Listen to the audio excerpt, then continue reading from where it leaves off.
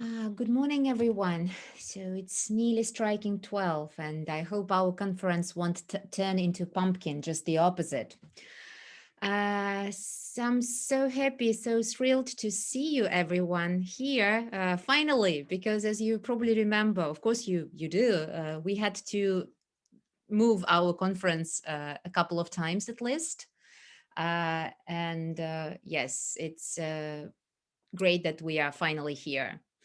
And just a few technical announcements before we start our work. First of all, please be kindly reminded we are recording the event, that we will be also streaming it on Facebook.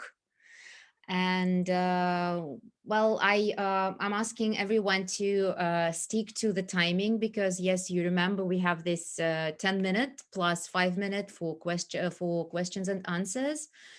I'd like to first maybe say a few words about the conference itself, and I'm happy to see my colleague and friend Joe Turney with us today.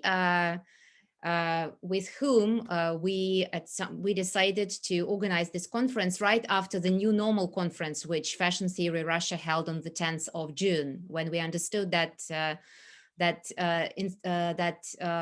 educators and practitioners definitely came up with some tricks in order to teach designers, practitioners, and we decided, yes, to organize this event, this conference, to look at different strategies, at different ideas, maybe yes, collaborate and share. So this conference is actually a platform to share ideas and some thoughts on what happened, what is happening. And I'd like to, yes, to give floor to my colleague, Joe Turney, Dr. Joe Turney, professor at Winchester School of Art, Southampton University, who is with us today in Zoom, which has turned into our second home, if not the first.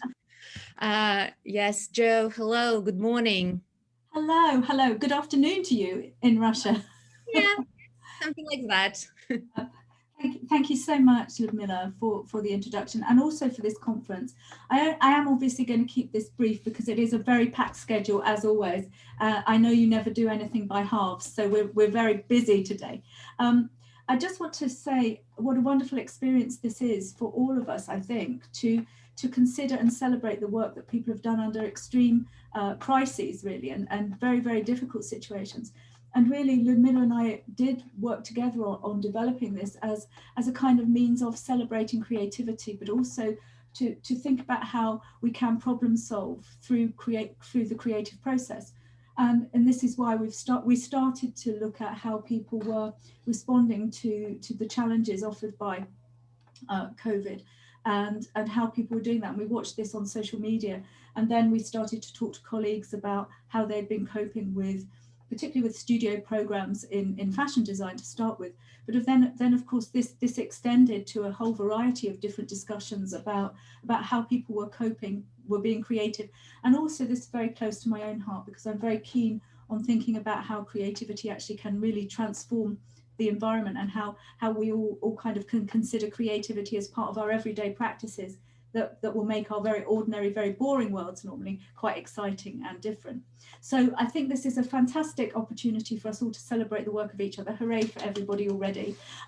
But my real I'm delighted really to see such a variety of different kinds of papers and different kinds of approaches. And I'm really delighted to see you all here and to see that you've all again accepted more challenges by coming and speaking to us today. So thank you all very much. I'm really looking forward to it. Thank you so much for Ludmilla for doing this. It's just always wonderful. And I'm now going to turn off my camera and shut up for the rest of the day. Have a wonderful day. I'll be here quietly in the background. Thank you. Thank you, Joe, for this yes, very I would say passionate opening for our conference. Passionate and actually yes, this idea of creativity as a tool to deal with the crisis was the initial idea which we discussed with Joe. So just to cut a long story short, I think we should just announce Making Matters Pandemic Practice, Pedagogy and Creativity open, officially open. And I'd like to give word to our first speaker today, who was with us at the New Normal conference, which is great. So we are building this community. And Zemfira Salamova, a lecturer at High School of Economics, Moscow, and PhD student at Russian State University for the Humanities, with her talk, Special Distancing and Social Closeness, the work of creative professionals during the pandemic. Yeah, thank you. Can I demonstrate? Absolutely, yes. Okay, great. Screen. And while you are sharing, I'd like to say that if you do not want to ask questions with using your voice, colleagues, you can always use the chat box here in order to ask questions, comment, because we only have 5 minutes for questions and comments. Thank you so much. Okay, the floor is yours. Okay, thank you. So a short comment on the title. The first part resembles the psychologist's recommendations for all people to continue socializing online during the pandemic lockdowns. Now to the objectives. So in my presentation, I will talk about 2 examples of creative work during the COVID-19 pandemic. Russian jewelry designer Katya Rebey's project Quarantine Rings, and participation of Russian makeup artist Yulia Rada in virtual commercial photo shoots and online courses. Strict anti-pandemic measures were introduced in Moscow at the end of March 2020 and lasted for a little more than 2 months. One of the main requirements was to work from home and go outside as rarely as possible. Most Russian creative professionals, such as photographers, makeup artists, actors, musicians, etc., found themselves in very unfamiliar conditions since their work presumes physical contact with other people. However, even artists who usually work alone, like designers, jewelers, came across practical and psychological difficulties as well, and had to adapt to this new order. In my research, I was interested in how the 2 artists perceived the changes brought by the pandemic and how these changes emphasized the digital side of contemporary creative labor. In normal circumstances, online representation matters to creative independent professionals, first of all, as it provides them with a meeting space with potential customers and opens possibilities for collaboration and mutual aid. So moving to the first case, it's Quarantine Rings, a series of 80 rings that Katya Rebey made between 30th of March and 17th of June in 2020 during the pandemic lockdown in Moscow. Katya created a ring every day, and she also made daily posts about it on her Instagram so her followers could observe every new addition to the series. She wrote captions for every photo of a ring in both Russian and English. In the initial post, she said that the project would entail using materials that she already had at home or those she could find during, for example, dog walking. No casting, no laser cutting, no 3D printing were available. On her website, where she also published the collection after it was finished, she wrote that it had been a therapeutic project. I will not go into much detail because Katya Rebey is actually also participating in this conference, but I will move to the results that she shared with me in the interview. Although Katya wanted to take on a creative marathon for a long time, the decision to do it was directly connected to the changes the pandemic had brought. They created a frame with specific limitations that opened up new possibilities. Katya learned to accept fast decision-making and more easygoing view of resources as acceptable elements of creative thinking. While earlier it did not feel comfortable. And here is one of the quotes. I'll give you maybe a little time to read it. Okay. This is kind of one of my favorite rings from this collection. So the quarantine rings vary in their themes and design. Some of them are very abstract and minimalistic.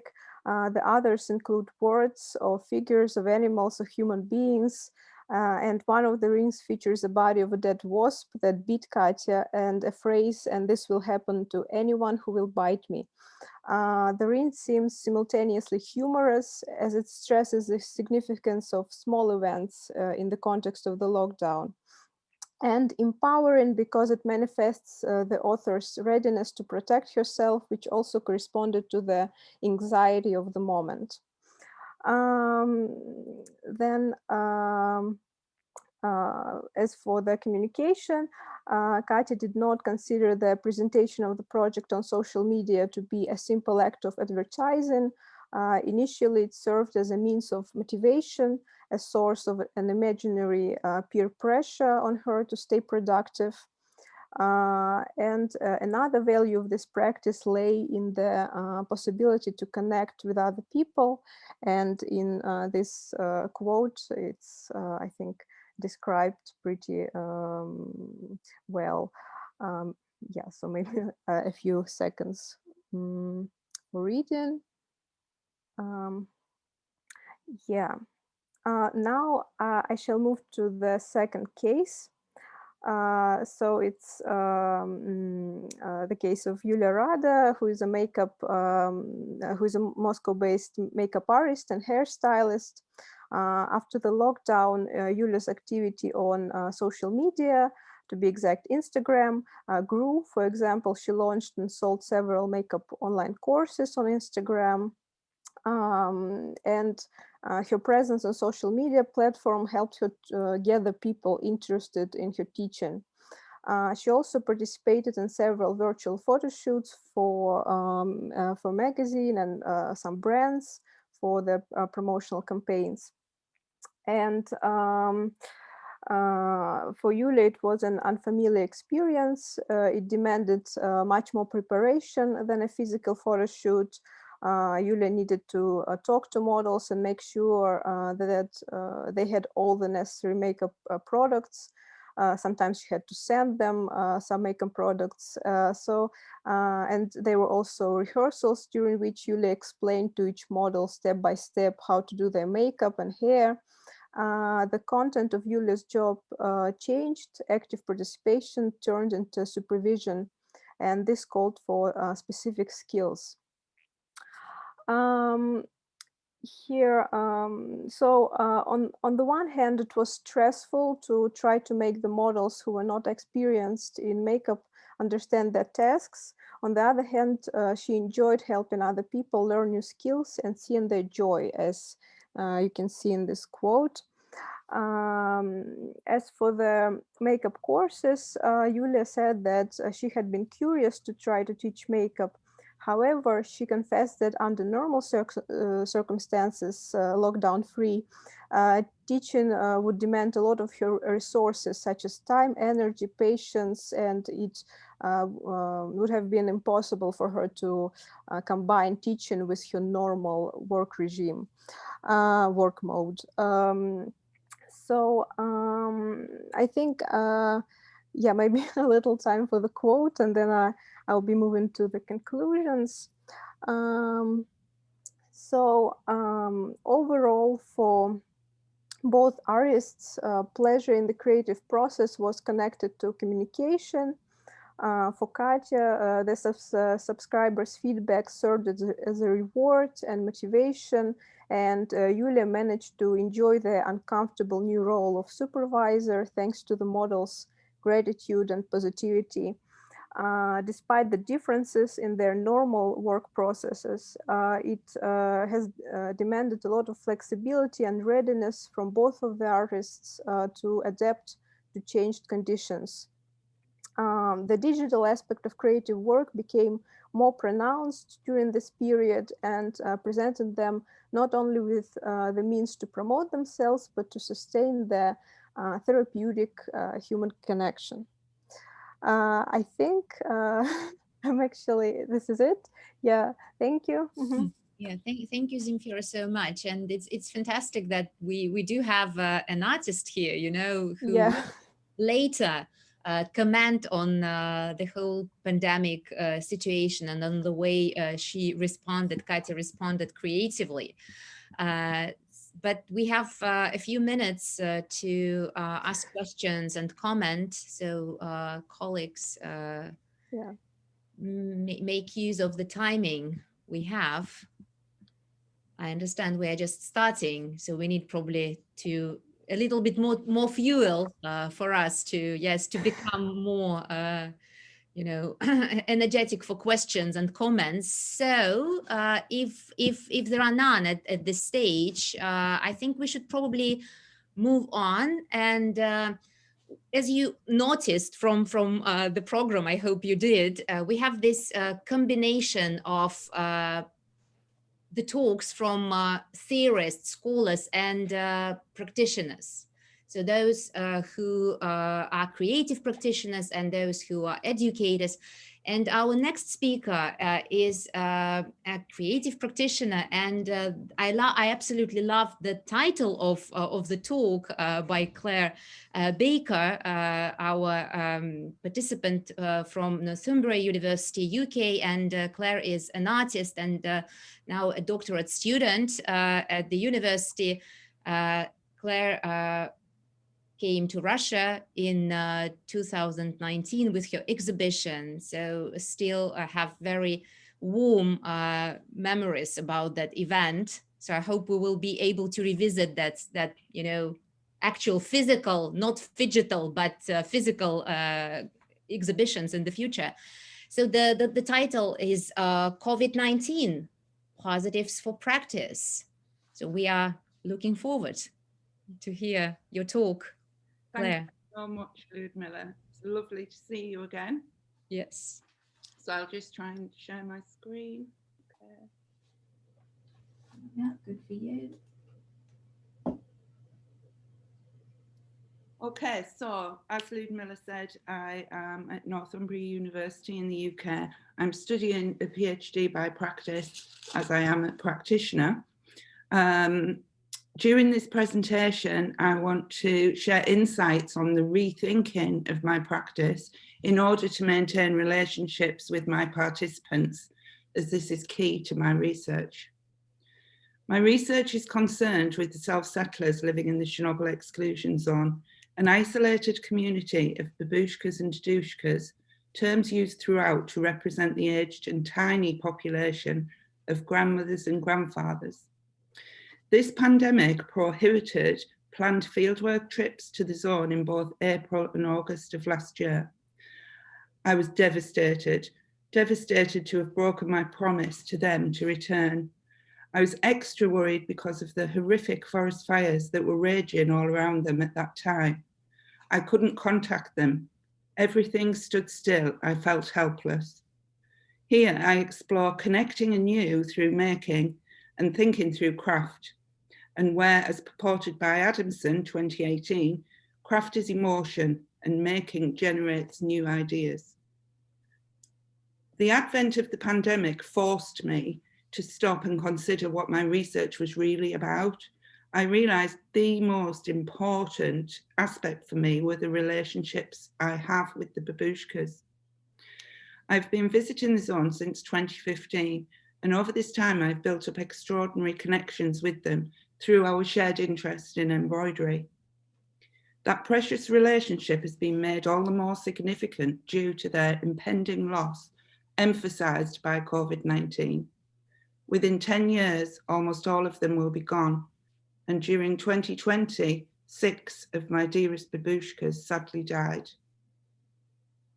I completely lost my will to write, so eventually I began to make as a response to my anxiety, developing earlier work of the babushkas as icon, which illustrate them as my icons and also references the religious culture.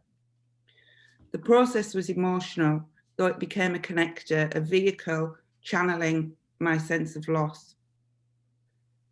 Exploring materials as process and emotionally responding to the babushkas themselves, listening to their audio files and using photographs of us together as a source and inspiration, I began to make the invisible visible. Embroidery is still of great importance. It was the beginning, an excuse to get to know the babushkas. We bonded while stitching together. Then I wanted to ensure the embroideries from the zone were saved as part of their legacy. Sadly, there are thousands of abandoned embroideries throughout the zone. My own embroidery is an embodiment of our relationship. In the first lockdown, I used craft and making just to do some work, evaluating my research objectives. By the second lockdown, I realized the pandemic wasn't going to be over anytime soon, and I desperately had to do something. I continued making, but with a different goal. I made icons for them and was determined to get these gifts to the zone somehow. Additionally, as a kind of therapy, I stitched their portraits. This evoked a strong feeling of domesticity. It felt similar to mending your child's clothing.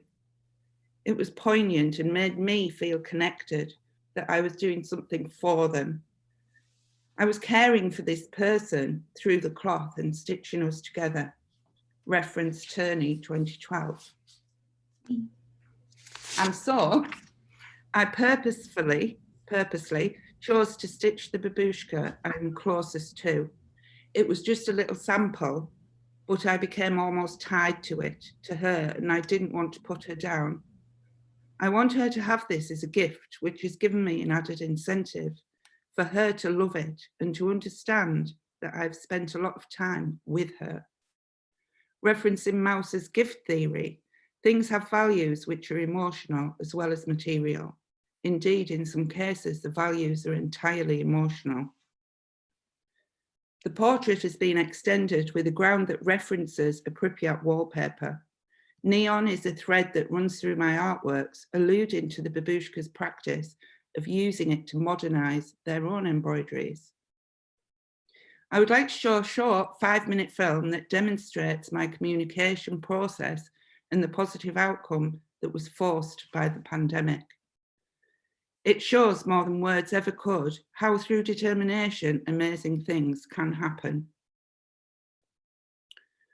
Designs are based on the domestic icon examples in their homes, using similar materials and composition. It's considered work that can be understood. Each icon is unique and personalised and small enough to post. There were 12 packages with letters kindly translated for me.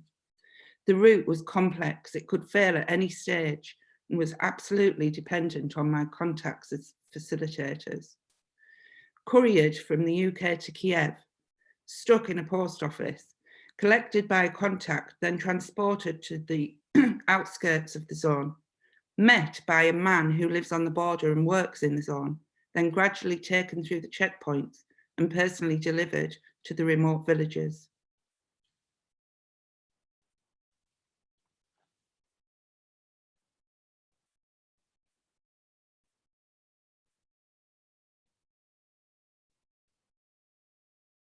Rozpakowujte.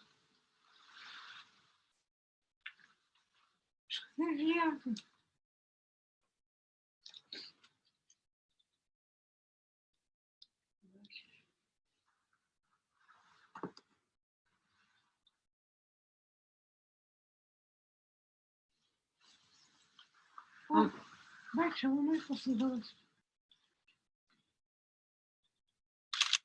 Це побачу, і я тут сижу.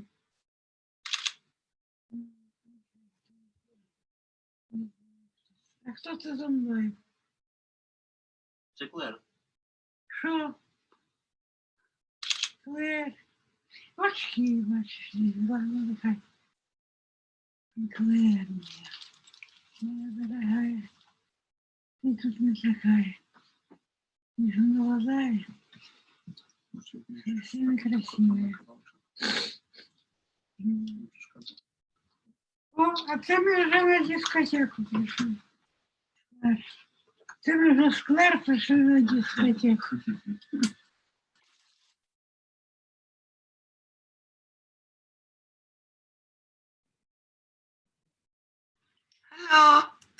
Добрый день, Валентина, моя сестра.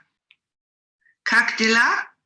Я хорошо, но я хочу быть с тобой в Украине, Теремцы. So, на здоровье, будь здоров, я люблю, я вы люблю, miss you, до скорого. Здравствуйте, Клэр, дорогая моя подружка. Ви мені як сестричка. Я вас рада чуть і бачить. І жду всегда, і сон сниться вам, про вам. І жду, що ви прийде час, і ви приїдете, і ми будемо рози з вами тут, і цвіточки всякі різні. У нашому городі будемо копатися. І ви будете присутня у нашій природі. Я просто дуже вдячна вам за іконку. Іконка така самодільна, самі її зробили, бо я таких не бачила ніде. А тоді там, мабуть, ангели-хранителі всякі, щоб мене охороняли, мене оберігали. Я чувствую це все. Вот. Жду, целую і жду. Дорогая Клер, я тебе поздравляю з тим, що у тебе народився внук, щоб він був дуже здоровий, крепкий, багатий і щасливий. І ти, щоб була рядом з ним така ж молода і красива, як завжди, як сьогодні. І щоб була для своїх діточок берегинею так. Така у нас зима неймовірна, казкова прийшла у Теремці. Пташки всякі прилетали, і сонечко світить.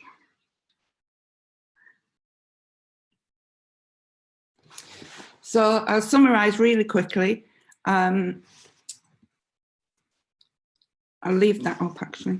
Through making, I sustained connections and found ways of continuing relationships in a meaningful way. My relationships with the babushkas are a two-way process, enabling me to gain in-depth and authentic insights, and must be continued. I had the opportunity to think and became unashamedly confident in my personal redefined focus. Referencing Ingold 2012. The overcoming of many barriers, including those of the pandemic, has strengthened my resolve and the urgency of the work. I have further understanding of the lives of the self-settlers through the continuing impact of the Chernobyl disaster, due to the parallels with the global pandemic, some of which are listed here. Thank you so much for your attention. Thank you. Thank you, Claire, for this very emotional presentation. Yeah, just give floor probably to some questions or comments from our participants. So we actually were lucky to have this exhibition in Krasnoyarsk 2 years ago. Yes, because that was the only time, yes, you exhibited in Russia with some of the works which again are connected with your ongoing project, which is devoted to Chernobyl and the exclusion zone.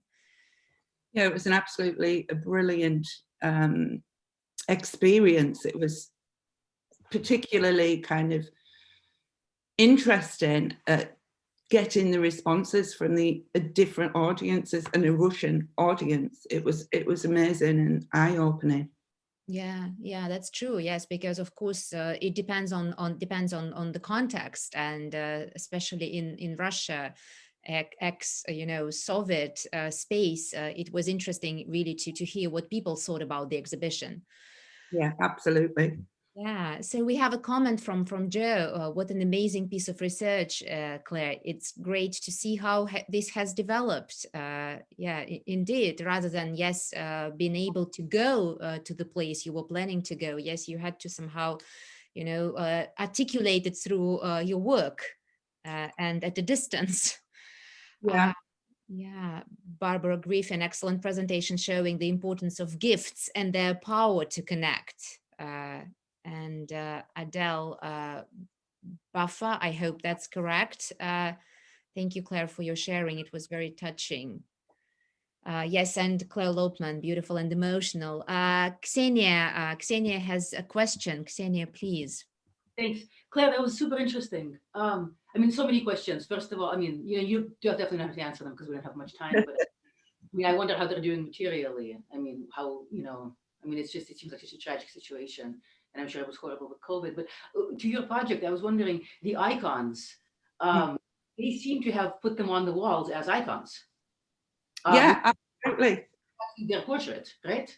Yeah. So, I mean, I'm sort of interested in the folk religion, what this might say about the structure of belief, because, I mean, it's a bit sacrilegious. If you look at it from the sort of Yeah, absolutely. they don't seem to be taking it that way. They seem to be taking it as like a guardian angel, which is very interesting. So I just was hoping you'd say something about that. But it was really, really Yeah, thanks very much. I mean, it is, art is meant to be kind of maybe sometimes a little bit thought-provoking, and I think people have strong opinions, especially around religion. I've been brought up a Catholic, and I love all that gold and the references and the statues. I've kind of lived with that, and I do think people, especially in Eastern Europe, have taken it in the past in a way where they think, oh my God, that's a really bad thing. But here in the UK, I feel that it gives people an extra insight. And I'm not really advertising religion, but I chose to do the icons because of my strength of feeling for them. And it was a way that I could visualize in order for other people to kind of understand it a little bit more, how much I felt for these people, these forgotten people who are a dying community. And it's more about the emotion. And I'm quite happy for people to argue with me. I mean, in fact, at the exhibition that Ludmilla was talking about, there was no iconography, but there was still a very small percentage of people who were really upset that it was actually about the Chernobyl disaster, and that should still be hidden. And oh my God, people are showing their children. What's really interesting, though, in the film you showed is that the pieces perform a sort of, you know, a transformation of sacredness. When you send them back to the zone, they're put up as icons. Yeah, well, the one, yeah. So there's a really interesting, I mean, there's an interesting sort of sacredness that they're infused with as they cross back into the zone. I just thought that was fantastic. The ones I sent to them didn't have their images on them. You know, they were much more traditional. Oh, I see. I didn't understand that. I see. Yeah. Thank you. Thank you for your questions. Okay. Thank you, Claire, so much. Well, yes, we are nearly, yes, on time, so we have to move, I'm afraid. And actually, yes, our next speaker is Katya Rabi, who we heard about already today in Zemfira's presentation. And Katya is an artist, jewelry artist, and an independent curator. And just before the pandemic, Katya and her co-curators opened a fantastic jewelry exhibition, which is called 9th of March, which was devoted to gender constructions, I guess, yes, around femininity. But today, Katya is going to talk about her practice during the pandemic. The talk is called Organized Creativity During a Pandemic as a Form of Communication with the Outside World. But before you start, Katya, I would like to say that there is an exhibition now in Moscow, Moscow Museum, still on, which is devoted to Katya's pandemic rings. So you can, those who are in Moscow, you can still catch a glimpse of it. Okay, Katya, please. Hi, hello everyone. I'm Katya. I'm unfortunately not very skilled in art of Zoom, so I will have to figure it out how to share my screen and whatnot. Wait a second. If you have any tips on that matter? Yeah, absolutely. There is a green on the panel below. You have a green button which is called "Демонстрация экрана" if it's in Russian. So you press on it. I say cloud Google Disk URL. No. You look at the panel of Zoom. Am I doing it? No, you are. Yes. Now you're doing it. Oh, I'm very talented. Yes. Okay. Yes, it says you are. Yes, you are demonstrating your screen. Good. That is good. Okay, I'm almost. Yeah, I'm nearly there. Thank you so much. So I wanted to talk about this more as my personal experience in that area as disorganized creativity that helped me during the pandemic, because I am as an artist practitioner, I'm more of a loner, I guess, because this sort of thing that I'm doing is usually like gets done alone, and my very rare appearances in the outside world were usually very important to me before the pandemic. And here I somehow realized that I didn't have them anymore. So this particular practice really helped me in that matter. And regardless of the fact that Zemfira already in her first presentation kind of summed it up perfectly for me, I still want to elaborate a little bit on that. So wait a sec. Yes. So here you see an overview of all of the 80 rings that I made from March 30th, which will be very soon celebrating a year since I started that project, until June 17th. All of the rings here on the right are like on my table. So I made one each day. And even though at the beginning, it just was like a means to an end, I was trying to keep myself busy and use the materials that I already had at home. Very soon it turned into a sort of I would say art diary. Maybe it was. It became very much like up to date with news that were happening, the same news cycle that everyone was on constantly on social media and television and everywhere. And people were getting into smaller things like, I don't know, observing weather and growing of flowers and taking care of their homes and getting things delivered, and everyone was basically on the same page on that. And so rings at some point became very like showing of these particular matters. So at some point I created a sort of a calendar. I will show some of the pages of this calendar here, obviously not all of them. Each page of the calendar has two numbers. One is actual date and the other one is the number of the quarantine day that it was. So I start here with the first two. So the first one is like the first ring that I made that used some of the things I had lying around on my workbench. The other one, the second one, was more already creative, like started from scratch. I had to do something without my usual techniques that I like use, laser cutting and stuff. So I had to actually hand cut from plywood the shape, which I haven't done in a long time. And every part of the process I shared on social media with my friends and followers, not just as a result, the end result that you see here, but also in this like Instagram stories that disappear after 24 hours. I show the process, the cutting, the painting, the soldering. And at some point, it became a shared experience in a way that I was asking people, where should I look next for my new like ingredients for the rings. And for instance, the one on the left is something that I found in one of the drawers where I keep all the like miscellaneous folder, I would say. So this is some part of some of like burning like kerosene lamp that I brought from one of my trips.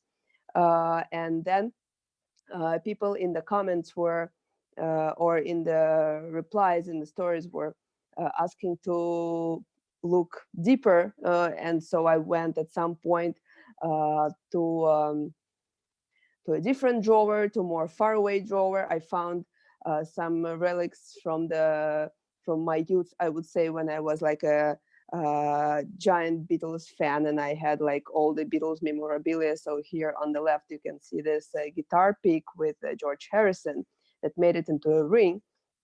So at the same time, I tried to respond to what people were asking to make.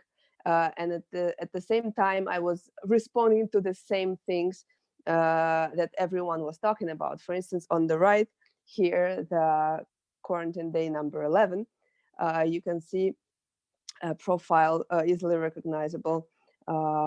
It's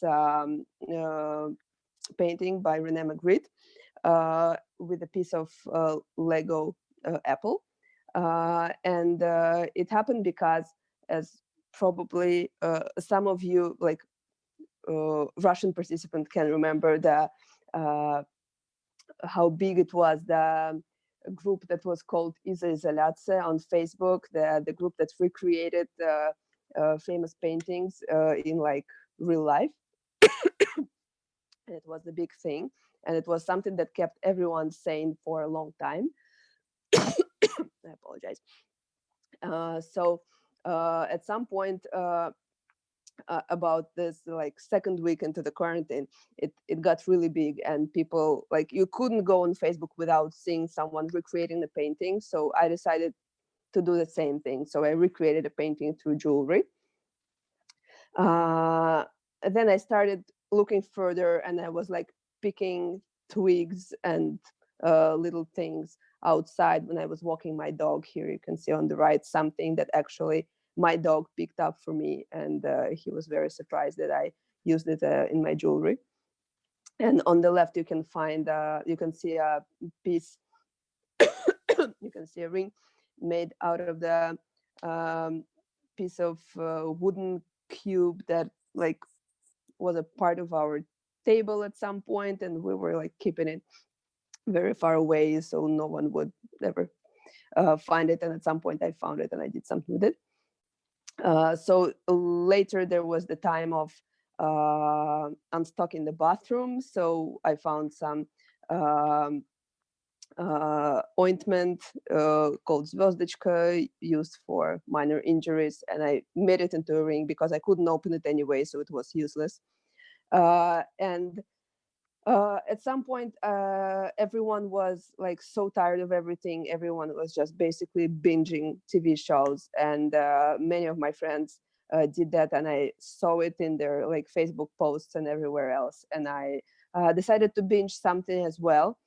So I did, and I binged the second season of Fleabag, which I haven't watched before. So then I made the ring that was dedicated to that experience, and this is the ring of April 27 that you can see on the right.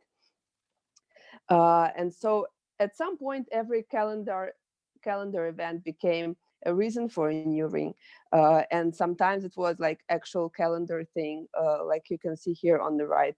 It was my birthday, and on the left, the ring that Zemfira previously shared with the wasp. Or sometimes it was something that happened because of the weather. For instance, here on the left, you can see the ring that I did in the particularly windy day. Or sometimes it was events that were not calendar or not weather related, but was something that we were all part of globally because of the social media. I remember the ring on the right here. I didn't I didn't publish it the same day I made it. I published it on the next day. So the one day that I didn't publish everything, I got a lot of feedback from many people who were expecting apparently a ring every day, and I didn't know how much they counted on that until I got like a few dozen messages of like, where is the next ring? We are addicted. It's like the thing that keeps us sane.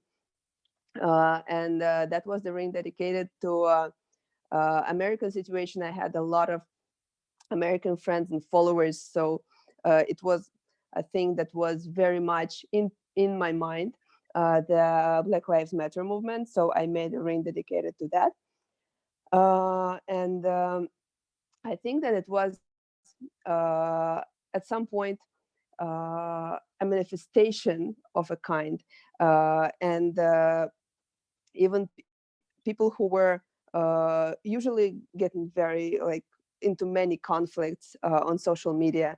At some point with this ring, they didn't get into any conflict because for them it was such a ritual that each ring speaks a story, that they didn't get into any argument, but they were waiting for the next one and the next one and the next one. And it was a means of communication for me with them.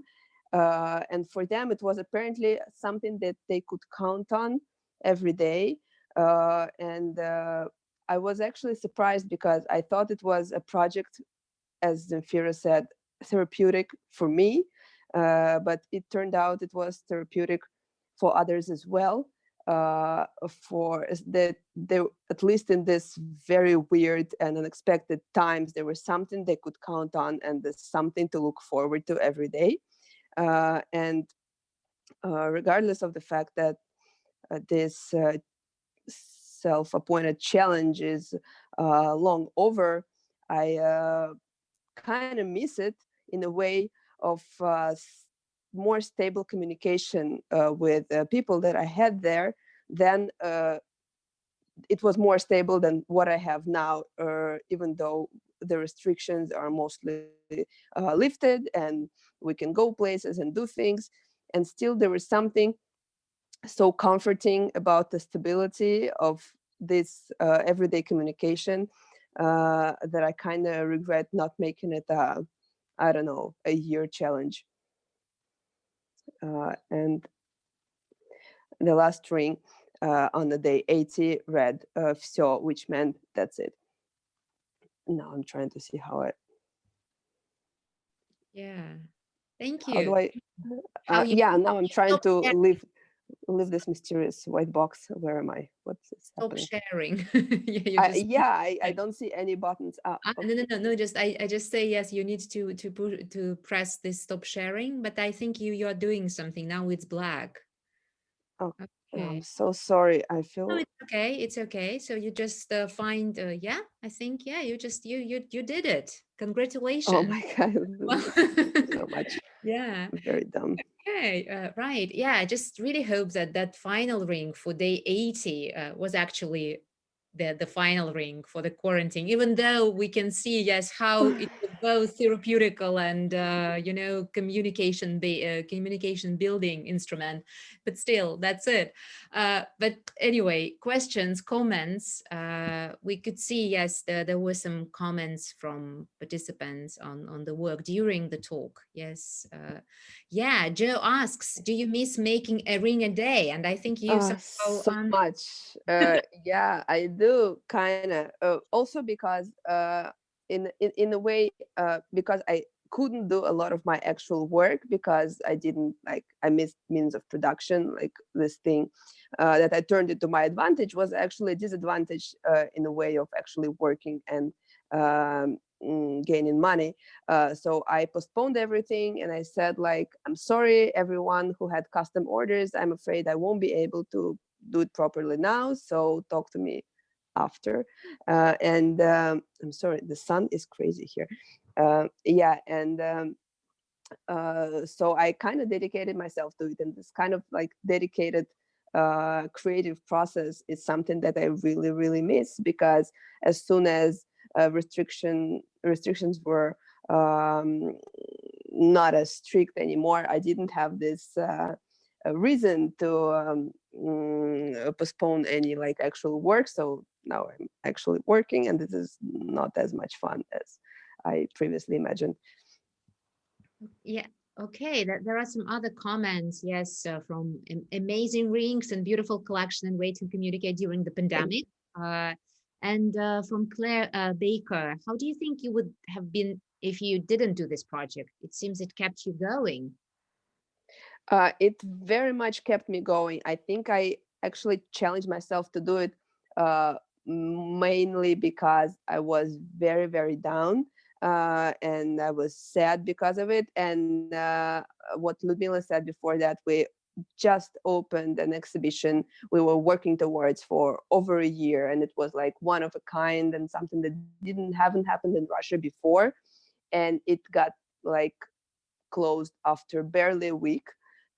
And it was a big letdown. And also we were supposed to participate in Munich Jewelry Week, and that also didn't happen. And so there was so many things that I was so counting on that didn't happen, that very expectedly I got into a very like sad state of mind. And so to create one ring a day, it was basically the one thing that kind of made me like go out of this I don't know, spleen, or what's the word? Yeah, and at least do something which will definitely happen because you are in control. Yeah, I just remember that feeling when everything, got canceled and you felt like you couldn't really, plan anything and be in control. And that it seems like this, making a ring a day when you are responsible for every stage, nothing else is involved, instead, just apart from you and your flat and surroundings. Yes, somehow, yes, made you feel maybe a little bit more powerful, in the situation we found ourselves in. I know. I remember one of my friends who wished me a happy birthday at some point in May. She said there is only two things we know for sure, is that the sun will come up in the morning and then the Katya will make a new ring. So that was a good thing. Great. A question from Tatiana Barandova. How did you choose the inspiring topic for ring messages? Was it sporadically or in a kind of system? It was sporadic because sometimes I planned ahead. Some of the things needed to be planned ahead in case I used materials like epoxy that needs to dry for 24 hours. I felt like, for instance, the ring that I made on May 17 was dedicated to the International Day Against Homophobia. I knew that it will happen on May 17th, so I made ahead a ring that will be dedicated to that topic. And sometimes it could be really caused by the fact that a window suddenly got closed because of the wind, and it was like a noise that scared me, and then I made a ring like of this, like about this noise, and it was something that happened in very quick. Fantastic. Yeah, great. Katya, thank you so much for sharing. Thank you for inviting me. Yeah, and this diary thing will reemerge today during the conference, because some of other participants also, build sort of diaries using other media. So we are moving to our next speaker, and I'm happy to introduce Dr. Ricarda Bigolin, Associate Dean, School of Fashion and Textiles, Royal Melbourne Institute of Technology, with her talk, Everyday Fashion Interventions, Critical Fashion Design Strategies in Lockdown. Hello, Ricarda, who is with us from Melbourne, Australia. Hi, everyone. I'm coming to you from the evening in Melbourne. It's around almost 9 o'clock in Melbourne. So thank you so much for the introduction. I'm super excited to be here and to share with you today. I'm sharing my screen. Can you see it? All yes. Good. Fantastic. I'm not a Zoom native as well. I don't use Zoom normally, so I'm always a little bit. I'll just get going and talk through this project. I'm discussing today research around fashion design pedagogies and curriculum. I'm coming at it from an educator, although I'm also a practitioner that does a lot of practice research. I'll be talking primarily about the perspective of the educator and some of the things that happened last year for us in Melbourne. Where we started the year with a brand new set of curriculums across fashion design higher education programs, and we're faced with the challenges of COVID-19. And I'll talk through how some of the shifts in pedagogy, I believe, really show links with fashion research, show many different kind of relationships with key research methods, and the importance of the links between fashion education and scholarship. Some of these also, I think, really show different approaches. The images all in this presentation come from student work and really are looking at how we used what I call critical fashion design strategies to really shift our curriculum in the online sense and to explore very different ways how we've allowed limitations and confinement and scarcities of resources to really impact how we teach fashion and the pedagogies around how people learn. Within that, there's a few different kind of methods that I'll talk about quite quickly. The examples all come across a whole year of teaching online. Our academic year is from March to November. So these examples will show many different approaches to the particular aspects of curriculum design and also the research that we're doing around these links. Lockdown in Melbourne happened, it was actually one of the most severe in the world. It was one of the strictest in the world, even though we are a tiny, well, a big island in the bottom of the world. Our lockdown was actually quite tough. We had some extreme measures in place, not being able to travel 5-kilometre radiuses, 1 hour of exercise per day. I know across the world people have faced some really similar restrictions to this, but it really impacted how we could teach and how we could actually engage the students in this learning. The image I started with, this disembodied home studio, really captures, I think, where I'll be going in this presentation, where students were forced to work from home by the digital screen, and this disembodied and embodied relationship between making and designing fashion that really became out of necessity. The research is empirical in nature. We've started a project with reinventing our curriculums, which shifted last year, obviously, with COVID-19. And in that time, we really looked at how we could sync up with some really key methods and areas of fashion research that we felt had a very strong link with pedagogies and with curriculum. And we wanted to really kind of use them to teach and to make sure that we actually were making the most of this time. I believe it's been one of the most amazing times as an educator to teach and to work with students for that reason. I think a lot of the shifts that we've seen in the education space we've been dreaming of for some time, and it suddenly happened. Things like the digital studio, that's something that a lot of people talked about for a long time, and now it's our reality. More so though, there's many links, which I'll talk about. I won't go verbatim over these slides, but there's many links between different research methods that I'll talk about. Obviously, the big links with sustainability, circularity, critical and slow fashion practice. The research that's been done in that field has really influenced, I think, how we're teaching now. We've had to use those strategies, and I'll talk about them in a little bit more as well. The cross-disciplinary, I think, has been a major shift in fashion design educators as well. This notion of being local as opposed to global, these notions of wardrobe methods and studies coming from the area of fashion studies and slow fashion, digital technologies in representing the body, embodied methods of wearing and performing fashion, ethnographic methods as well, object biography and material studies, and I'll talk about those in a moment.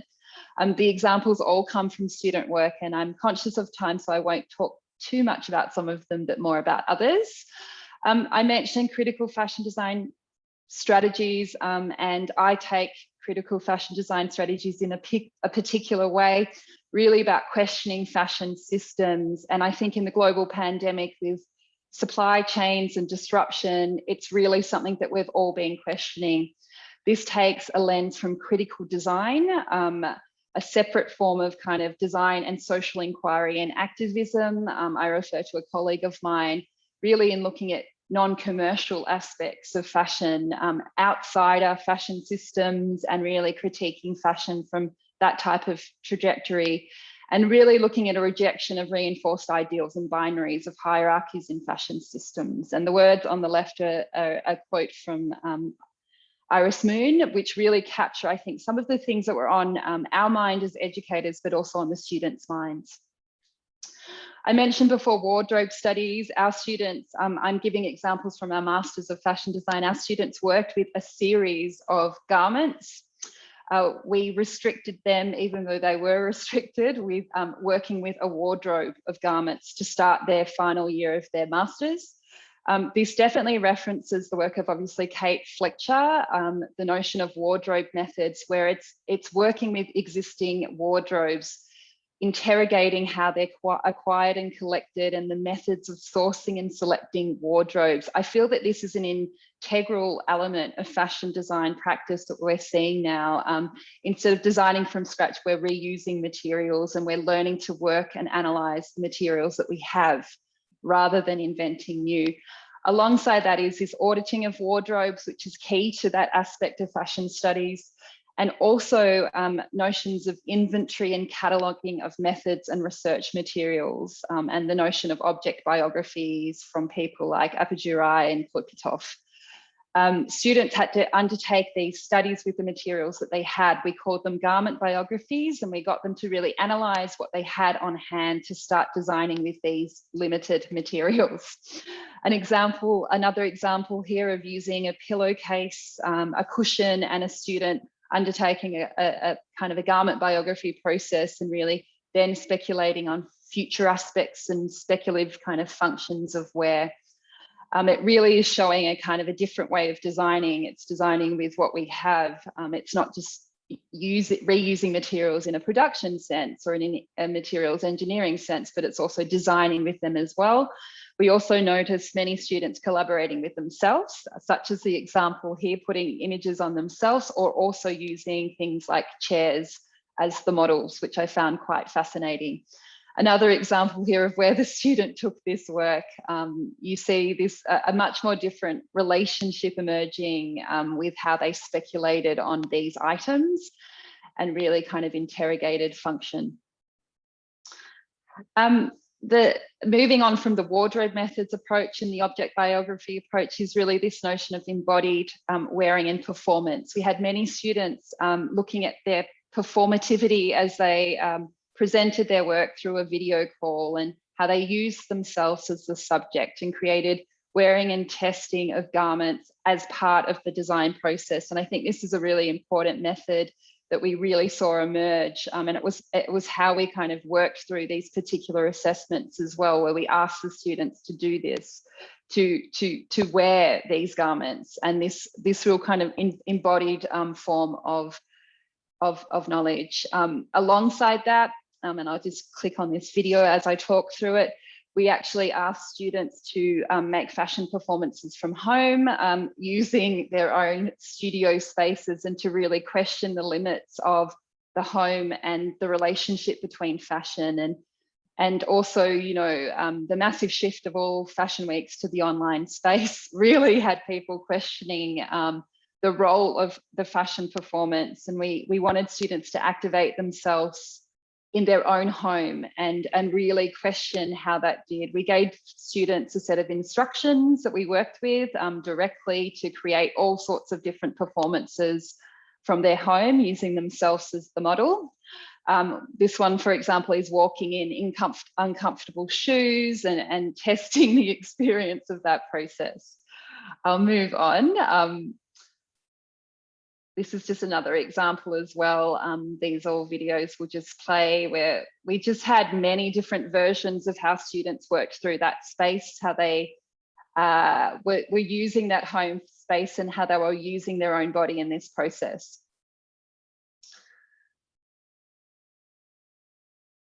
I will move along as I am conscious of time. I'm getting to my final slides.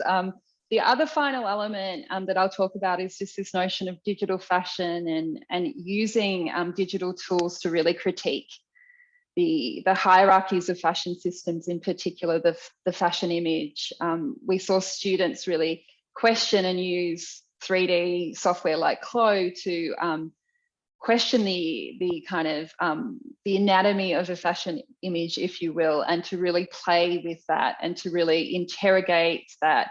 These are ideas that have been in research for some time, people talking about these hierarchies. So it's extremely interesting to see it all happen in students' work in a very kind of short amount of time. It was based on how we designed our courses that it came into that, but it was just super interesting to see that kind of happen. We also saw a relationship between analog and digital. So we saw people creating images with their own bodies, with their own garments, and these really interesting ways of constructing a fashion image instead of taking the image with the photographer of their work. We had these really interesting and tactile manipulations of those forms, which I think was super fascinating and really questioned those limits.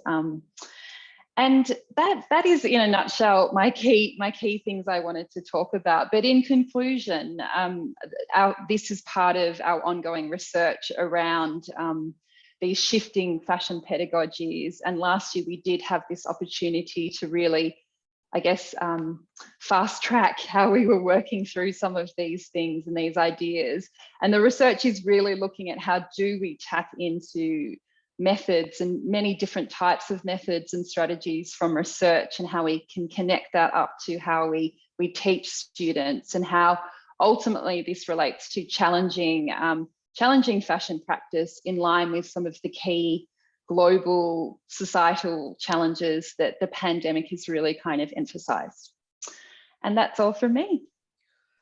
Thank you, Ricardo, so much. Fantastic presentation. Very interesting project. Yes, when you come from, when you deal with the limitations, you come up with some amazing ideas. Well, any comments, questions? I know we are short of time, but still, let's. Yeah, okay, let's see. So we have was it difficult to develop the methodological frames for this work? From Tatiana Barandova. Thank you. No, not necessarily. I mean, we had an inkling that if we looked at what we thought were key areas or methods in research and linking those up with pedagogies in course and curriculum design, I feel that was we had that inkling all along, and I think that we realized the necessity of that when I think COVID-19 struck. Things like material circularity, I mean, we were all living that. So we were all, as previous speakers have mentioned, it became quite just a necessity that we will embed things like material circularity in our curriculum for that reason, because it's what we need to do anyway. We were just forced last year to live through it in that sense. So yeah. I have yes, a short question. So you knew those students you had to work with during the pandemic already. So you knew their performance, you knew how they worked outside the pandemic. Were there any differences? Were there any surprises? I actually didn't know them, so I met them online. So we started our year and we had one day and then we were locked down. So I met them, I think I'd waved to them hello, and then we were teaching them. But I was aware of what they did the previous year, and all of them fundamentally different projects. So across all of our students, we saw a massive shift in the work. And I thought the work was better because it had a greater connection to the world and to really considering fashion in a global and critical context. Yeah. Yeah, interesting. Yes, actually yesterday, I think, celebrated 1 year of teaching online. And Yeah, me too. yes, yesterday, luckily, I saw some of my students in flash, and it was, you know, a total, yes, revelation. Right. And yes, Tatiana added to her question. She asked because it looked quite well developed as a research pattern of activity. Yeah. Leila is interested if you have participated, or maybe any of your students, in the Australian Bean Isolation Outing Challenge held on Facebook. I have not participated, but I did see several students participated. We had very active student participation in things like that here, but I did see the bin isolation. Yeah, it went global, so we it did. yeah. Right. Okay. Thank you so much for the presentation. Pleasure. And we are actually moving to to another instructor, lecturer who had to deal with the limitations of the pandemic. And I'm happy to introduce Claire Lopman, principal lecturer and course director, BA Fashion, British High School of Art and Design, Moscow, Russia, with her talk, The Quarantine Studio. Claire. Thank you very much. Hi, everyone. Thank you very much, Luda. So I'm now going to share my screen. I'll just check. Can everyone see this okay? Yeah, all good. Fantastic. Okay, so the title of this is The Quarantine Studio, and I'm going to be telling you the story of one project that started before the lockdown and was completed during the lockdown and finished during the lockdown. And so much happened during this time. It was extremely memorable, and I'm really happy to share this journey and you know, this learning with all of you today.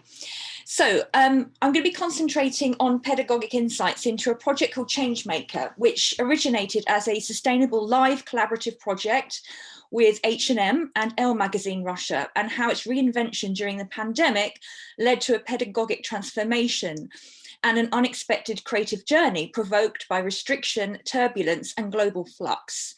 I will explore the impact on established constructs within fashion design education, and how fast change, disruption, and diversion caused new learning strategies, playful design innovations, and new methodologies for creative practice. This is going to be in 5 chapters. We're going to be starting off with the live project as it was launched and as it was with H&M and Elle Magazine. We are then going to move into the quarantine studio and talk about how those diverse conditions, 21 quarantine studios, kind of impacted on new forms of creative synergy, and how we translated the idea of fashion design education in a variety of different locations around Russia, in Moscow, and how that kind of affected everyone's interpretation and viewpoints. Same with the lockdown view. We're going to be looking at the idea of profound restriction and its creative impact on the conceptual response of students and their perspectives on sustainability. Followed by new fashion design pedagogies and practice, so looking at new curricula, novelty in the play instinct, new fashion sculpture, surreal bodies, investigative drapery, what happens when everything you work with is taken from you, and what kind of liberation can be found within that new space. And conclusions, so we'll be looking at reflections on the whole process from myself, from evaluations from students, and H&M and Elle Magazine. So pre-lockdown, we had no idea, as everyone didn't, what was actually going to be happening to us in the next few weeks. And this was called, ironically, Changemaker. That was the title of this brief. And the students had a Pandora's box. And they had to take 50% of that box and completely reimagine it and completely remake, deconstruct and reconstruct those items into a long-lasting artifact. And this was kind of a project that we did in the previous year as well. So we were kind of quite, you know, excited to be doing it again. And this just gives you a little bit of background before we go into the depth of this, of the kind of joy of the actual briefing day. This is 10 days before the lockdown. No idea what was going to happen. So on the briefing day, you can just see, I've just got a list of the titles that students were given in our brief. I won't read them out because you can clearly see them here, and a lot of this will be kind of returning to as we go through. So it was a huge kind of day, lots of presentations. It was videoed, it was recorded, students were interviewed by Elle magazine for this brand new project, in the sense that we hadn't worked with Elle magazine before. This is second year students, by the way, on BA Fashion, and you can see that students are unboxing and they're kind of viewing the content. 10 days later, this is Moscow, and complete dystopia, as everyone kind of in Moscow at that time probably remembers. And we went from one Pandora's box to another Pandora's box, a Pandora's box that no one could predict, no one could even imagine. So these are photos from when I step outside, and when I started to walk around, I started to kind of be shocked, not by the fact that the streets were silent, but actually you had all this tape everywhere, and I just felt that it was, you know, it was a real, you know, dystopian kind of moment, and reflected here with the Instagram stories post from my balcony. And the balcony is going to be quite an integral thing, which I'm going to be talking about as we look at the students' work. So if we just, the brief was changed. I won't go through this too much, but just suffice to say, it went from physical to design portfolio very, very quickly. And the quarantine studio became the conduit of 21 quarantine studios. So it was a collaborative workspace. We kept this community of practice, and there was an online kind of workflow. And actually there was a real diversity of student locations, which impacted on the working rhythms of how they would interpret, how they would think. And there were lots of kind of flows of difference. So it was, you know, a turnaround, I think, of 1 week to rewrite this project. So again, you know, very, very fast moving. And, you know, suddenly we're creating studios in various locations. And this is what I would like to just talk about now, the diverse quarantine studios that became the creative environment for the students. So for example, of course, we've got the bedroom, the room of one's own, and it wasn't always a room of one's own. A lot of our students were sharing rooms, and it was a kind of chaotic moment for so many. The balcony was quite a big story a little bit in this process. So again, these kind of epic views, and it did feel quite medieval-esque, I would say, certainly being British living in Moscow, and I'm not great with the language, and you know, it was that apocalyptic surrealism, sorry for my pronunciation, and you know, that idea of the QR code, you know, you only had 100 meters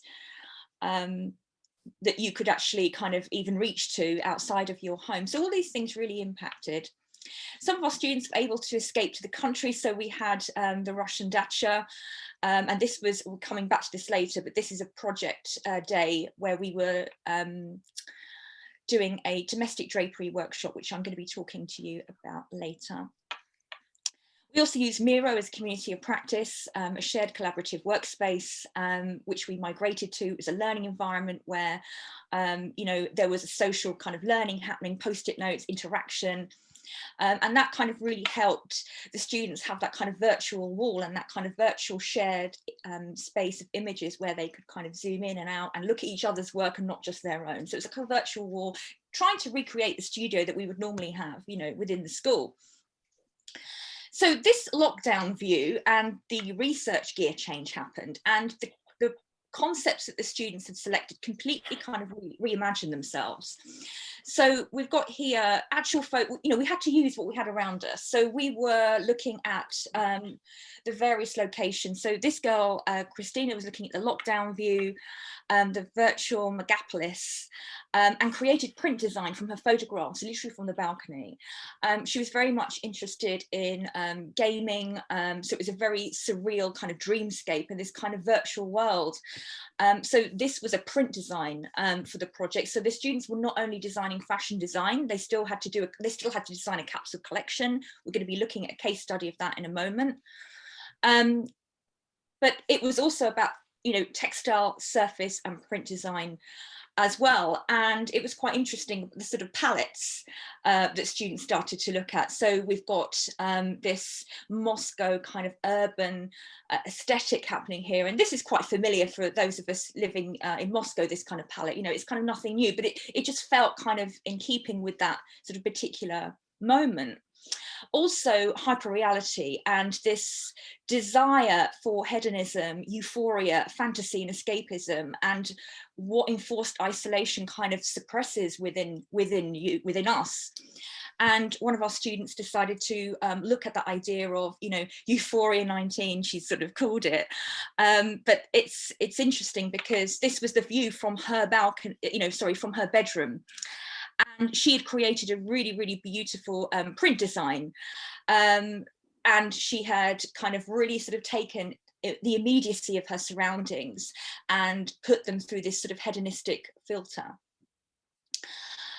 Where do you go if you can't go physically anywhere? Of course, there's introspective sort of travel and nostalgia. So it was a really interesting moment for some students who were really wanting to look at personal archives, history, the desire for roots, connection, identity, for comfort, and to look at design narratives. So this student's archived some of her grandmother's photographs to actually, you know, create starting points. So I'm not showing you the whole projects within these, I'm just showing you some of the kind of responses, and then we're going to be looking at one project in a bit more detail. Bee bathing. So one of our students was really, you know, had escaped the city and was in a rural space and started to think about ecosystems, you know, fresh air becoming one of the most richest commodities during this time. Created beautiful kind of rural camouflage shoes with kind of floral petals, customization, found materials. And then from our side, in terms of what we were delivering, you know, we're used to an active environment. We're used to working physically, and we have none of these apparatus anymore. So we decided to do a domestic drapery workshop.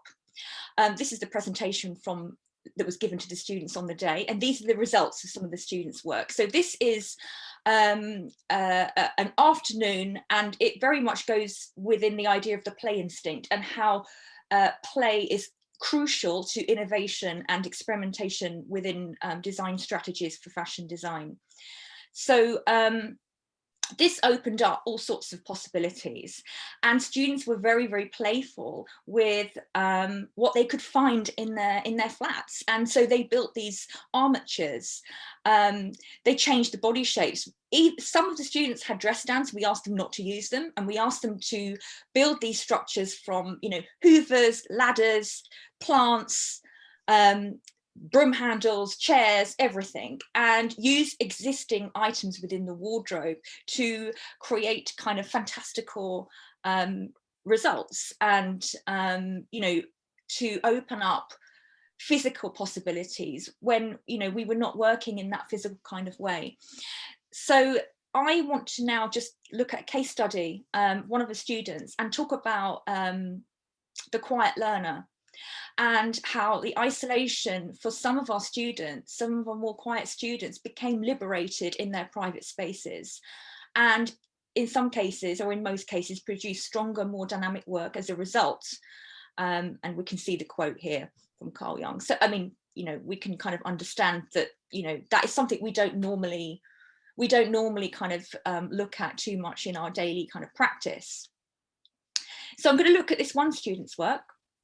And her title was Domestic Plantation. So she was a bit of a balcony cultivator. So she had the balcony, she was growing plants. She was really interested in this idea of seeds, new palettes, slowing down the contemporary pace of life where everything is accelerated. She wanted to redefine her time and reuse, rethink the idea of what it means to be efficient.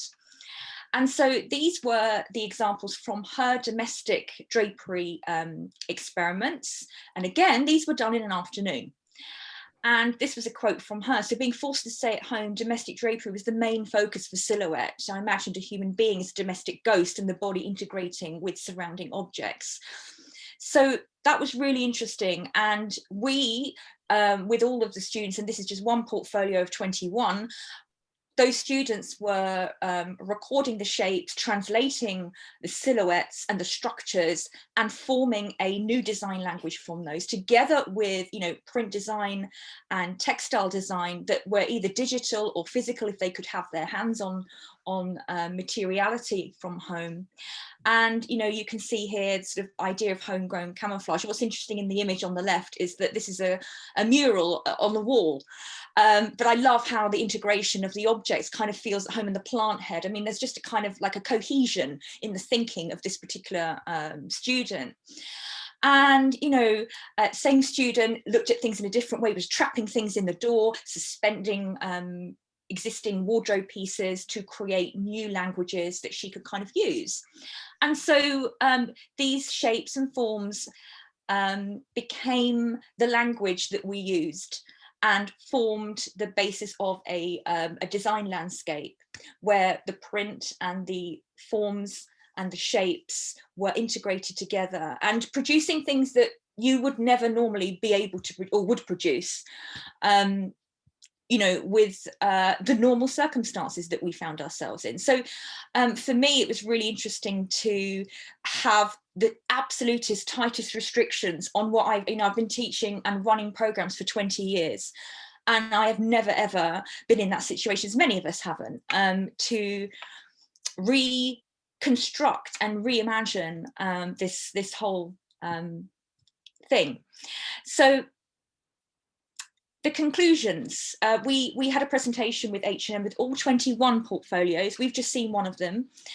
And there was some lovely responses from H&M and from Elle magazine. And, you know, it was a high stakes live project.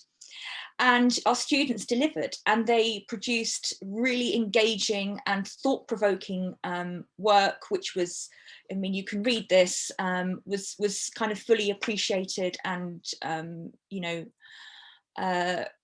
publicized in Elle Russia. So you can see here the lovely kind of comments and shock, I think, actually, that we could do what we did during an unimaginable time, you know, for everyone. So we've got some student evaluations here. So again, you know, talking about sort of personal archives. Sorry, that has actually just covered some of the text, I apologize. But I would say that the students certainly keyed into the emotional, you know, effects on them, and they wanted to kind of keep a sense of joy and positivity during this process. And that's one of the things that I took from it from them, was that they were happy to adapt, and they were adaptable. We were all adaptable, and, you know, same for everyone in this situation. This is the view from my balcony in Moscow, and quite beautiful and uplifting as an image. And for me, and for my practice as an educator, I felt that this was a, you know, completely uncharted sea change, swept through everything, and it's going to change things forever. It was you know, the project, I think, was also ironically Changemaker was the title, and it really was for me a social cultural mirror to the immediate effects of a fatal global virus. We hadn't even got used to the situation. So this is very, very raw creativity without precedent. And that's what's so valuable for me about this particular project, was that it was at the eye of the storm, so to speak. Students were fluid and agile, and of course, you know, our sort of futures and the future of fashion education, future of fashion design is of course being kind of rethought and reimagined. So I think for me, it's what do we keep and what do we leave behind? And that is something that I am still considering and working on, as I am, you know, currently engaged with students and working in a blended way, online and offline. So we, you know, we have so much to learn, I think, from this experience. Thank you, everyone. I'm going to stop sharing my screen. I did speak quite fast because I had quite a lot there, so I do apologise for this kind of rushed, slightly kind of talking, but I hope that you enjoyed it, and please let me know if you have any questions. Thank you, Claire. Thank you for this presentation. Very informative and emotional at the same time. Yes, we actually had to go through a lot and develop a lot during the pandemic and during the lockdowns specifically. And even though we are out of time, I think, yeah, maybe just a couple of minutes for questions and comments from colleagues, participants. Again, actually, yes, just the same question which I asked Ricardo previously about the students you worked with. So you worked with them before the quarantine, so you knew their projects. Oh, yeah. Did you see any changes? How the digital and you know, this isolation way of life impacted the work? I would say it crystallized a personal response from the students, and I felt that they had to dig so much deeper, and therefore the results were more authentic. And not that they're not usually, of course, but I felt that their personal areas of interest were more crystallized as a result of that, and more clear for them as well. You could really see where they were really, you know, where their interests lie. So yeah. I would say that it crystallized their kind of creative ambitions and creative endeavors. Yeah. It's interesting, this idea about crystallization, because somehow not only creatives, but you know, all the people who had to stay inside for a few months, they somehow crystallized their relationships with their wardrobes, for example. Yes. Yeah.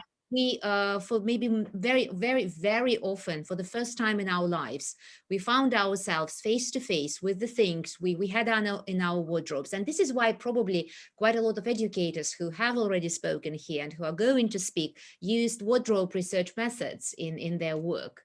Yes, when you actually look at the things you have, you establish much more, let's say, I don't know, warm relationship and personal relationships with your clothes you have. Yeah, and also I would say that the project was about sustainability, and it really just became not a performance of sustainability, which it can be, and projects can be that, but this really was the real thing. What do you do when you have nothing? I mean, that's extreme. Of course, you have things around you, but you have to reimagine the physical fashion studio as we're all used to, and you have to completely reimagine that in the domestic context and work with it and embrace it, and kind of the imagine. You know, your question just now, Luda, about this, what do we get from the different students? I would also say their imagination went wild, because that's where everyone lived. Yeah. You know, so they live through their imagination, the deep dives and the introspective kind of, you know, family archives, comfort, you know, those kind of aspects were really prevalent, I would say. Yeah. Yeah, thank you. Nina Verisova says that, just comments on the beautiful process. Thank you, Nina. Yes, within such circumstances. Ricardo, how is blended learning going for you, Claire? Are there the same styles of pedagogies and responses from students? Thank you. Hello, Ricardo. Thanks for the question. So we are still working in a blended way. And one of the major changes that I've made this year with that, and by the way, I'm currently in the UK and my students are in Moscow, and I've got some of my team on the ground, and I'm sort of working from here at the moment. So we're working on final collections, and it was funny because when I showed the Miro image of those works, that was a kind of entry-level Miro. Now we're using it for our final degree collections, and we are doing online group progress reviews, and to be honest, it's working so well, I'm definitely going to do it regardless of whether we're offline or online. So I'm finding Miro a really useful online space for students to kind of have interaction, shared collaboration with their final collections. And it's interactive. So, you know, I can have a pen, I can be drawing on the screen, I can have Zoom on at the same time. And it's as if I'm in the studio, which is what I would be doing. You know, I'm drawing and touching and, you know, interacting and writing notes, all of that's happening. So I'm finding that that is something I am taking forward from this Changemaker project. Yeah. Thank you. Yes, Ricardo says that they are also, yes, doing blended learning, and there have been some revelations from the digital online learning spaces. Yeah, I mean, I do think that you know, it's an exciting time you know, to break everything down and reimagine it. I think that's, you know, the most kind of energizing, if not draining, but also energizing for all of us to kind of reimagine our realities. So, you know, working with students, it's always about inspiration, motivation, and continuing the idea of being a dreamer. Yeah. Thank you, Claire. And we are actually moving now. Yes, and this is fantastic that we are moving from different places in the world. Yes, we've been today to Moscow, and then traveled to Melbourne, and now we are kind of in between Moscow and the UK, right? And now we are moving to Tel Aviv, Israel, to our next presenter, Anna Solo, lecturer at Shankar College of Art, Engineering, Design, and Anna is going to talk about sewing technology teaching to fashion design students using inversion process. Anna, hello. We can't hear you.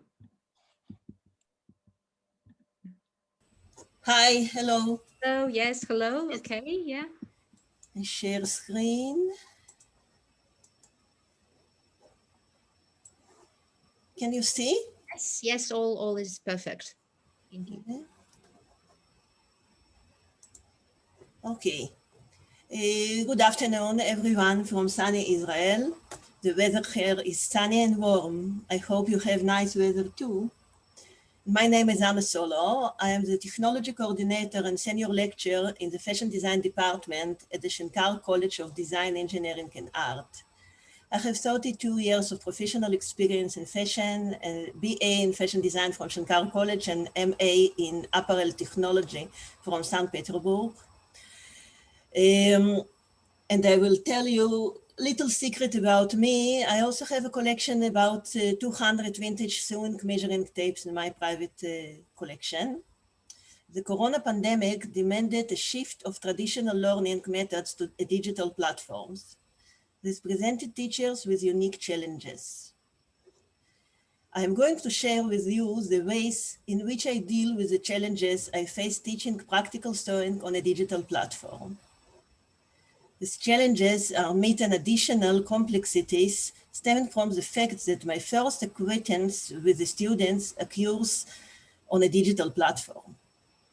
This method, I use Zoom, Miro, and WhatsApp. First, to put things in perspective, let's touch upon the role of fashion designers in the design and production process. The key professional players in the technical process, designers, pattern makers, technologists, and seamstresses, each needs specific knowledge of their part in the production and sewing process. Fashion design students must learn a vast spectrum of sewing techniques in order to obtain the final look they desire. Whereas the pattern maker's job is to translate the fashion designer's vision into a pattern and therefore needs to have an acquaintance with the pattern to garment sewing processes. The technologist needs to have an acquaintance with all pattern to garment sewing processes in order to implement the patterns in the production process. And finally, the seamstress is tasked with sewing to garment based on all the decisions from all previous key players. The fashion designer needs to have an in-depth acquaintance with each step along the design to garment continuum and all sewing methods used in this process. And my job is teaching the students basic sewing methods and the understanding of the design to garment continuum. With the arrival of COVID-19, I was demanded to do through a digital platform, and I found that there are more than a few challenges to this. What would be the specific challenges of teaching practical sewing to design students on a digital platform? Firstly, a digital platform limits our ability to create a natural personal connection. We cannot fully view our companion's body language. We can't feel their vibe. Here you see what I see in my Zoom lessons, a group of faces on the screen behind their machines. For me, this means that it's challenging to get a good feel of my students and give them personal feedback on their work. Secondly, there is a disparity in the sewing equipment each student has at home. Some may have professional sewing machines, while others may have home models or no machine at all at this point, as they are only beginning their studies. And thirdly, a digital platform creates disconnect between visual and verbal teaching. What I mean here is that in a classroom, I can physically demonstrate and explain at the same time, something that is challenging and mostly ineffective on a digital platform. Furthermore, a digital platform does not allow for an interaction of technical questions and immediate answers and demonstration of these answers. So now I would like to introduce how I address these challenges with my method. The first challenge, is a digital platform indeed impersonal? How can I make a little more personal and intimate for my student and I? My solution, warming our hearts.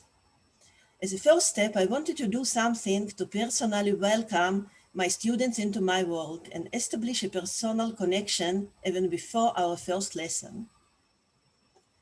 I made them a little personal gift, these sweet little pin cushions, which I sent them towards the start of the school year. I felt that this transfers a personal touch from me to them and creates a good vibe and allows us to get off a good start. Another method I employ for this end is humor and aesthetics. To me, humor and aesthetics can be used to lend personality to a digital platform.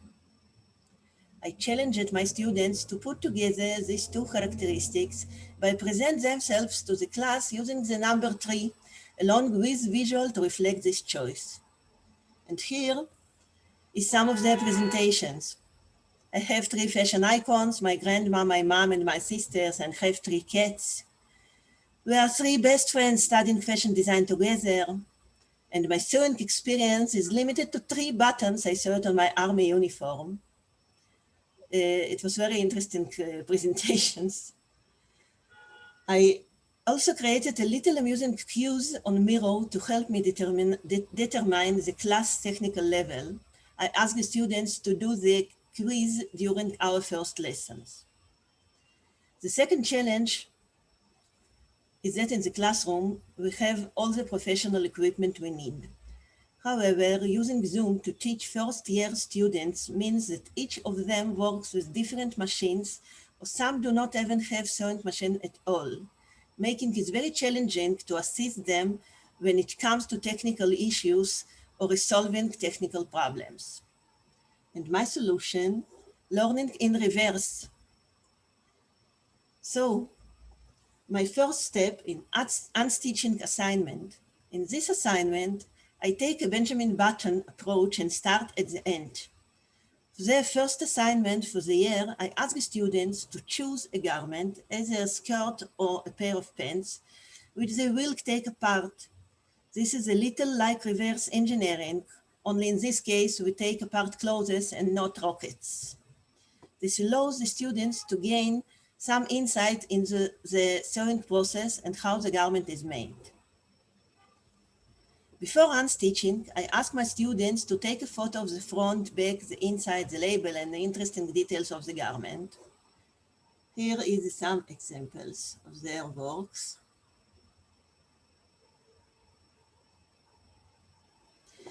Next is with the action begins. I have them take apart the garment by unstitching it and then take a photo of the panels. Then they assign each panel to the right part of the photo on of the original garment. Then I ask them to label the parts to the best on their understanding.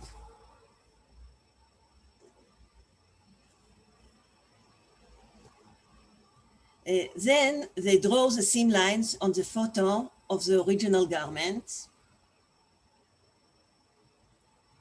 And last, they write a detailed description of the garment, Here you can see a nice example of one of the students.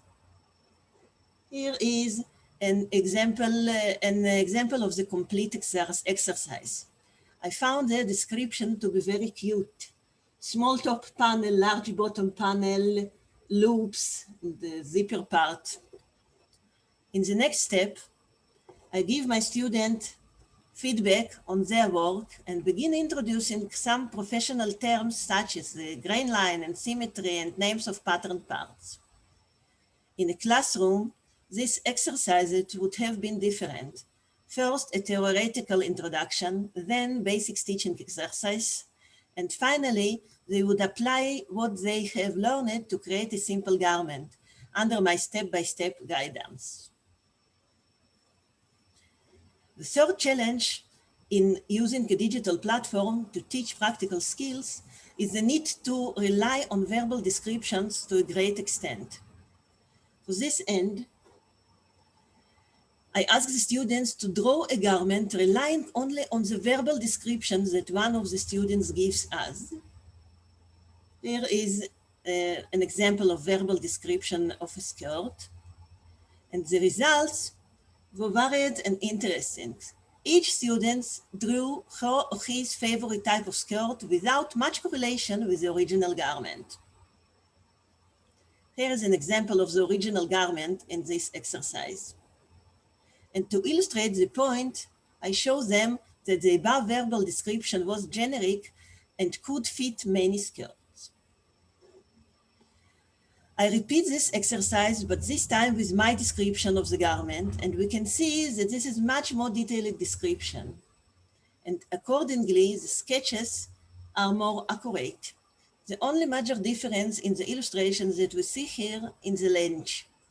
This may be because of the students' various cultural backgrounds.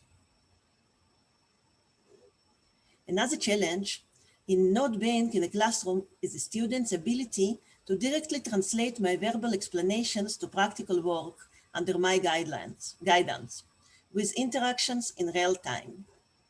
The next task responds to the need for first-year students to understand and experience the creative potential of stitching beyond just a means for connected pieces of fabric. I ask students to express the ideas that I assign using only stitching on a piece of fabric. This year's theme was Stitch to Feeling, COVID, Happy and Sad. In this exercise, I asked them to express their emotions towards the COVID pandemic. Here are some fantastic pieces they made, only with one Zinger stitch.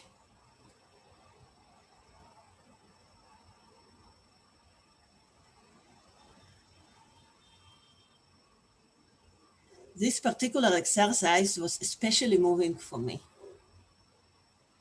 Lastly, I would like to show you the finishing project on the digital sewing course. Here, the students need to implement everything they have learned from the beginning of the year. Again, the process is conducted via digital platforms. They receive an email with a detailed and accurate verbal description and a photo of the garment they have to make. They also receive a how-to-do list and a small image of the garment's patterns. Full-scale patterns are provided to them in sections of PDF files that they must print at home, cut, and assemble into the pattern parts. The puzzle work provides the students with an added value of enhancing their understanding of pattern making. Another digital platform that I use for this project is one we all know too well, WhatsApp. I cannot support the students in real time in class. We correspond through WhatsApp throughout the duration of the project. So now that I have presented the challenges and solutions that I found for teaching practical sewing lessons through a digital medium, the most important question is, does it work? I think that I will let the following images speak for themselves, and you can be judge of that. I would just like to remind you that this project were created by students who started the year without knowing how to sew a stitch.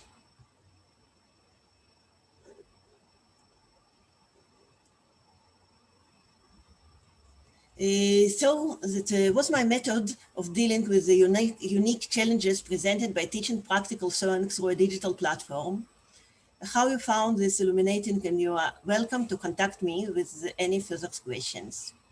It's all. Thank you very much.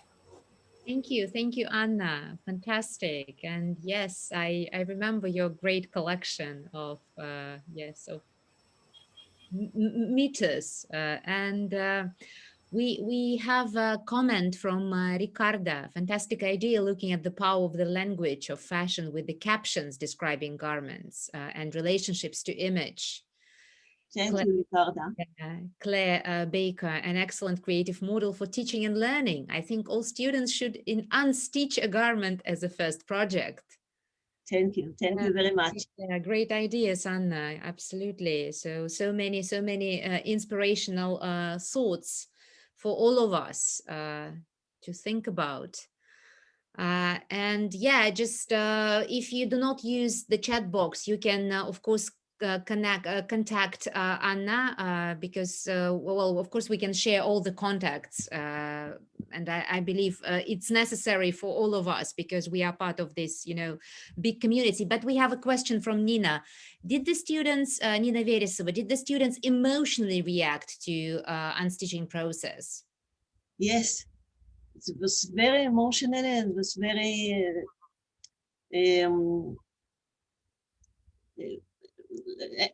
they was very like this. They liked the unstitching yes. part, right? Okay, enjoyed it. Can I add with my voice? Sorry. Yes, absolutely. Thank you. That was a great presentation. Thank you. And I asked about emotions just because if the students worked with their own personal items of clothing and unstitched them and researched them as objects, it could elevate some memories with which are connected to this clothing, and that's another area. I asked them. Can I answer in Russian, maybe? Yes, I will translate. Okay. Absolutely.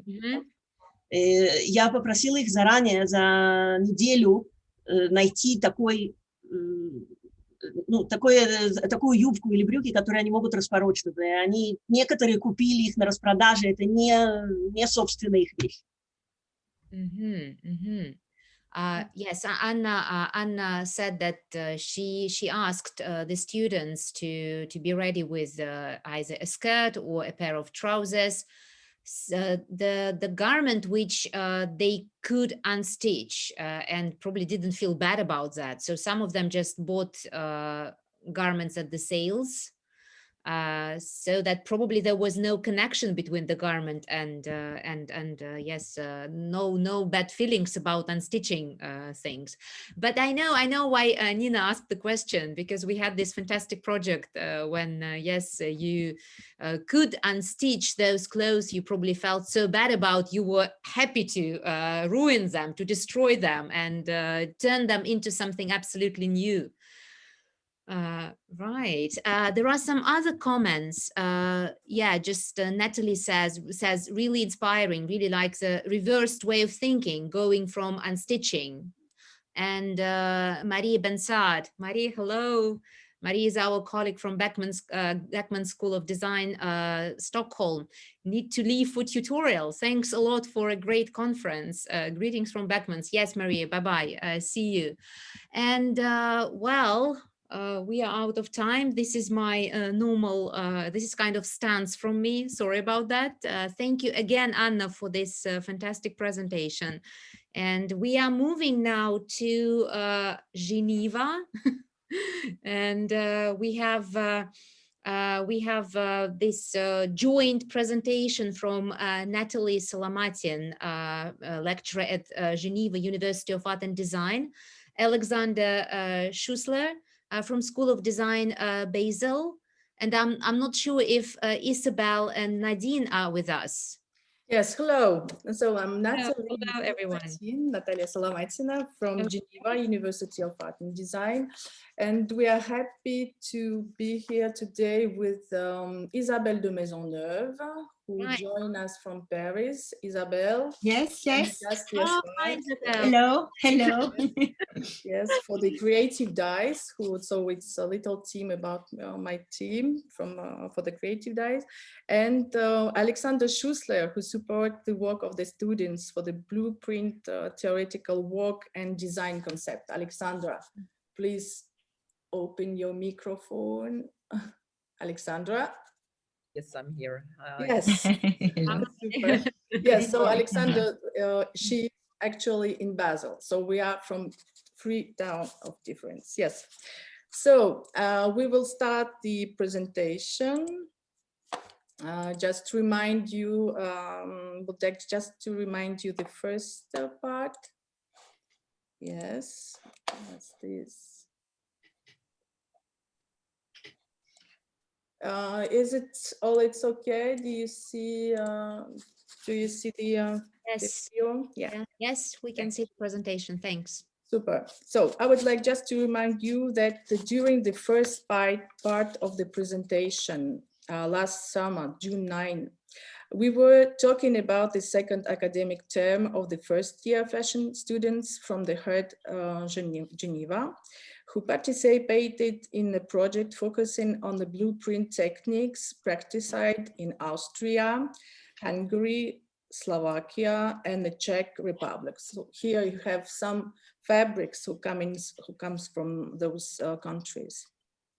So the idea was to do a field trip to Bratislava, Slovakia, in order to learn the techniques of blue dyeing with indigo, and thereafter to extensively apply it at the Academy of Geneva University.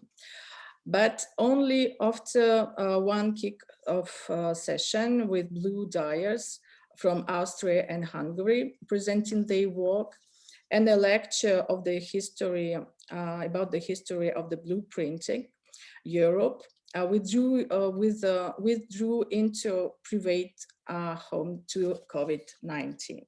So students, after this super presentation of the dyers from Austria, students had no access to textile, indigo, or other infrastructure needed to complete the task of designing outfits by using the blueprint technique and textile. And that's why we had to focus on the conceptual work and home dyers. So it was the first day of the blueprint task and the last day. And after, it was the homework. So we focus on the conceptual work and home dyers by using natural dye plants as this, the avocado. Further students were asked to get involved in home styling, and finally they finished the project with a 3D outfit presentation at the end of the term. So here's some sketches, some outfits, so the styling, home styling with the things that you can find at home, and the digital experimental virtual fashion. So it was just to change because we couldn't make the outfit anymore. So this was the presentation that the students work for. After this, we concluded last time our last presentation with some skepticism. Is all the students have produced illusionary? And we quoted some phrases from Tatiana Vladimirovna Chernigovskaya. We must understand that education foundation is the formation of personality and not the grumping of students with all sorts of information. A true knowledge is learned by spending a lot of time investing heavy work and endurance, paying a heavy price, You have to think about the content and not just memorize it. So this, it was the conclusion about the last time. But the 30 September, so finally we were back to school. And the first real contact with Indigo was only in September. And unfortunately, once again, the plans were modified, and Isabelle de Maisonneuve, who should join us by traveling from Paris, was not able to come due to COVID-19. Her participation in the project was reduced to digital contact with the students. So please, Isabelle, can you just explain your experience about that? Yes.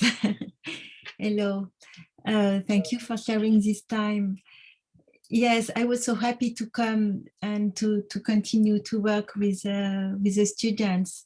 I have followed by the end of the year what they did on digital. But so I was happy to do physically with them. And in fact, it was very, very frustrating experience for me, but I think for the students too, because I couldn't see them, I couldn't meet them. And I think in a big part, some of them were very embarrassed because they didn't know what to ask me. With some of them, we never met before. And I think craft art is really an approach of touch and intuition. And it is not only a recipe that we can follow. And I think it's really doing physically together that we experimenting a body language, which is personal to each person. It's not only a recipe. And by the gesture, the student finds his or her own question. And if I see, for example, an accident in a manipulation, I can push the student to use it again, maybe, and to go further with this accident, and maybe to transform it. And it's like this, he can find his own language, because it's not necessary we all do the same, but just what I am happy when each one has his own way to do and to answer. And so it's for that, the technique is just here to serve the meaning and the concept. And sometimes inside the technique, you follow another direction and another question. But in fact, fortunately, a few months ago, it was maybe 3-4 students who follow a workshop with me. So with this one, the communication was already engaged, and something happened. But yes, for me, it was very frustrating because it's really about touching and texture, and the way we approach even the people and the to meet people. Mm-hmm. Yes, just. So from my side, I would like to add a little anecdote during this work. So just to show how it was really the first contact with Indigo. In the middle of the workshop, so it was during 1 week that students should realize these outfits. And in the middle of the workshop, the students forgot to close the Indigo Cooper, you know, the bottle, the big boat with the Indigo. So they forgot to close it. They did not think of Indigo reacting with oxygen. So result in a pale green. So finally we have some example that you see actually at the right side with the pale blue, and this is the Indigo copper that they forgot to to close. And so this is the practical things that you can't know it before. Theoretically, you should really apply it. So normally just Isabel, do you want to add something again about the maybe the work of Nadine? About the work of Nadine. Okay, yeah. Nadine was one of the students that we did a workshop together a few months ago. So in fact, it was her. She can. We have already a language in common, and she touched in front of me. So I remember her way to touch the fabric and to approach her movements. And so she came to me through the computer to ask me some question. So I could try with what I have with me, you know, something to turn and to move. But so she can go a little further. But in fact, I'm sure if we are physically together, she can go much, much, much further.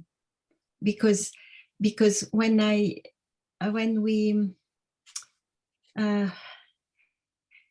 we are in contact, sometimes a very little detail will change everything and give another direction. And she can show me on her computer only things finished, not the process. And I think, in fact, for all of us in art, the processes is more important than the result. But yes, is what. But Nadine, she could work. Okay, so during this week, Alexandra Schussler came to Geneva to join me to see the final results. So as I told that Alexandra gave the theoretical work on the theoretical concept with the students, and here it was the results that Alexandra saw for the first time. So please, Alexandra, may you be so kind to comment on your impression Thank you. Conclusions. Thank you. Well, I don't know if these are conclusions. Anyway, I'm very, very thankful to Isabel's comment on that there were students that didn't know what to ask. I perfectly understand if I look from my perspective as a cultural anthropologist on this whole project, because what has been taken away due to COVID-19 restrictions would be what I, from my professional or academic background, would call field work. And field work in the sense we do participant observation. As an anthropologist, I would go into the culture, into the subculture, into the society or community and be with these people. And of course, they're with contact, you start like discovering a part of the world which was completely unknown to you, and you start asking questions. And this is how knowledge, or how a certain kind of savoir-faire, a heuristic gain can be perpetuated. And in our case with the Blueprint project, I think that there has been like a long theoretical preparation without a hands-on experience. So like this posing an act, asking a question, posing an act, asking questions to yourself and to your instructors did never really happen. It was like crafting a plan and then in September coming back to the campus and trying as good as you can to fulfill it. And I think another thing I would like to comment on is this process Isabel has been talking about. Process is very important for designers, but I think that the way this process has unfolded is always visible in the results. And I think in our case with the Blueprint project, this is also the case. When I looked at, with some distance of almost 6 months now on the project, I came up with an idea which I would like to share with you, namely Hannah Arendt's concept of the vita activa, which she came up with in the 1960s, into the opposite of the vita contemplativa. And I came up with this concept by Arendt because the vita contemplativa got a push during the pandemic, and the vita activa was really reduced. And these two terms, they come from a theological,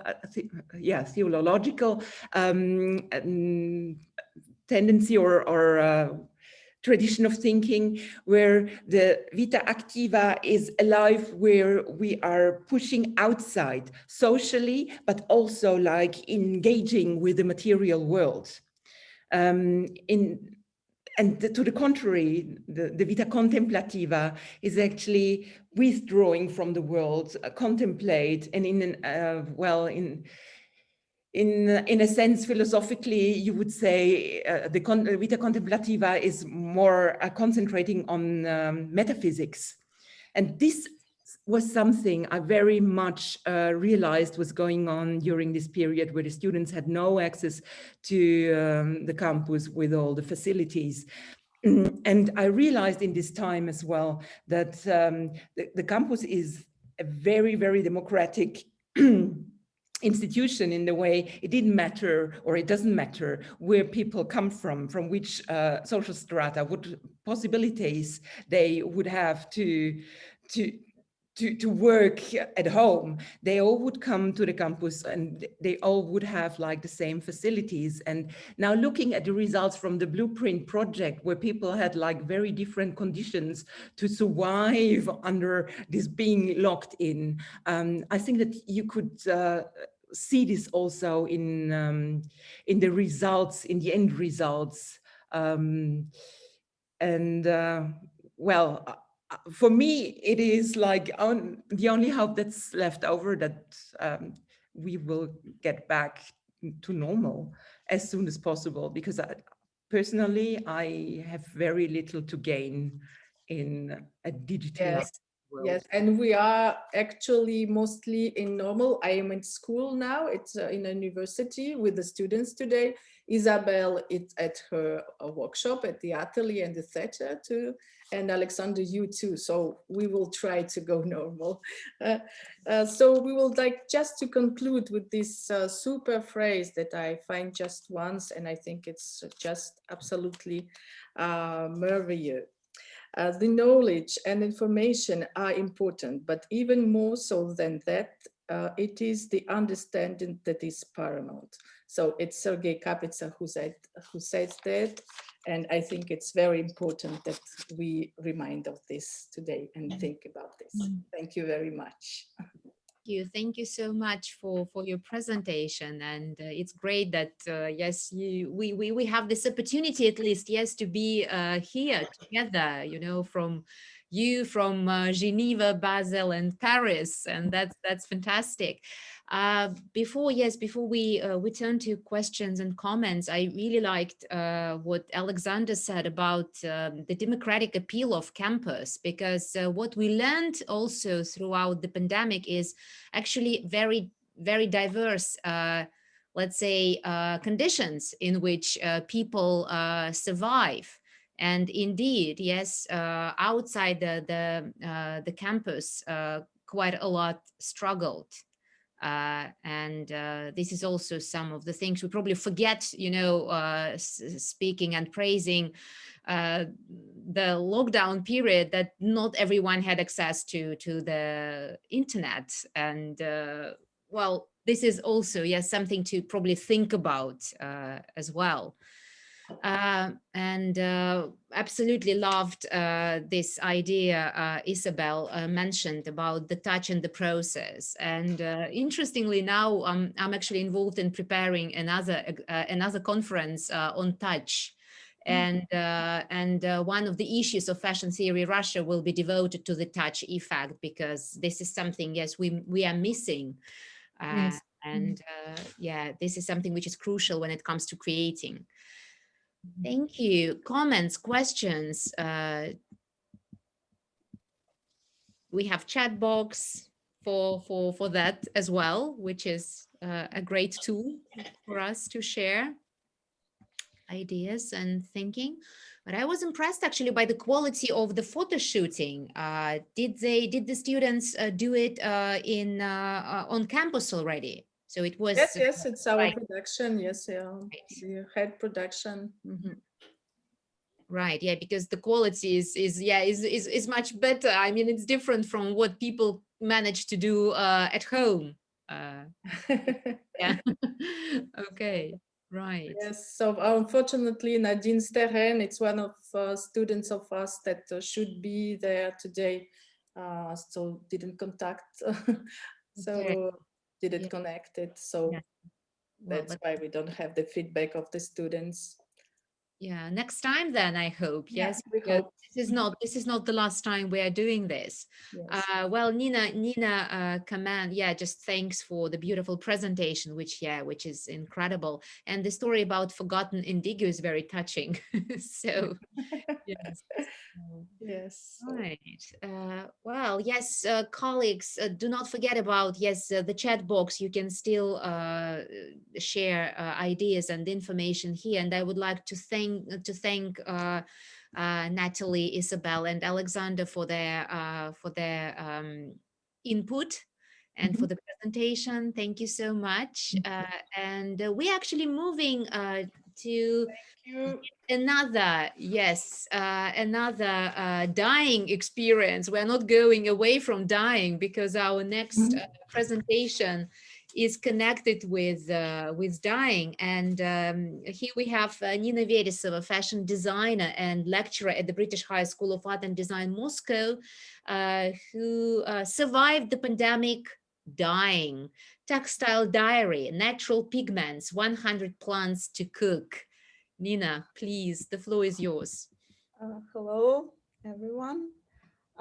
Thank you for amazing presentations. I really enjoyed those who already presented. And thank you for having me. Yes, it's a nice placement after the indigo and experimentation in college. I actually have so I'm going to tell you about my little, I'm not sure how to call it, whether it's a project or experience or how can I name it correctly.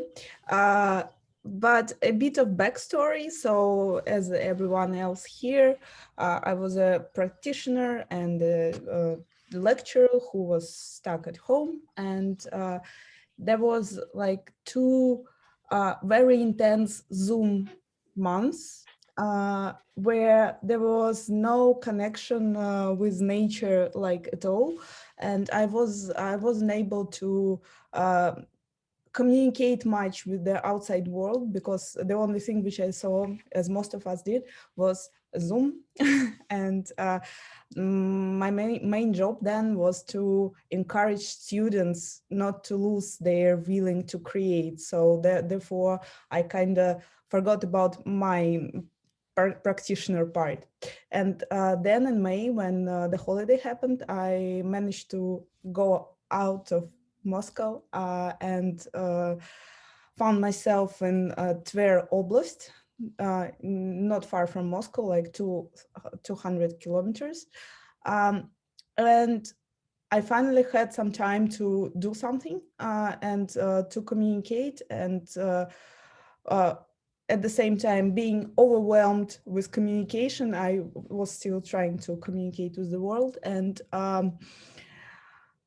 I had this nice book, which is called Wild Dire by Abigail Booth, this one. And but probably most of you know it. And the thing was that it was it's British book, and it's mostly about British plants which can be used as natural dyeing, and I was in Tver Oblast. So this is what I had. I had a bunch of rusty nails and some plants which already grew up in May, but not quite. So that was the experience of putting myself back to experimental state and just seeing what will happen, because we do on BA textile course in BHSAD, we do natural dyeing experiments with students, but as a tutor, I'm not always able to practice everything my students do. And the thing was that they said that not all the materials which are supposed to dye naturally worked for them. So I decided to check it myself and collected. So that was my first foraging results.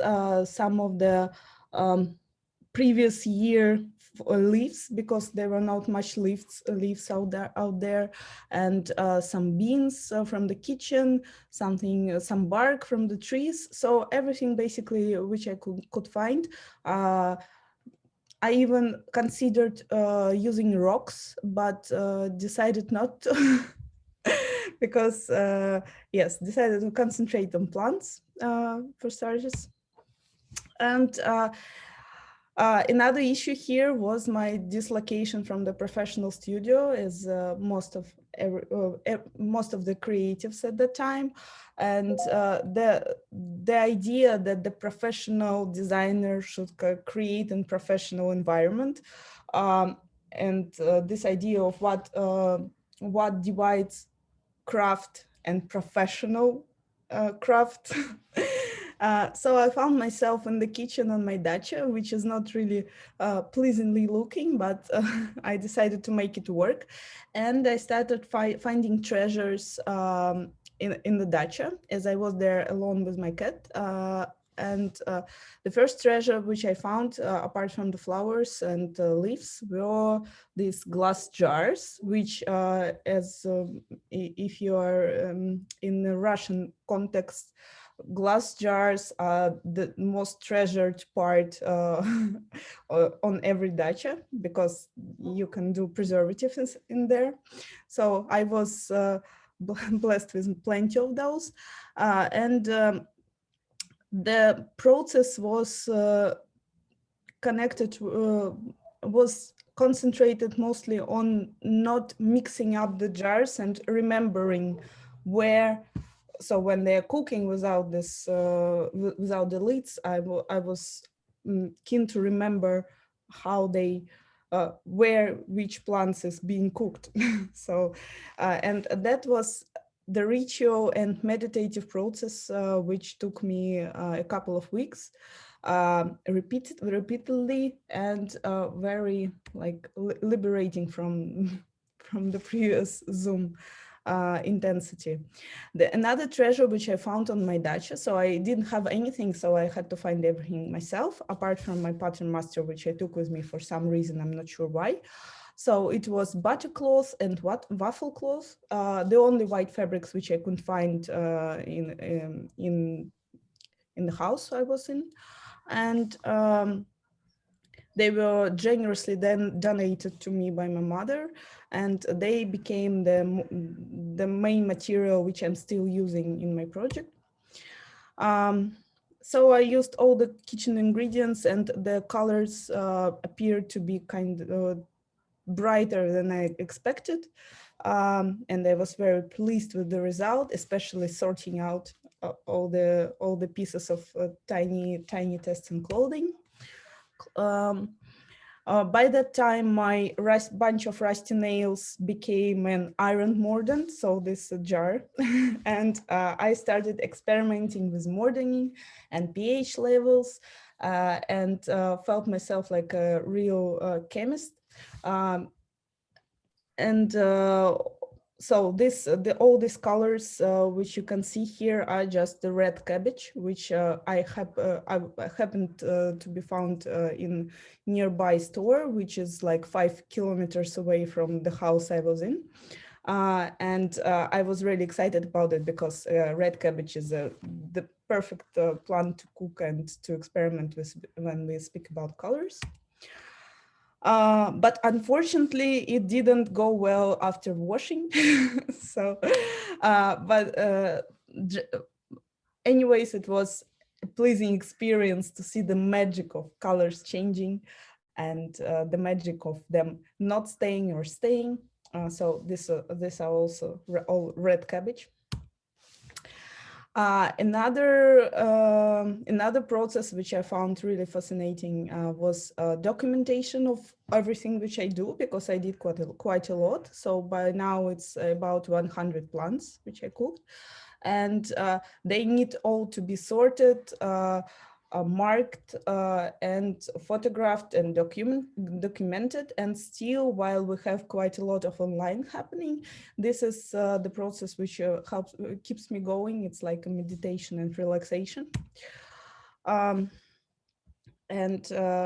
by this time, they all the plants, in order to not to be just stuck to the pieces of paper, they have these little boxes.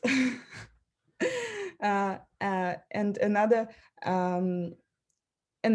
effect which I experienced was that I had to find out how all these plants are called. So now I know a couple of Latin names of them, and and a couple of Russian names, which were quite surprising to my taste. Yes. So these are the results which I have right now. Not all of them, like the most successful ones. And they are not, unfortunately, they are not all scanned and documented still, because I have a bunch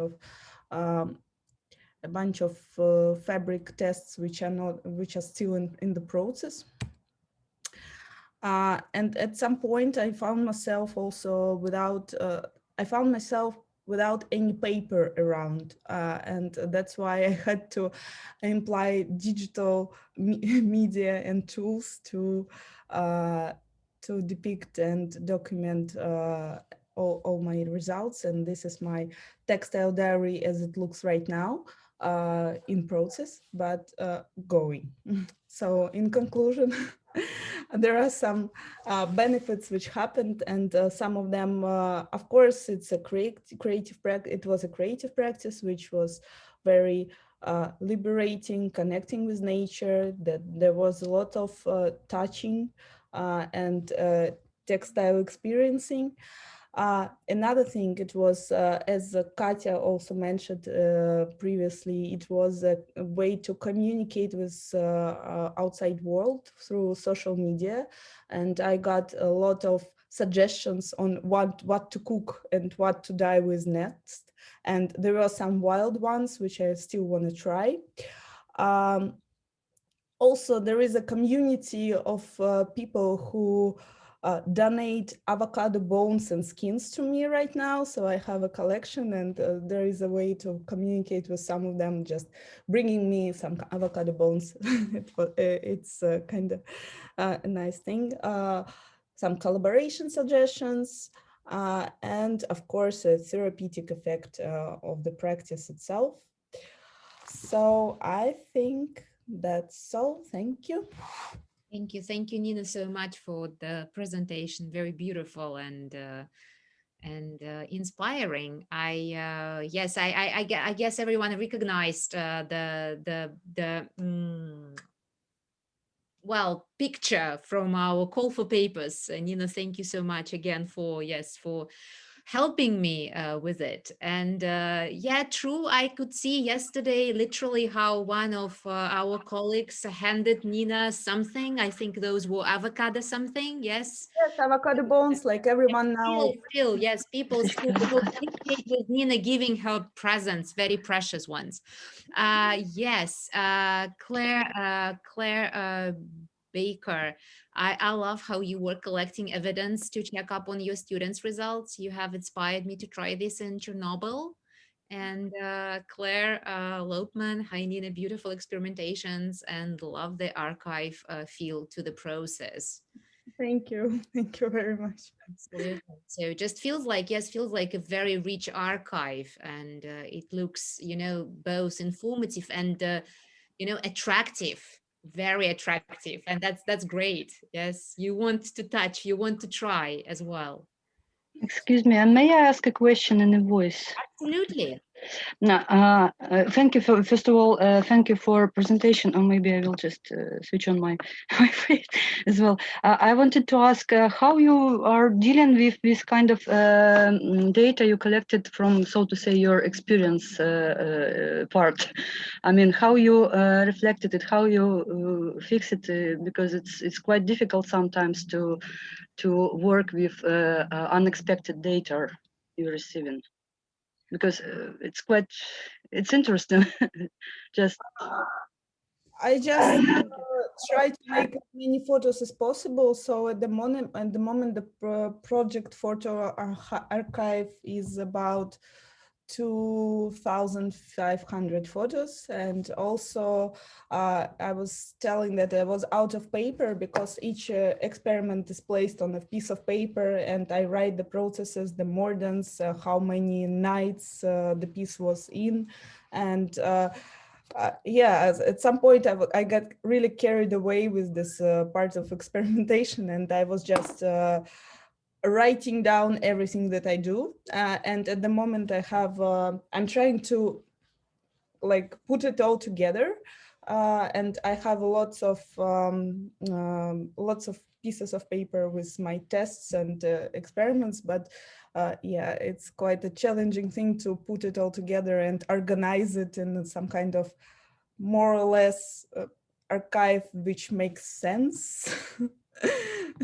Yes, but thank you so much. Thank you very much. It's amazing. You know, it's a huge amount of materials. Really, it's quite difficult to structuralize it in at least in a so short time. I think it's. Yeah. Thank you very much. Thank you. And I really hope there will be some output, not only, you know, what you have already, but maybe, yes, publishing at some point, because it's precious, it's valuable. Yeah, Leila, wonderful project and great documentary work. Claire Baker, it could be a mapping of place project. Yeah, yes. Yeah, actually it is. I didn't include this part into the presentation, but so I have, as the smartphone, it picks, it has the record of the locations where the photos are checked in. I know where every plant was found, and at some point some of my friends started suggesting and donating me some plants from their areas, and yes, there is the map. Moscow plants. Moscow region. Wow. Regions. Yeah, I agree with Claire. It's huge. It's huge. Yes, it could go international. Yes, receiving you know, parcels from all over the world. It's actually, I tried that, and there are some plants which don't grow in Moscow region but give amazing colors, and I tried to make some of my friends bring me these plants, but it didn't work. They couldn't find it, so that's why it's kitchen ingredients which can be found in supermarket. With those it's a bit easier, but I'm dreaming about the wold, which is a British plant which gives beautiful blue. But yeah, not available here though. Well, let's hope at some point, yes, when we resume traveling, you'll be able to get it. Like, yeah, definitely. Dream, yes, to get that specific plant. Well, Nina, thank you so much for this fantastic presentation. Very inspiring. Everyone's to die now something, I'm sure.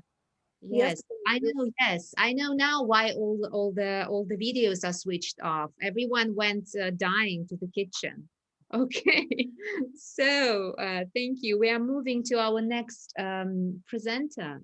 And yes, I'm giving floor to Evgenia Markevich, MA student at High School of Economics, Art and Design School, Moscow, with a presentation on virtual clothing as a sustainable way of self-expression. So we have spoken about virtual and digital today and referred to sustainability. So it's a very interesting, you know, context to talk about it. Thank you, Evgenia. Yeah, thank you, Ludmila. Yeah, it's funny how from the real material world we go to the digital world where we actually now, all of us. Absolutely. So yeah. So yeah. Okay. I wanted to bring forward the topic of virtual clothing because lockdown actually pushed forward some of the projects, and I wanted to tell about 2 examples of the designers and how they adapted, and virtual clothing became more and more ubiquitous. Firstly, we'll get to know about the first virtual collection, then why virtual clothes can be named as sustainable. Then I'll show some of the screens of the first fashion show on Instagram, live streamed. Then we'll look at the Regina Turbinas project and discuss what's in virtual clothing of the self-expression, how it can aid in like self-identifying ways. So NeoX is the first completely digital collection. In the slides, you can see examples of how their shop look like and what is the result of on the models. So basically anyone can send their picture, pay around 20 euros, and then their body will be like, the digital tailor will put on some of the jackets or maybe some of the digital trousers on them, and then they can share it via social media. And this collection by the Scandinavian brand was actually their answer to the fast fashion and how it damages our environment. So the sustainability issue is an obvious one in the fashion industry now. There are documentaries on the working conditions. There are tons of statistics on how many liters of water is wasted on the fashion. And the designers try to look for the answer how to respond to this need to be sustainable. And one of the ways is their virtual clothing. And now I wanted to tell about this pink label Congo collection by Anifa. Actually, she used virtual figures as mock-ups. Her garments you can buy and wear them, they're not digital. But what was new is that the show was broadcasted on Instagram during the lockdown in May. And as she says herself, that she saw it as an opportunity to innovate and inspire despite the restrictions. And as the Instagram is the space where most of the people like have their accounts and they can follow it, this way the fashion week, which people, normal, like ordinary people rarely go to, the fashion week can like become closer to everyone, and Instagram became the obvious choice of how to like make it closer to people, let's say. And the second case is Regina Turbina, who is the first Russian-based designer to sell digital clothing. Here she is wearing a dress which is made by the artificial intelligence. And she said that the sale of virtual clothing has increased during the lockdown. People were shopping online a lot. And on the quarantine, the way was either to use the items that are already in the wardrobe. And there were lots of presentations about it already, how it inspires the creativity in students and teachers. But she decided to elaborate on the virtual reality creation, and many users gave it a try. And also during lockdown, she actually founded her first online shop, Replicant. So there are many users of it now, and it gradually becomes more and more ubiquitous on social media. And it becomes a sustainable way to express yourself. There are 2 aspects. Firstly, that this ethical consumption creates this feeling that you belong to a community of those who care about environment. And this adds their aspect to your own identity and personality. And another aspect is their communication via fashion. It's obvious that like wearing an item helps us, enables individual to develop more distinct identity, more unique sense of self. And via this, people can find more ways for self-expression. And in the end, I wanted to sum up that even Instagram fashion influencers, they can stay still in trend with fashion and act sustainably at the same time. Also, virtual clothing may create a new cultural identity for a person. It enriches the fashion industry, and it not only adds to the customer's identity, but also to the designers, because he or she may experiment with the textures, with some materials which are not real, and it helps to express the creative self. And I think the wearable garments will get these virtual clothes as a competitor in the industry, so it will have to create some new ways to express itself, let's say. But in my presentation, I touched upon only 2 designers, but there are many more cases which are really interested. And if you want to discuss them or have any questions, I'll be glad to answer. So thank you. Yeah. Thank you, Evgenia, for your presentation and for those examples you shared with us. And yeah, it just, well, of course, digital clothing is a very big sphere, yes, which, yes, we could, yeah, of course, devote a separate conference, not one, for sure. And just yesterday, I discussed this fashion show, digital fashion show without borders, and we spoke about the uncanny effect of the show, because it looks so unhuman and frightening at some point, terrifying, I would say. So yeah, that's why we remembered Freud's uncanny. So yeah, just not a very positive response, I'm afraid. Yeah, but yes, interesting. Yes, interesting discussion indeed. So we should probably think about it and talk about it. But Katya says the subject is amazingly interesting. Yes, which it is. And so I just wonder, yes, what the perspectives will be for the digital clothing if, yes, we go back to some sort of normal. What will be the role of the digital clothing? Because we understand that most of the people who used digital clothing during the lockdown, they used them for the social reasons they didn't have in reality. Yes, they just used it as a tool to put on something nice, something interesting, something extraordinary, and to post it on Instagram.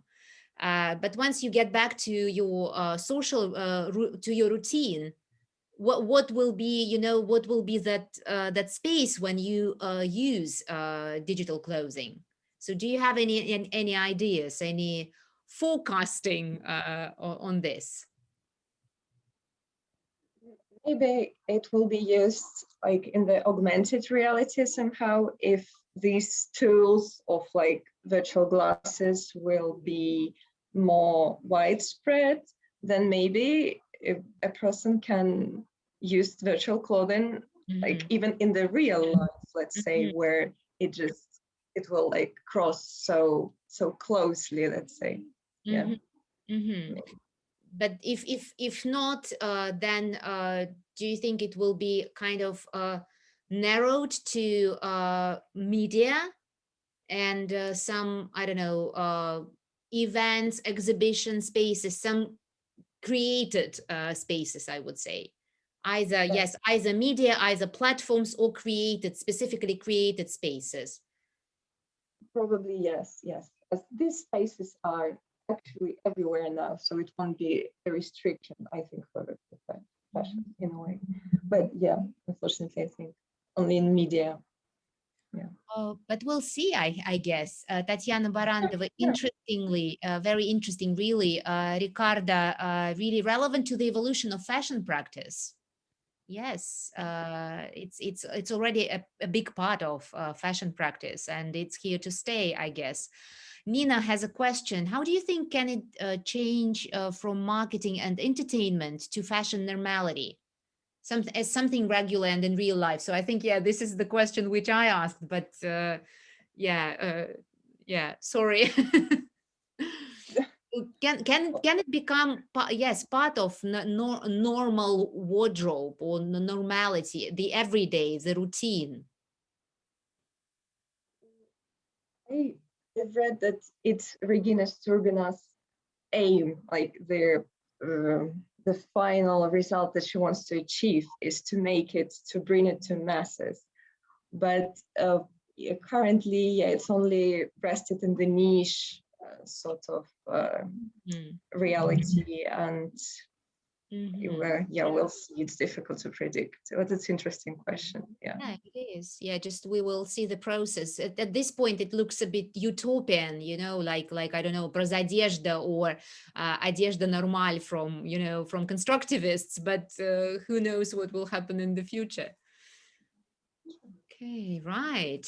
Thank you so much. Thank you, Evgenia. And we are moving now to the final paper in this section. And we have two presenters, Ksenia Cherkaev from postdoctoral fellow in social anthropology, High School of Economics, St. Petersburg, and Yelena Tipikina, a writer and essayist, with their presentation, Dead Paper Scissors, the Möbius band's mysterious capers. Thank you. Hi, everybody. Thank you so much for having us. So my name is Ksenia Cherkaev, and I'm an anthropologist, and my co-author, Yelena Tipikina, an essay analyst, mostly. There's also a third participant here who should be here, but is not. That's my dad. My dad is actually behind this whole project that we got into, and he's a mathematician. So my dad is central to this thing that happened to us, because as long as I've known him, which is all my life, he has been fascinated with the Möbius band, which is this thing, which, as I'm sure probably everybody knows, is a funny band of paper, which, unlike the straight band, which has two sides, the white side and the red side, right, and two edges, the Möbius band only has one side and one edge. You can trace your finger along one of the edges, and if you go all the way around, you will come back to where you started. You can see why this happens, because you just take this band, you twist it once, and one side becomes the other. Now, that's obvious, but funny things happen when you start to cut this thing up. It doesn't fall apart into two, it falls apart into one. You can cut, if you cut an edge off, it doesn't go anywhere. If you cut an edge off, it just stays there, loops through. In fact, this edge now has two sides. You can also glue this edge together again. And then it will look like this. And you'll have a one-sided thing with a two-sided halo. So anyway, the point is, my dad turned 70 last year in March. And we were thinking we would really like to do a birthday present for him. And we wanted to do a short pamphlet of these cutout toys that he really enjoys. But then COVID happened, and Elena and I were very lucky to be locked down together in one apartment. And so we started cutting these things out, up. We came up with a whole bunch of these hearts, right? Our house was full of them. But the other thing that happened is we noticed that for some reason during lockdown, there were more restrictions, but people also became more social through the phone. I found myself calling people I would never call before, which is something really good. people wanted to talk a lot because we were locked down. And so as we called people in our city and internationally, we found that a lot of people were really fascinated by the Möbius band. And so what we came up with is a full book, a book with two sides. It's actually two books in one cover. It has two texts, two parallel texts in Russian and in English. Well, it's four books in a sense. That's right, because actually there's a full English book and a full Russian book on one side and a full English book and Russian book on the other side. So our presentation today, which we're kind of about to get into, is called The Möbius Band's Mysterious Capers, or it's also called, как это называется? В смысле? Как не убить друг друга? Ну, как не убить друг друга? В карантине. How to not kill each other under quarantine. Yes. So we're here as the bilingual parallel text. I'm speaking in English and Elena is speaking in Russian. Да, простите, у меня очень плохой разговорный язык, английский, поэтому я скажу несколько слов по-русски, если ты позволишь перевести. Эта огромная иллюстрированная книга привела нас туда, где мы никогда не были. Спасибо локдауну, потому что у тех авторов, с кем мы говорили многими часами, тоже было свободное время. И так родилась книга истории кинетизма, авангарда, искусствоведческая книга наполовину. Только потому, что был локдаун и карантин, и только потому, что мы были вынуждены разговаривать. И лично для меня локдаун и карантин – это огромный опыт, потому что я никогда не работала в соавторстве. Быть соавтором книги – это ужасно трудно, потому что, вот, например, меня сейчас мой соавтор посадил на стул, а я хочу сидеть на пуфике. Вот. И если мы будем об этом спорить, то мы, конечно, убьем друг друга сразу за пуфик. А здесь было страшнее, потому что здесь идеи концептуальные, искусство мы обсуждали и писали в двух языках вместе. И поэтому я страшно благодарна тому, что теперь эта книга есть, а самое главное, у меня есть живой соавтор, с которым мне было очень интересно. То есть моя подруга, с которой мы оказались заперты в стенах одной квартиры в жестком локдауне, стала моим творческим партнером, с которой вместе мы открыли для себя мир русского кинетизма. И приобрели очень много друзей. And now I will now take us back to English, as promised. And I will show you I will actually show you a PDF of the book. I will show my screen. Share my screen here, 1 second. Zotero, Adobe, here it is. Share. Okay, perfect. So what happened is is that going? I'm not sure why I can't flip. Let's see. Oh, because I'm on the other side. That's right. As we put together the first side of the book, as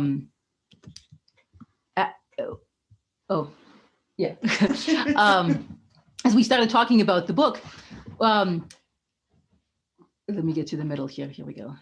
Okay. We realized that many artists in our city also work on the Möbius band. One of them is Ivan Gavarkov and Yelena Gubanova, who've been working on the Möbius band for most of their 40-year career. These, for example, are Soviet foundry models, which they've painted to show their one side. They had a lot of time in lockdown, so they were happy to talk to us about them. These are a series of paintings they did where they took classic works of art, very famous ones, and accented them in such a way to show this one-sided twist, which the ancient masters have put into the painting, or at least you could read out of the painting. So there's a whole series of these paintings. They did them for the European University's celebration of tolerance. And finally, my favorite piece here is called the Eternal Knot. And it's a trifold knot. It's also only has one side, like the Möbius band. It's also the recycling sign. And it's covered with dead flies. So it's about life and death, and it's all twisted together. Well, as we were talking to as we were talking to Ivan Gavarkov, who teaches in our Academy of Art, he told us about Vladimir Sterligov, who is Malevich's student, and who was also obsessed with the Möbius band, and who did this amazing thing with the Möbius band. You can see he took Malevich's square and he added a twist to it. Right? He took the black square and he twisted it. And as he did, and he was a religious person, Soviets had very tragic sort of biography. The time in the camps was unorthodox, so religion was very important to him, and this twist to him showed the godly presence in secular life. So in all of his landscape paintings and stierlegevs, you can see these sort of soft pastel colors in which there is the twist and there is a godly presence, which he called the cupola system. Yeah, and at this point, we thought that we were done. It was about my dad's birthday. We missed it by a little bit, by about 2 weeks, but we were pretty close. We started doing layout on the book. We sent everything to the editor, but there was one more twist to the story. And this one last twist is the fact that in the manege, in the manege, there was a grand show of Russian kinetic art, which had just closed because we went into strict lockdown. But again, as we said, the quarantine not only brought government controls, it also made people very social and very willing to help each other. And so we had no trouble getting into the manege. The office of the directory was very willing to let us into this empty hall where we got to spend half an hour photographing these, photographing these absolutely amazing models that Vyacheslav Kolychuk made. Here, these are 12 Möbius bands twisted together into one biological object. We also got to meet his daughter, virtually. We haven't actually met her yet, but we spent a lot of time. You can make hearts. Сегодня у меня получилось. Вот что такое соавторство и ленты Мёбиуса. Это два сердца, продетые друг в друга. Соавторship. But we also got to meet Vyacheslav Kolychuk's daughter, who's also an artist and works in Moscow, Anna Kolychuk, who told us, let us do a very long interview with her about her dad and her own artistic practice, and who shared her family archive. Her dad just passed away, unfortunately. And in this really beautiful way, that last twist twisted our book together, and it became one big Möbius band, because it began with dads and it ended with dads, and it became about how we're grateful to the parents who first brought our attention to the fact that the world is more complicated than it appears, that there's a twist in it. And it ends, our book ends, let me show you, with all these Möbius objects that Kolychuk made in his lifetime. This is a sun. He made this for the International Expo in Japan. It's a small model. This is an impossible triangle. He figured out how to make it. It's possible. It's a Penrose triangle, which of course you should not be able to make. It doesn't work. You see, these are straight, four edges coming together, but there's a twist in it, and so it works. And this is in the Russian Museum. And this is a sun based on the same Möbius structure. And then here, this is how it's set up. And here you get to the center of the book, and I'll stop sharing the screen and show you how it looks in real life. This is, here you're twisting along, and you get to the center of the book, and you don't know which way to turn it. And here it's upside down, so you've got to turn it over and open it up again, and it keeps going. So that's our show. Thank you very much. Thank you so much. You turned it upside down and it works again. Yes. Just, yeah, that's great. Yeah, sounds like life. Thanks for COVID. Thank you so much for the presentation. So we have, yes, comments. Well, you can just look into the into the chat box, thanking and actually congratulating Evgenia Markevich. Great book. Is the idea of the physical form of the Möbius strip expressed somehow in typography and layout design of the book itself, besides the rotation? It is, absolutely. Yes, it's a two-sided book about one-sided surfaces. It has, like the Möbius band, it has no beginning and no end, because it has, you open it, and then in the middle it has no end. You keep twisting. Oh, it just at one point turns upside down.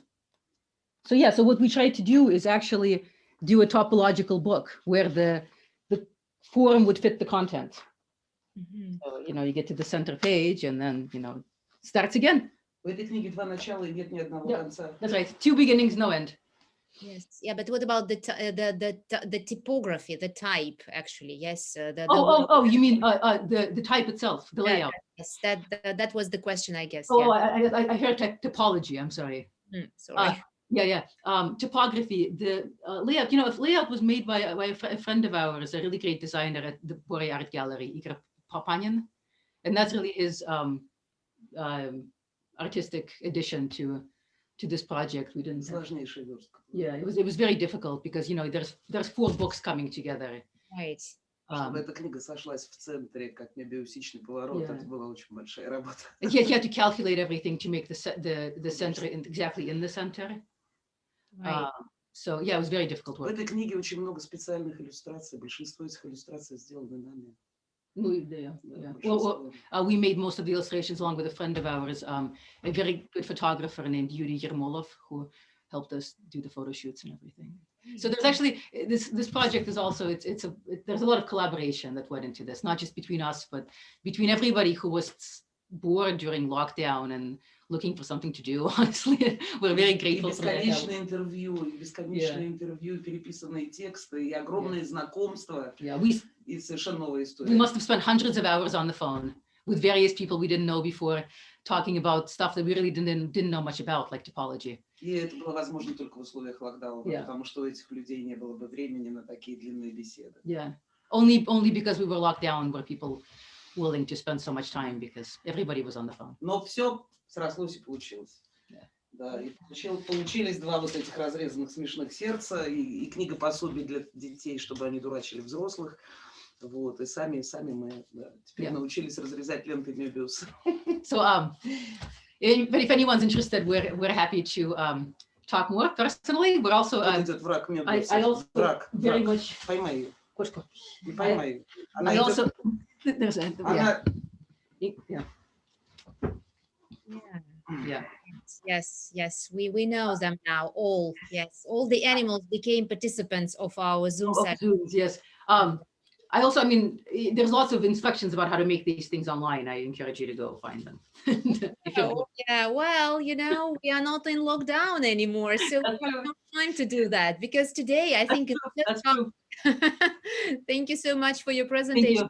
In the first half of the conference, we learned actually, yes, how much can come from limitations on the one hand, and how much can grow from boredom. Yes, and Joseph Brodsky once, you remember that speech which he called in praise of boredom. So now we can also praise boredom.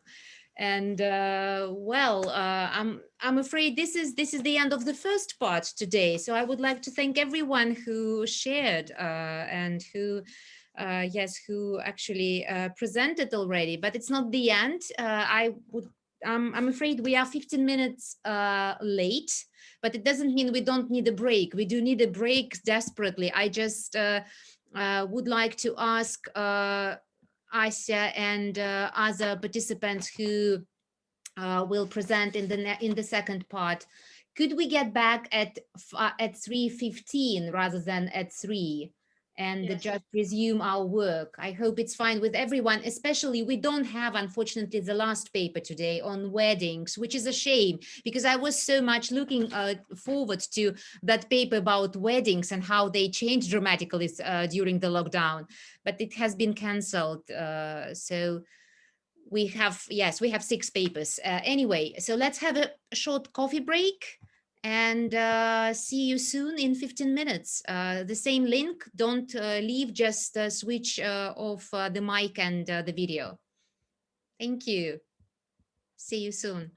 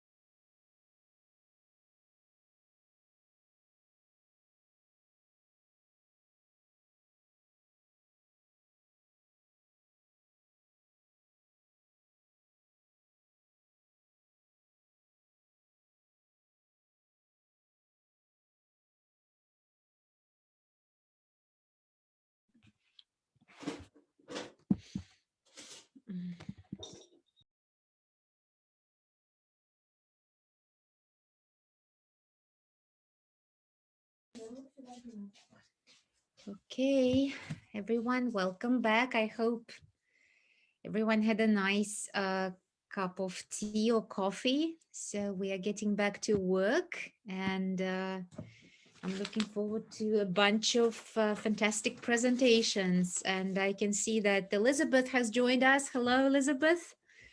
And we are starting our second session with Asia Alajalova's talk. Asia is an MA student at Moscow School of Social and Economic Sciences, and she's fashion historian and a vintage expert. The talk will be devoted to mending and altering vintage clothes as a step towards slow fashion. We are somehow continuing this talk about sustainability and the way lockdown and the pandemic intensified discussions about this. So Asia, please, the floor is yours.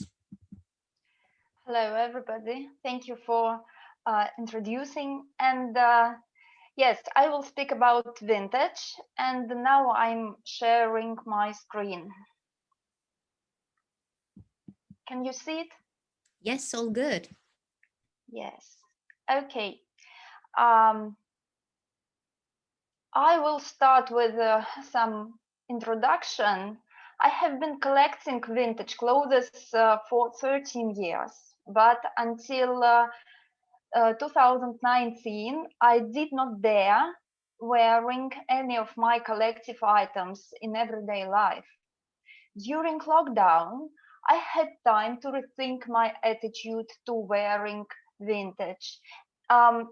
Vintage clothes is considered to be older than 30 years old and present most fashionable trends of the time.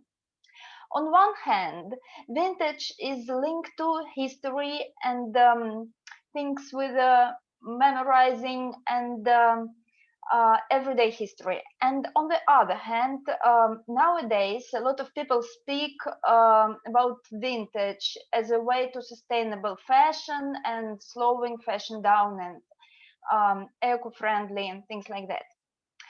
On this photo, you can see various types of threads I have found in the hemline of this red dress while I was altering it. And yes, here I would like to agree with Beth and Bide with your article about marks of wearings on the dresses. It is kind of archaeology when you alter or mend some vintage. You, like a historian, you're working with different layers of history actually. I think that vintage things, they are historical items, and they should be treated with love and appreciation, no matter musified they are used in everyday life. I would like to speak now about different types of collecting vintage and treating vintage. Vintage collectors tend to separate items in their collections into musified and wearable. Susan Jane Bishop, in her article on motivations for collecting, mentions various reasons why collectors keep some of their items locked while they use other items in everyday or occasional wear. Every one of them has his or her own reasons to divide things on musified or wearable. As for me, I divide vintage into musified and wearable by period. First of all, everything older than mid-50s is not meant to be worn. And then I divide things from 60s and 70s by size, style, color, and condition. And among them, I find those items I would like to use in everyday wear.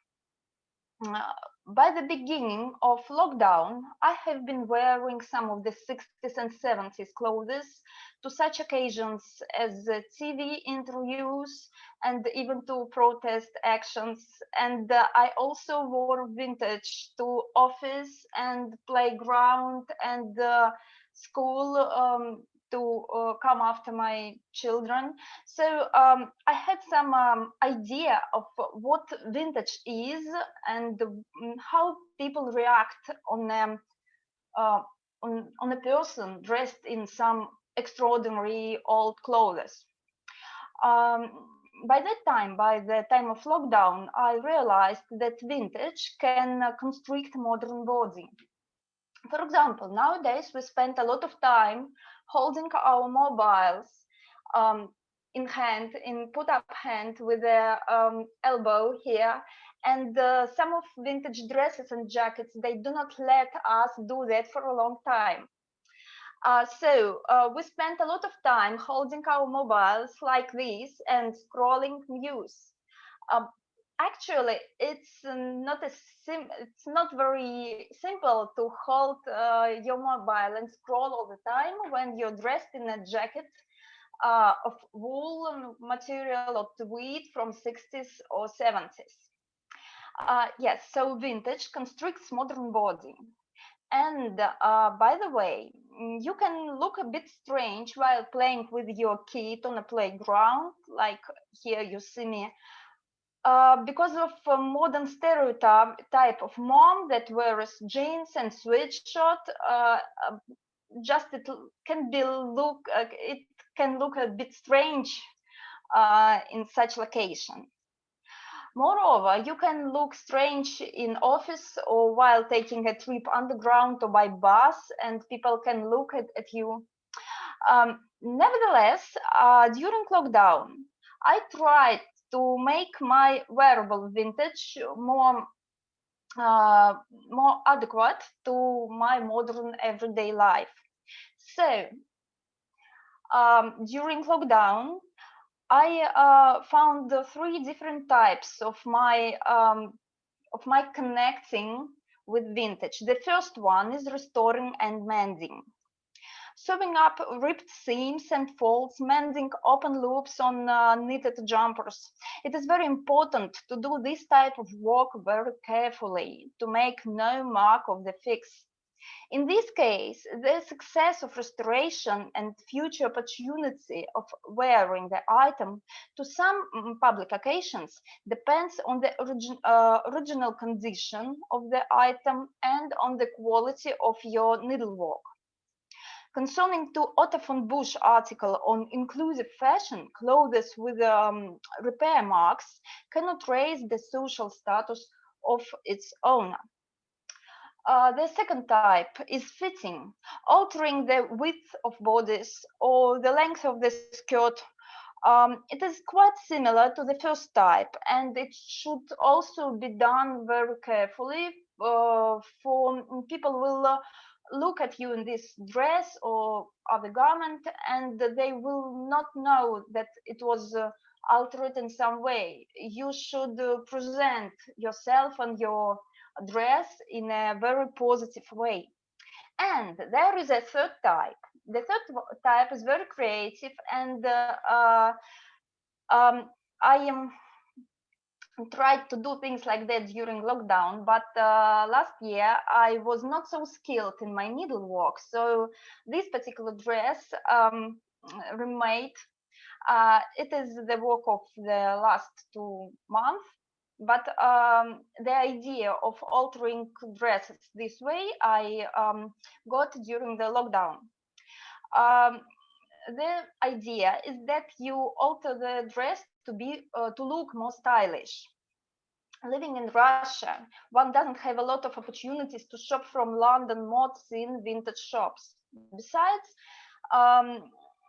we had some different fashion in the 60s.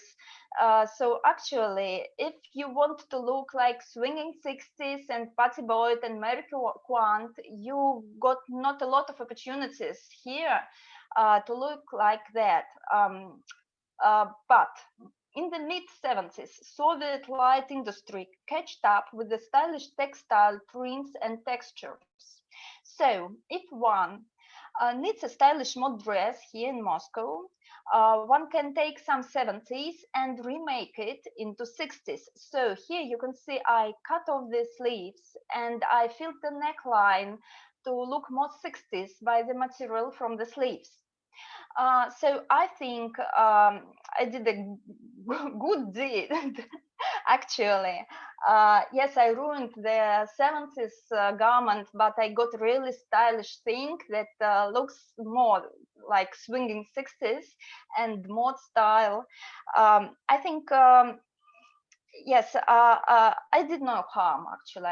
I don't think I did some harm or something like that, because I just made the thing more authentic and more interesting.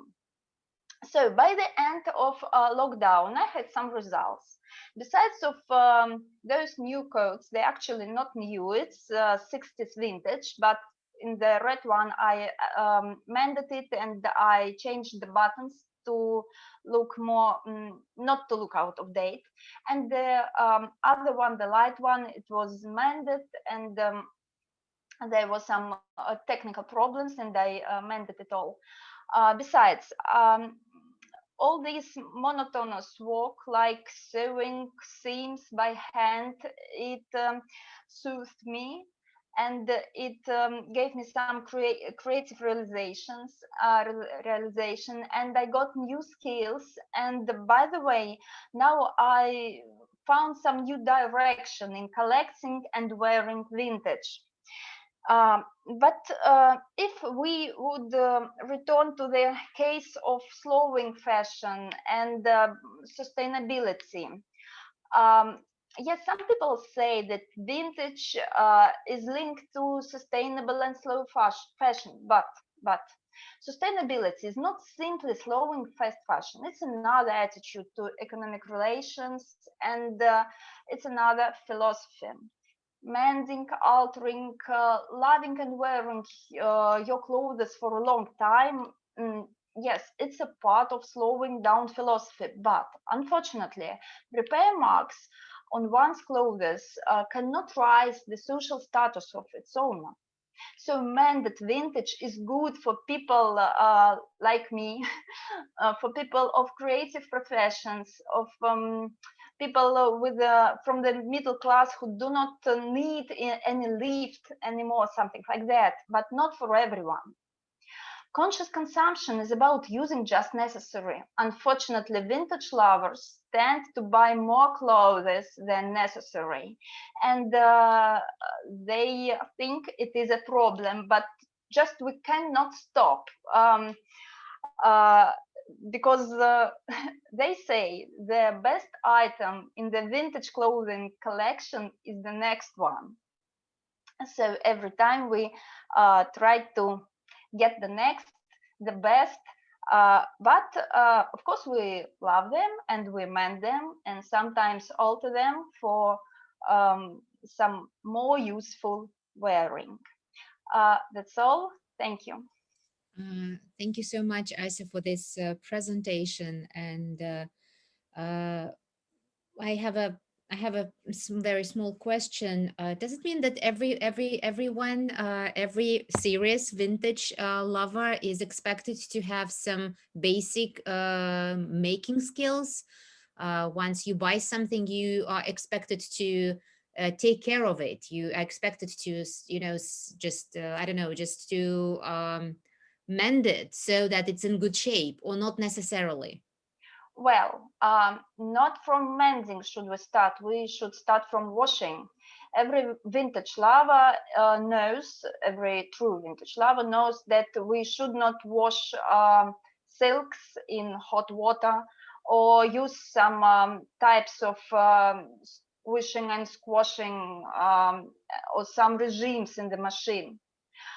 Yes, we should know that all. And if you're a vintage lover who wants to wear or collect 60s and 50s, I think that those people, they know the things about caring about vintage.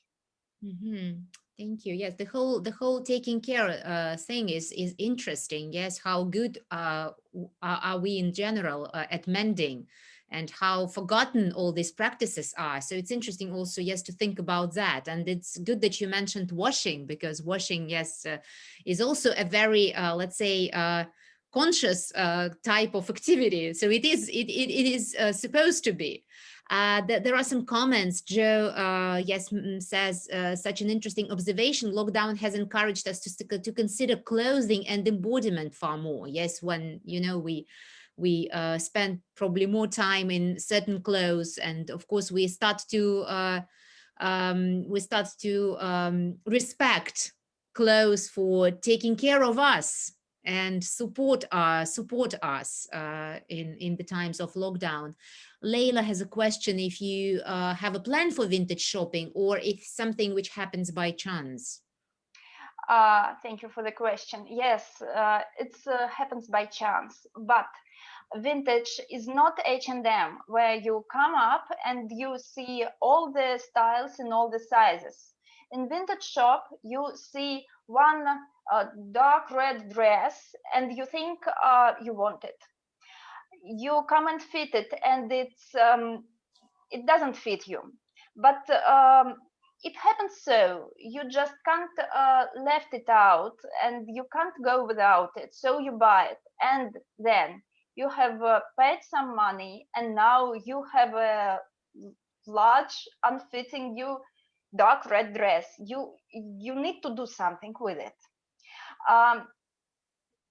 Sincerely, I haven't met such vintage lovers that come up and they see a thing and a garment and they want it, and they say, oh, it's not my size, and let it go.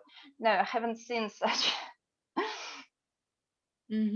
So they see it, even though it doesn't fit them, they buy it. Yes, yes, it happens so. Before lockdown, I visited my friend of mine. She's a fashion designer, but she's the only person that understands me when I tell her how to alter this or that dress to fit it in the style of 60s or 50s or something like that. But during lockdown, I could not visit her. And so I tried to do something by myself. It was another reason why I tried to alter dresses. So you learned some of the skills as a result. Yeah, great. Question from Nina: do you have a particular era you are interested in? Yes, thank you. I wear 60s.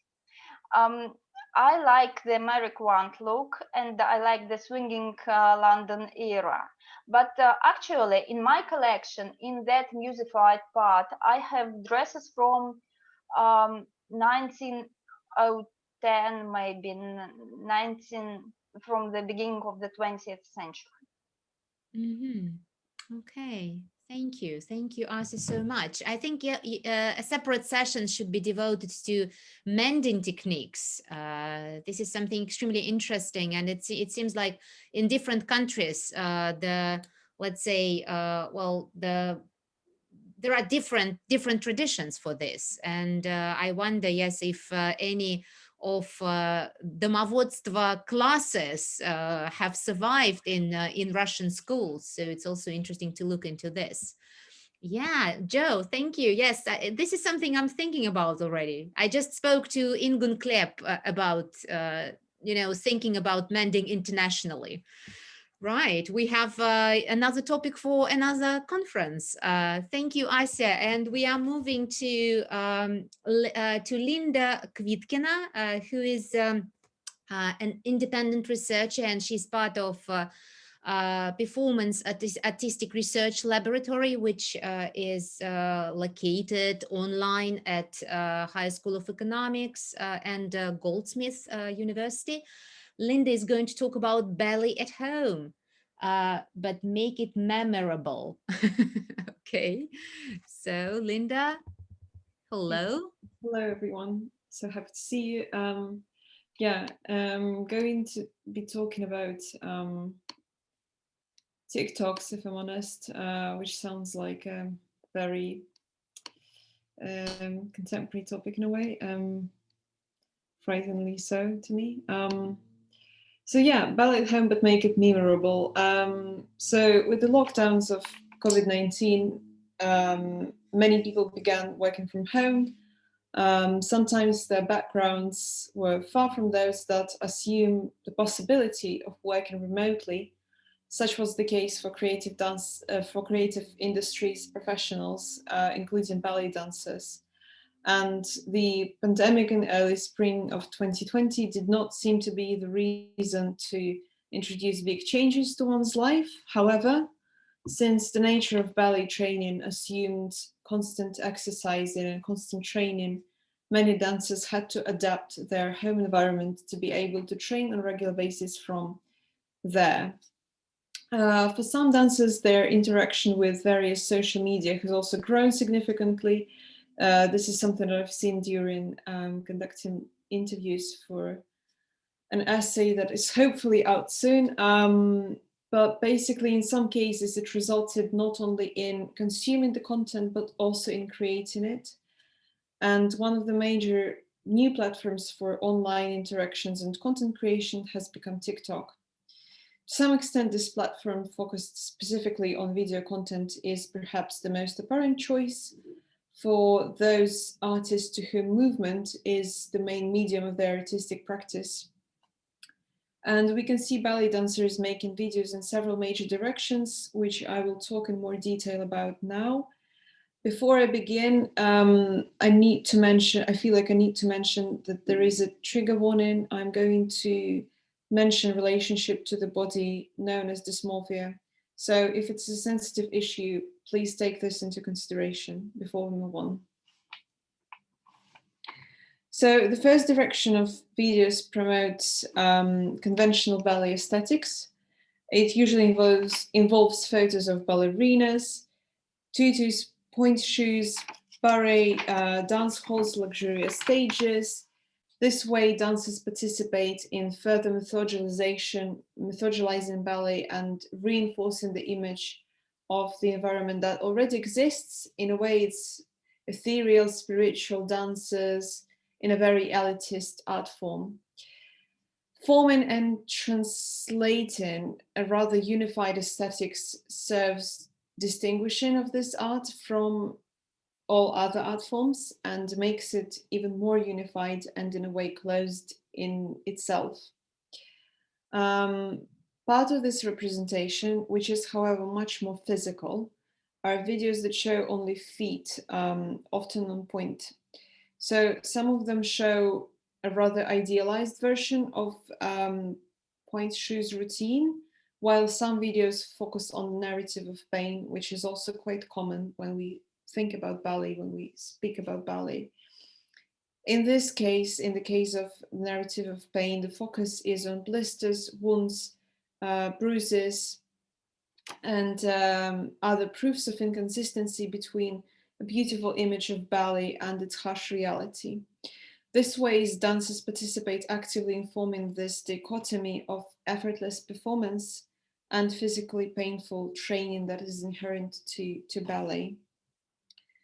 There is another theme common to the videos. It is connected as well to inconsistencies between performance and practices.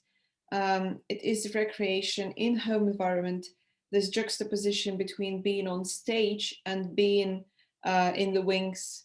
So dancers discuss and show how different the picture of this graceful movement is from actual practices of stage and this is achieved often through poses, because ballet is a lot about posing in the right way, and in the wings they can be quite different. They can be not graceful at all. They can be funny.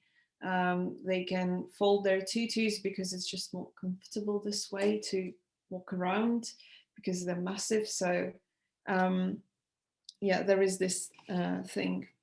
And a major subject of jokes that are closer to sarcasm or very harsh mocking is jokes about dysmorphia, which I think is very important that it goes out to the public more and more. So not accepting their own bodily features can be interpreted as part of the narrative that pushes dancers to train more and extend the limits of their body. But it is troubling to see the enactment of stories of covering the body up so that tutors and students do not notice that one's body is not thin enough according to standards of this industry. And apparently a common phrase, which was quite a shock for me personally, because I'm outside of the field and not a trained ballet dancer at all. So apparently this common phrase that dancers often hear, and which is international apparently, which is also scary, but anyway, is "I can see your lunch."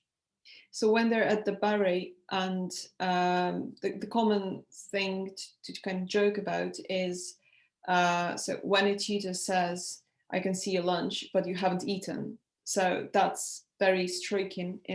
That was striking to me in a way, to see how frank they are about it, and how dancers put this narrative along with the general narrative of conflicted relationship to their body.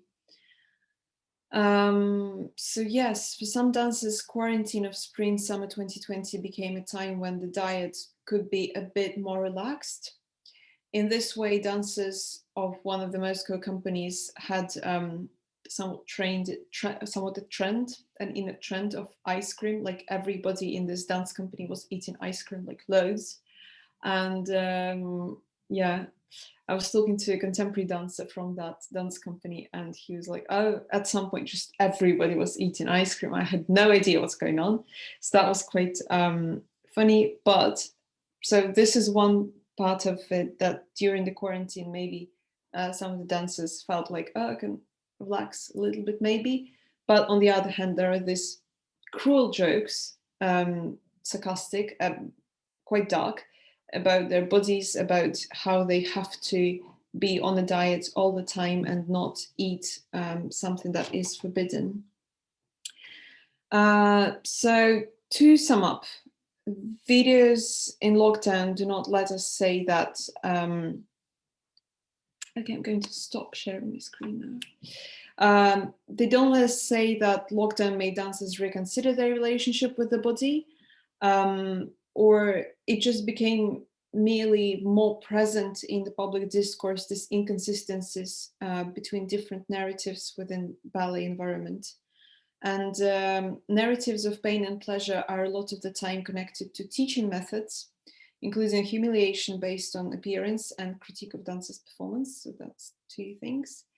And there is one more thing that I want to mention very, very briefly, that one of the most severe teachers, as portrayed in this meme environment, Russian teachers. I do not know why exactly, but they seem to be promoted as one of the strictest ones, absolute monsters.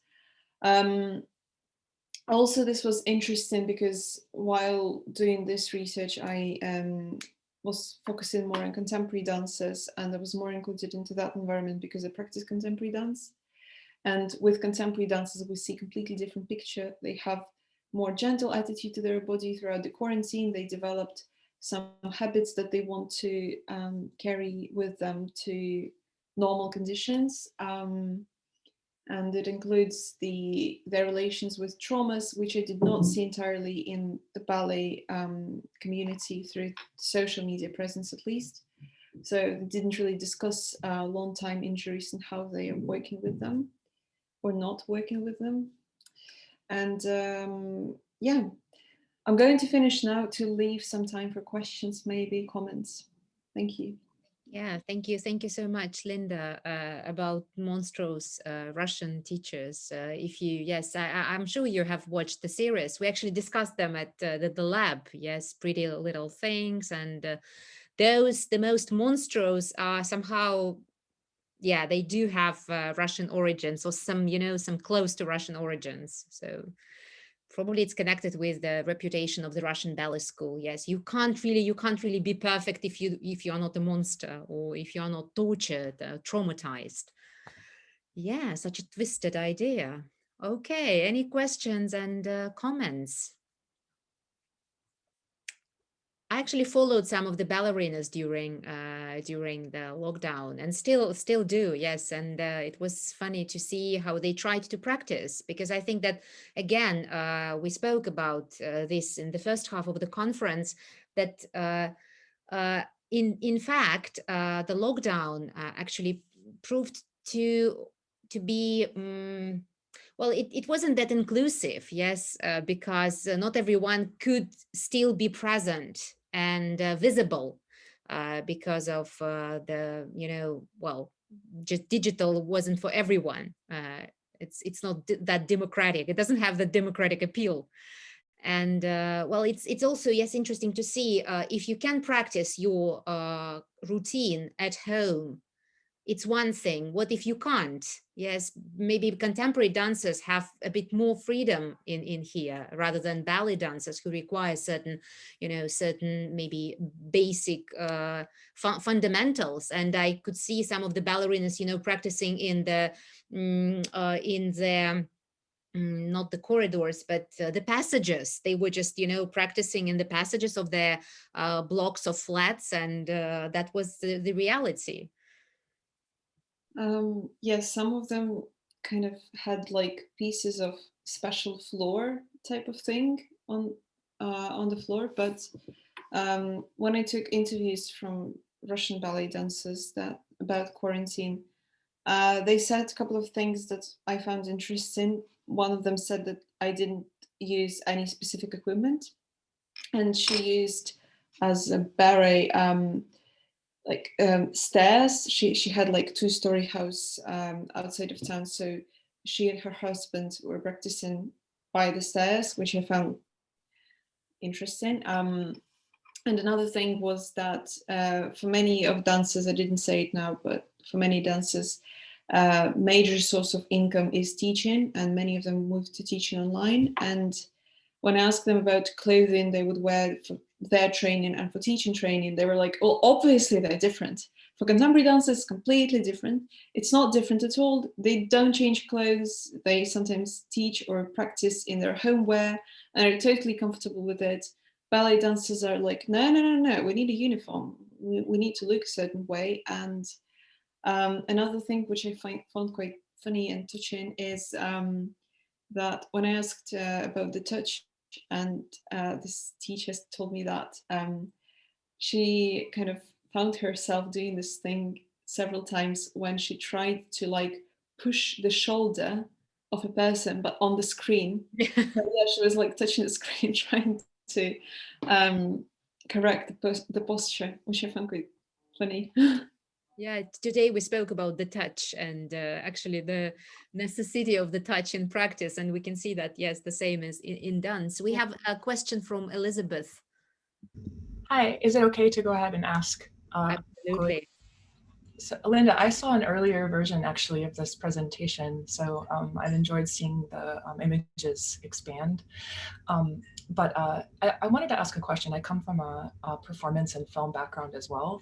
Do you think that in the dance community, like some of these TikToks and this, this sort of blister footage and showcasing the pain, do you think that there's a larger movement that's been allowed because of the lockdowns, where dancers are asking for a change in culture that might be longer lasting? I say this coming from thinking about theater and film, where I think the shutdown has actually allowed necessary kind of vetting of bad practice and a bit of a purging from within. Do you see something like that as being part of this trend or part of this focus on let's talk about the training and let's talk about what we're doing that might be harmful?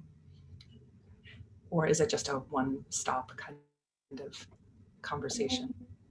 That is a good question. I'm honestly very reluctant to make any like conclusions, the big ones especially. I think that I feel like there is definitely more agency, because I think that before the lockdown and before this whole digitalization, the image of dancers' injuries, practices, etc. in public were mostly brought by, for example, films or something like that. So the narrative wasn't really kind of produced and translated and spoken by the dancers. So they were still silent in a way. So I feel like the agency is definitely shifting. And I think that it is important to kind of see this whole, even if it's jokes about dysmorphia, even if we see it not as something is wrong type of narrative, but is like, that's just our life, that's still valuable, I think, because it makes us question how the system works from the outside, because we, as outsiders, we might be feeling like, oh, is this okay? Like, is it though? Like, can we just discuss what's going on there? So it is quite a closed community. It's a very closed community. And we don't know a lot about practices of training, about how they recover from these injuries that are long lasting and have long impact on the quality of life. So I think there might be something that will develop. Maybe not. I think it depends as well on the rules of lockdown, because for some countries it's much more stricter and people have to go online and have to produce content or something like that just for their own good. Maybe humor saves us all a lot of the time. But for some countries like Russia, the lockdown has been very, very long gone in a way. So people practice in the dance halls and rehearsal rooms, probably even without masks a lot of the time. So I'm just saying that the longer you are physically present in this community and the longer you see these rules affecting you, that's just the concept of governmentality, etc., expanded to this sphere. So yeah, I don't know, it depends, we'll have to see. Okay, yeah, thank you. And there is a comment from Nina about this nice TikTok trend on ballerina opening kitchen drawers and fridges and doing things. Well, not only ballerinas do that, you know, we sometimes practice the same when we don't have time to, you know, to do some exercise. So it's nice, you know, for a change. Right. Linda, thank you so much. I'm afraid, yes, we have to move on. Wow, from dancing, from belly dancing, we are moving to hairdressing. Fantastic. So we are going, yes, to listen to Leila Saburova's presentation on hairdressers practices during lockdown. Leila is a hairdresser herself. She's a stylist, but she's also an MA student in Moscow School of Social and Economic Sciences and definitely doing her MA on hair. Right. Please, Leila. Thank you, Ludmila. My presentation will be about hairdressers practices during lockdown. Everybody knows that hairdressers had no ability to work during lockdown, but it does not mean that there was no hairdressing. Hairdressers demonstrated unpredictable creativity, as I see, and I would like to show how the work of hairdressers changed. And I took two cases which would be considered via application of the theory of creativity by Carl Rogers. Before the epidemic, it used to be normal practice when a hairdresser utilized a mannequin head imitating the head of a client in order to practice the skill, creating commercial haircuts and coloring that did not differ in any way from his usual practice in the salon. But in the era of coronavirus, the work of hairdressers who have been for a long time at home showed a completely new approach. Being socially isolated, hairdressers around the world were unable to work. The masters used trees, paper, forms, miniatures of heads and their own bodies as mannequin heads, and the hair was imitated by utilizing all possible materials that were around. As a result, the works were of a rather deviant nature and didn't resemble the hairstyles that the same hairdresser performed in the walls of a salon. In these works of hairdressers, we see that hair becomes not just a material, but also an object of hair imitation, having no boundaries of size, color, and texture. The question is, what is the reason for creativity reflected in hairdressing works during lockdown, and can this process be called creativity? I suggest to start with definitions, because at first glance, creativity seems to be simple to be defined, but due to the fact that creativity has many faces and it can be defined in different ways. It's rather difficult to find definition which would be the only one and universal. One should note here that the definition of creativity is not fixed in times, and moreover, creativity has many definitions nowadays. According to the theory of Carl Rogers, creativity exists in every individual and awaits only proper conditions to be expressed. For the process to exist, there must be something observable, some product of creation and novelty. According to Rogers, there should be no restrictions to some particular content, so creativity could appear in any sphere. And Rogers highlights special conditions for creative process. And the first one is no pressure. It means that proper conditions for creativity cannot be forced. The second condition is no judgment, which means accepting the individual as of unconditional worth. It is especially important for a person to sense a climate of safety, and then the person can be himself. Another feature is providing a climate with no external evaluation. When a person is not measured by external standard, then he or she can be more open to their own experience. Rogers also talked about locus of evaluation, which was dominated, and in case of domination of external locus, a person has no freedom because of a need to defend. Since the start of lockdown in the middle of March, the Japanese hairdresser in New York, Takuya Yamaguchi, had to stop working and stay home. Suddenly, he had no income and nobody knew how long it would last. Still worrying about many things, he decided to immerse himself into what he loved the most, to create something. For about 100 days since then, he has created one hairstyle a day using everyday materials. So one style a day, he thought over the design, made it into a style, took a picture and posted it in social networks and repeated it each day. Based on his own words, responses from various people from social networks with encouraging messages gave him power to keep on creating and continue this experiment. This 100 mannequin head collection brought success to the hairstylist.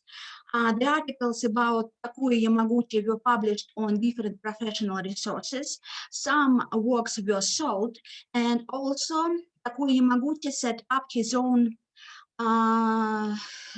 donation program for supporting Black Lives Matter Global Network. In an interview to In Fringe magazine, Christopher Butt, hairdresser from London, spoke about his new age hair collection. When all jobs were cancelled and no shoots were going on, the author created these works in order not just to do the same old techniques that hands can do subconsciously. Looking for a new project to keep his mind well oiled, God found a piece of wood and carved it into a mannequin head. The light setup was his living room window, the backdrop a dark pattern, and the photographer was his wife Svetlana standing by with a phone camera. As we see, both hairstylists had similar conditions, a scope of time, materials, all around of flat, their ideas and camera. Both of them didn't want to repeat their normal work. I decided to compare Takuya Yamaguchi's works, dividing them into two parts, the lockdown and non-lockdown. After visual comparison, I found out that forms of lockdown group were rather normal, commercial, and similar to non-lockdown. Nevertheless, even with usual forms and textures, the lockdown works of these stylists are considered to be creative. And that is interesting. We can conclude that substitution of usual materials and tools by unusual ones can change attitude to the product from normal to creative. I decided to make the same experiment with the works of Christopher Gart and found the proof of my conclusion. Applying the theory of creativity by Carl Rogers to describe cases, we can see that being socially isolated, Takuya Yamaguchi and Christopher Gart felt no pressure and no judgment being alone. They had enough time to make something interesting and demonstrate their creativity. But talking about the locus of evaluation, we still cannot talk about complete isolation. Because even being at home, we have an opportunity to communicate via social networks, which in modern reality often become a platform for sharing our success and work results. And social networks can be seen as a stage for a performance based on Irving Goffman's theory. Even staying at home physically, a person can present himself to others via internet. But what is the reason for creativity during lockdown? I used the work of researcher Mihai Csikszentmihalyi, who said that in order to gain creativity, a person should pay high attention. He pointed out that term attention is a limited type of resources which is usually focused on a daily routine. But doing things which are unrelated to survival, a person has more chances to study and experiment. And according to Csikszentmihalyi, creativity is more likely to appear when new ideas meet less resistance. I think that example of hairdressers practices during lockdown proves this theory. Hairdressers work is work by hand, and staying at home, having no opportunity to work online and remotely, hairdressers identified a scope of attention which needed to be paid somewhere. With no fear to get critics from colleagues, many hairdressers demonstrated unusual and creative works. Even keeping the same style, forms, and textures, new works were considered to be creative thanks to unusual tools and materials utilized during its creation. So these works brought success to some of hairdressers, and I think that it kept him in touch with the external world. Thank you for your attention. Thank you so much. Thank you so much, Leila. Great examples. Very, very interesting theoretical frame. I just remembered that how hairdressers were targeted as the virus spreaders during the lockdown everywhere. And it reminded me of Susan Vincent book, who actually spoke about this very specific rhetoric which has traditionally surrounded hairdressers and the reputation, of being, well, in between. So yeah, thank you. So do we have questions or comments? Joe, how do you think these lockdown styles will develop post-lockdown? To be honestly, I do not see the difference in the style. So if we see the picture with my small research, we can see that the style, the form and texture is the same, but the difference is in the materials utilized for production of this style. So I think, to be honest, I think no, there is no dependence. But I can note one thing.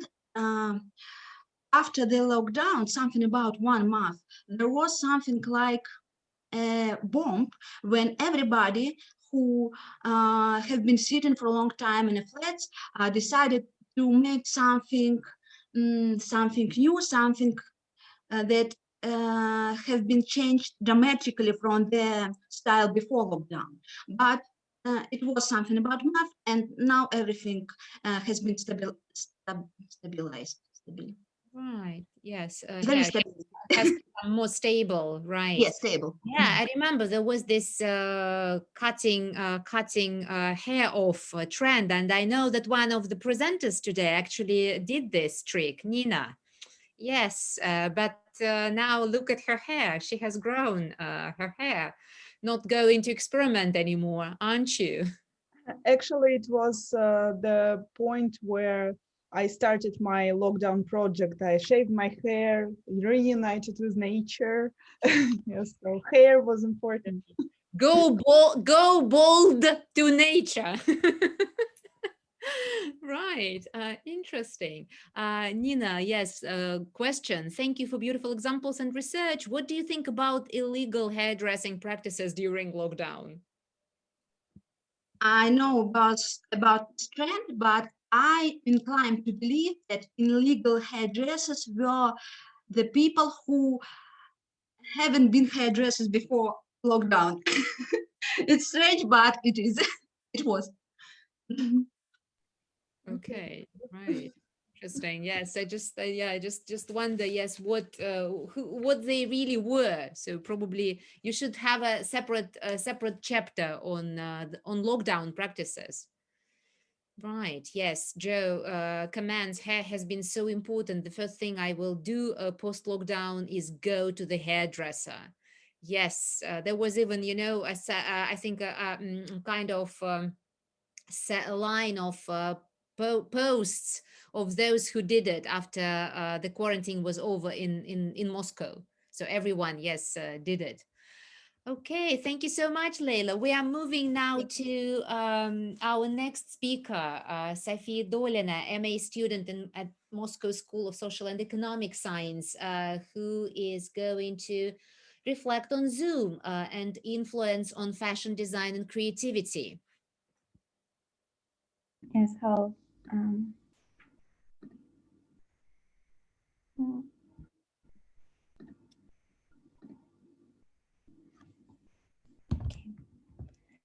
Yeah, so I want to share with you my thoughts about Zoom influence on fashion. So thanks to COVID, Zoom became a new and only space for business meetings, friends, gatherings, parties, and conference. So therefore, Zoom is a new place for fashion, and it became another space for identity construction.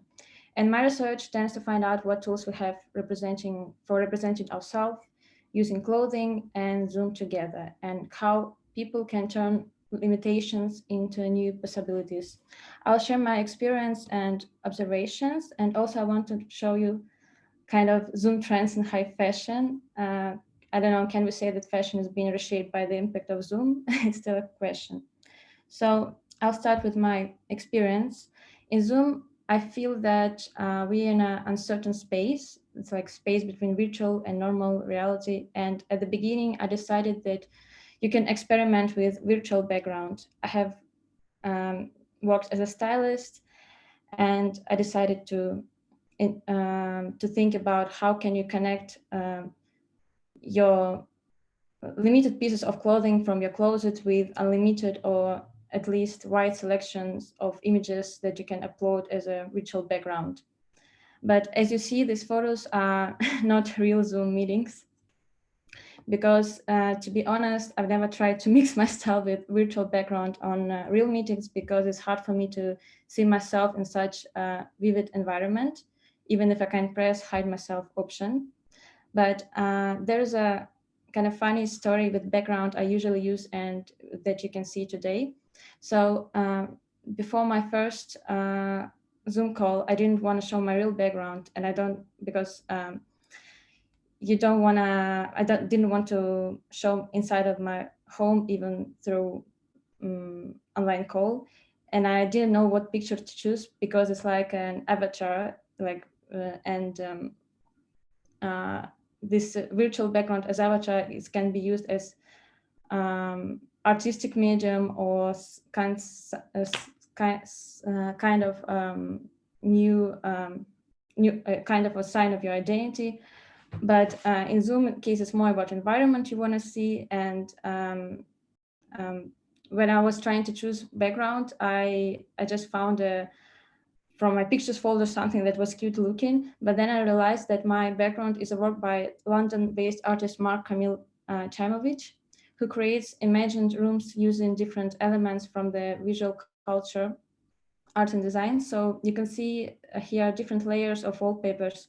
This artist, he's like reinvent private places and create imaginary spaces. And recently I read article about him, which was called This Artist's House is Not a Home. And that's what I feel about my virtual background, because it's like you demonstrate yourself, but you hide it at the same time. So I guess in result, I styled myself with this virtual background, but it was more about my feelings of ideas and conceptions rather than visual harmony. But anyway, it was fun. And so this quote from Arkamura's article about fashion blogs and screens and mirrors and screens, because she was writing about fashion bloggers and how people, especially women, depend on mirrors because they need to control gaze, and it's kind of stressful. And I believe that now it's like more stressful with Zoom, because you always, most of your time you spend in front of these screens. Okay, so Wittgenstein wrote in her book in 2006 that the face, which has always overcoded other body parts, has now ceased to be the most representative signifier of human appearance. And I believe it's not like this anymore, because our attention to the face and upper torso is back. And I feel like my body is fragmented for most of the time during the day. And as we see, many people dress for business calls only the top half of the body visible to others participants, and leave the lower part of the body in casual attire. And I noticed that some in fashion shows, spring, summer 2021, some designers have made jackets that are perfectly sized for Zoom calls. And also I like this white project dress because it's like you can pin a blouse to your chest, you don't even have to wear it. And there also were some options for lazy one, long blazers and shorts who forget to put on some pants and turn off the camera when they stand up. Another thing I noticed with Zoom and how it changed our dress is like an unstable internet connections, like changes our dresses, like noise interference, and when image freezes, our silhouettes are blurred and our clothes are painted over by a virtual background. Sometimes it's like blended with messenger windows, and these layers of images overlap each other. It is like you can have an unexpected costume in this uncertain space. And I also noticed some of these reflections, I don't know, these decisions in fashion design and fashion shows presentations. As we see, like in Louis Vuitton dress, there's kind of a glitch, or in this one not, and there's also layers of different slides and colors, and Mary Bones also looks like a glitch. So it was my reading list. And Mike, thank you for your attention, and thank you. Was very happy to share my thoughts.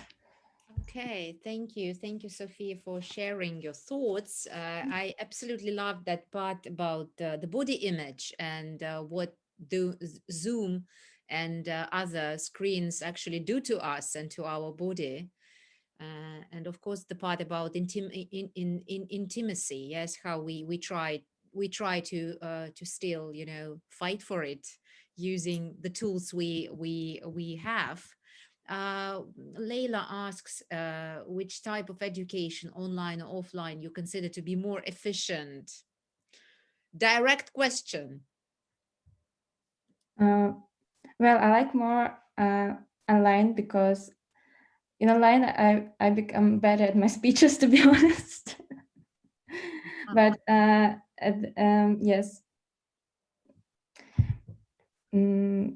But at the same time, yes, I think that of course I miss this things that you can feel only offline, like, you know, like emotions, feelings for each other's body, and yes.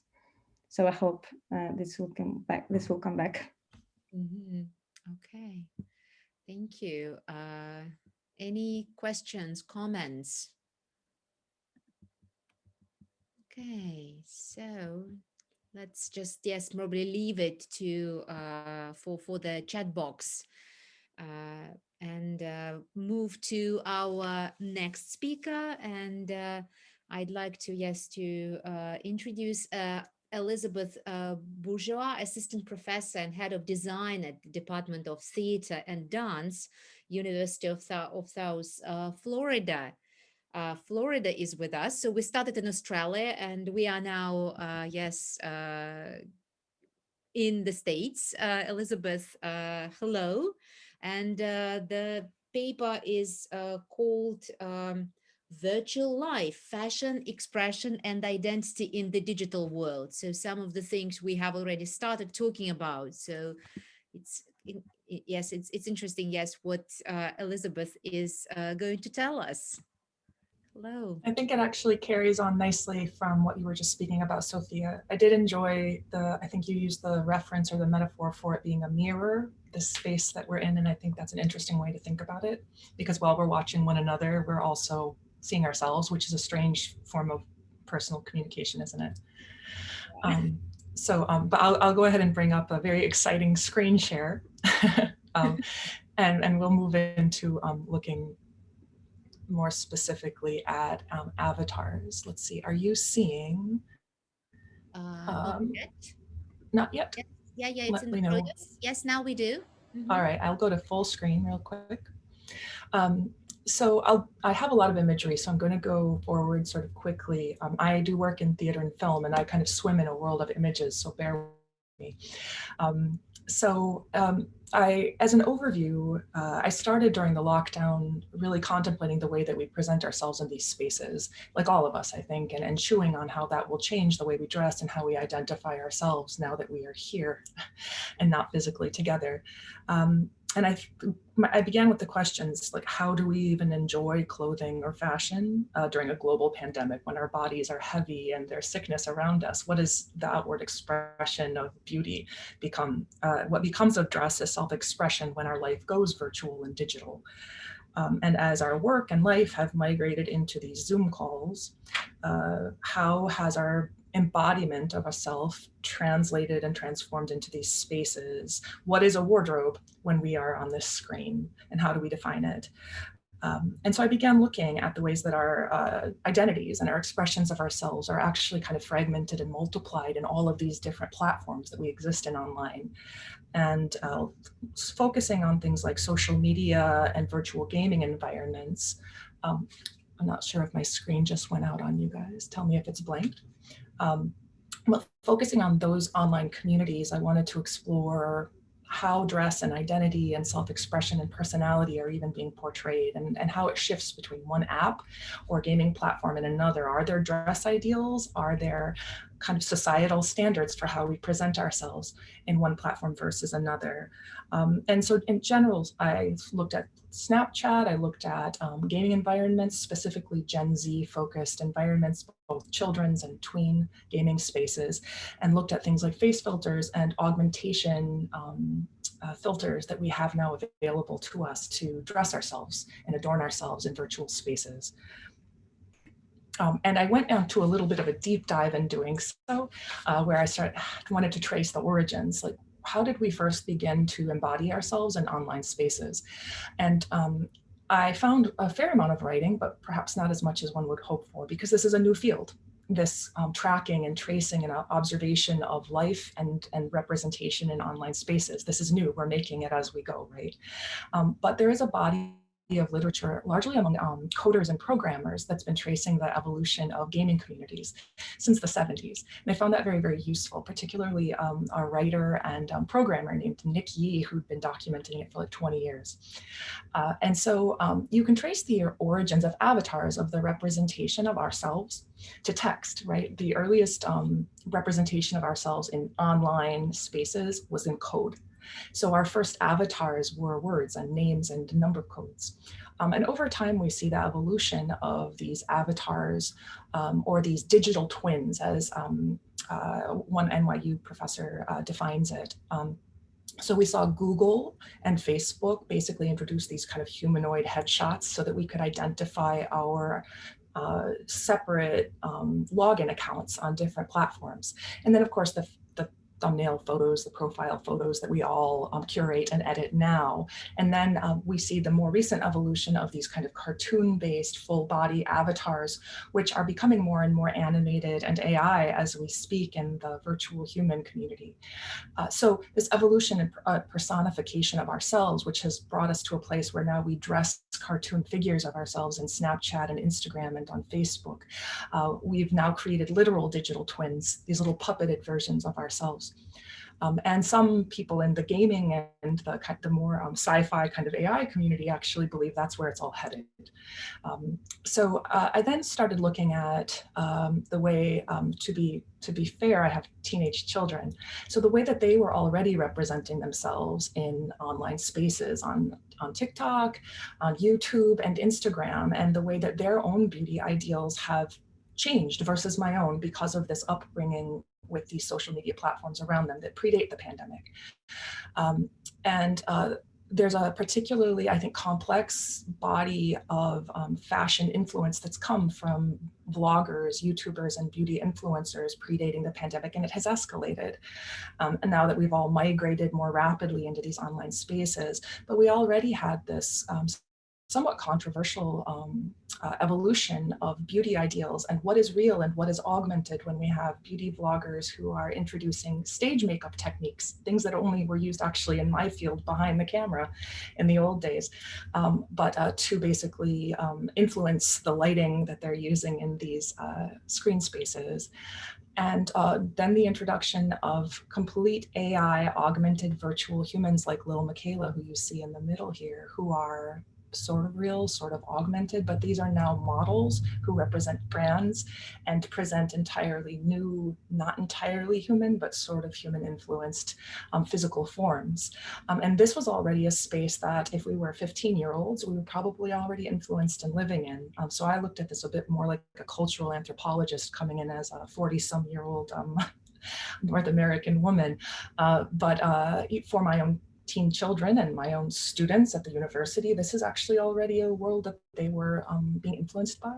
And this idea of what their appearance is and what is beautiful, and is the online version of myself and the beauty I present there as important or more important to me than the physical form that I have in the room with me.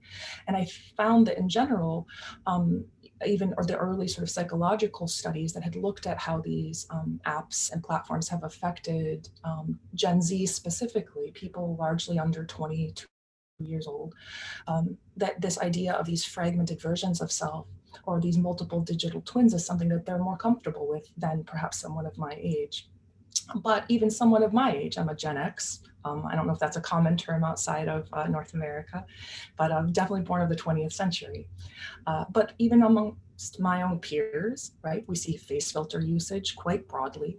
So this idea that some of us perhaps in this call have put on a Snapchat lens filter, in fact, and already airbrushing ourselves or changing the lighting so that our teeth appear whiter. Apologize, but I didn't put on that filter this morning. But we are all of multi-generationally presenting photoshopped, filtered, and augmented versions of ourselves out there into our headshots on places like Indeed and Instagram. And we rarely put ourselves unphotoshopped or unairbrushed into these spaces at this point. So this idea of augmenting ourselves and making whatever we think is the better version and putting it out there into this digital ether is something we're all largely doing already.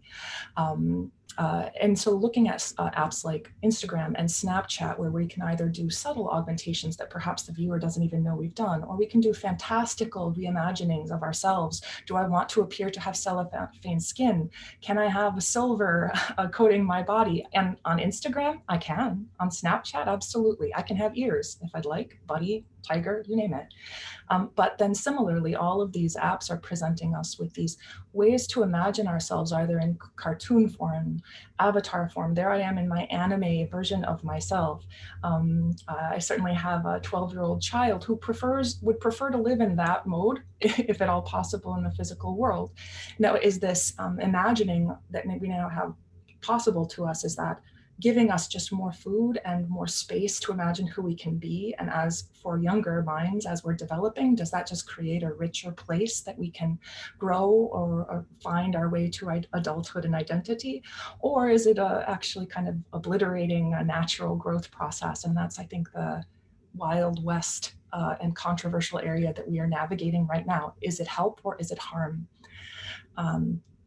I dug into a broad array of gaming platforms and more than I can talk about here today, because it's quite a fertile ground to look at dress and clothing in digital communities. But I focused on the game Fortnite largely because it's vastly popular worldwide among Gen X, Millennial, and Gen Z. It is an online gaming platform that hosts online events, concert events, and more and more interactive live performance spaces.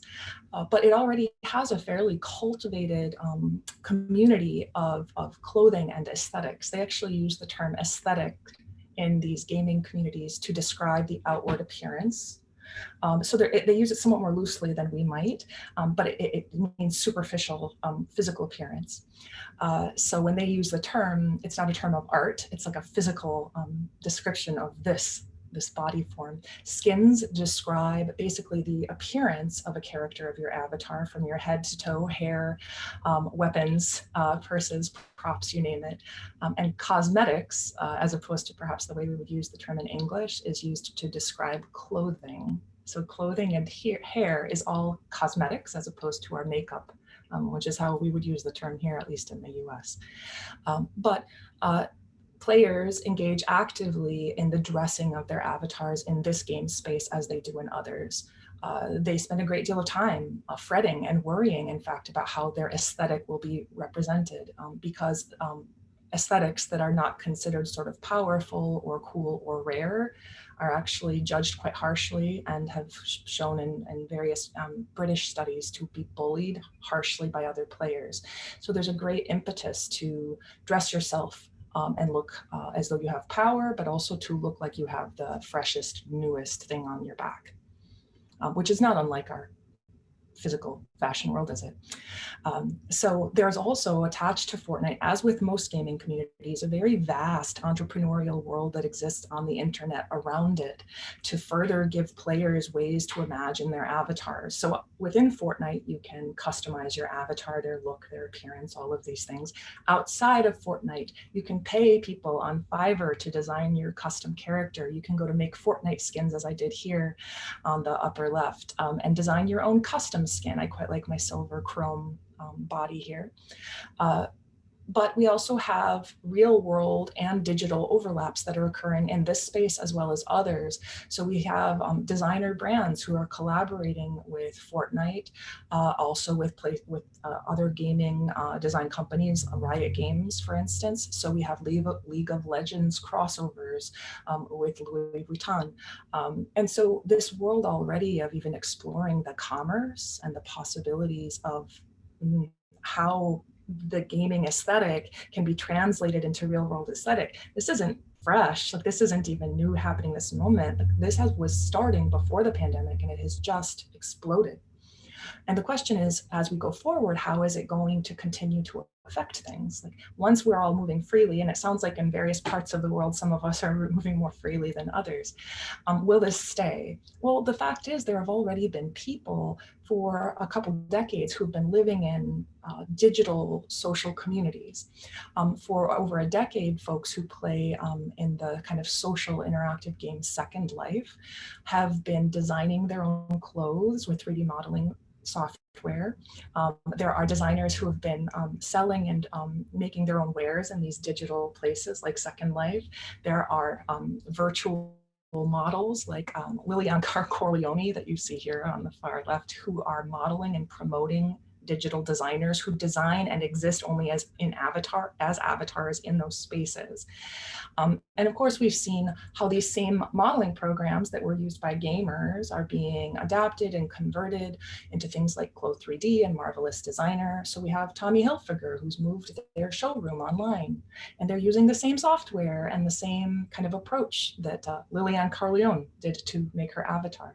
And I think we're all familiar probably with much more kind of internet famous, the Fabricant Collective, who have been broken through with their blockchain digital couture that sold for $9,500. And the only complaint that the buyer of the Fabricant's $9,500 gown, her name is Mary, her complaint was that she can't yet just wear it wherever she likes. The fabricant has to fit it to her avatar as she wants to move it into different images and different platforms. And she would like to be able to just wear it on TikTok whenever she wants, but she does not yet have that freedom because the technology is not yet in her hands. But there is this vast world of digital maker spaces that has already evolved. Some have grown from these gaming communities, and some have now branched off into these fashion collectives. But at least for the time being, it seems like there's a very fertile and healthy, open and fluid ground for young designers to launch their own line here. I don't know if I were a young designer. I did have a children's clothing line for about a decade. If I could have launched a line and not had to worry about labor or materials or shipping costs and somehow sold my designs digitally online as downloads, oh, I can only imagine how much easier my life would have been. So if this entire market continues to expand, and I might be able to design my custom costume designs for a gamer instead of a theater company or an opera, the world seems quite fertile to me. And at least for the time being, it seems like there is a lot of space for independent digital makers and designers to expand and grow here and just sort of stake their territory. I don't know how long that period of fluidity and flexibility is going to last, however, given that we already have designer brands who are seeping into these spaces. But we can see some possibilities for the way this avatar meets digital fashion meets digital life might carry forward. And certainly in the more programming and coding communities, this is at the kind of the forefront of their discussion. But this idea of virtual humans, these avatars, who are somewhat augmented versions of ourselves in these screen spaces. On Instagram, we already have multiple virtual models who are superstars who have millions of followers, who represent brands like Calvin Klein and IKEA, and model fashion that has been theoretically, I don't know, photoshopped or perhaps put on them in After Effects or Maya. I actually don't know all of the software they're using, but we already have this land of virtual influencers and virtual makers like Laturbo Avedon, who is an artist and designer who has never been presented in physical form. They only exist as their avatar selves in gaming spaces and in social media spaces, and they only design virtual events and virtual characters, like Hatsune Miku, the Japanese voice avatar. But we have virtual humans who wear face filters and wear digital fashion. So they're digital people putting on digital art. So this kind of space that we've moved into already, are we in the sci-fi future? It seems as though we might be at the point where we have virtual humans wearing face filters and digital people designing digital performers. So the possibilities for, I think, those of us who work in creative fields, if we look at these avenues as wide open spaces where we can design people, characters, avatars, and help those of us who want to fragment our identities in this way. Is this just a new, fruitful, artful world for us to create in, or is it a really dangerous space? I try to be optimistic and imagine things as spaces with possibility and hope.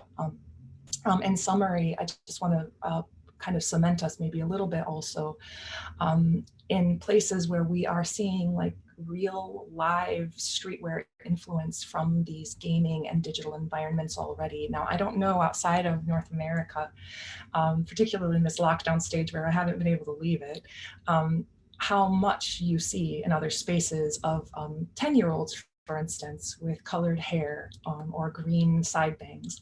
So one of the places that kind of to come full circle that I even started to just want to understand almost anthropologically, like, what is this world?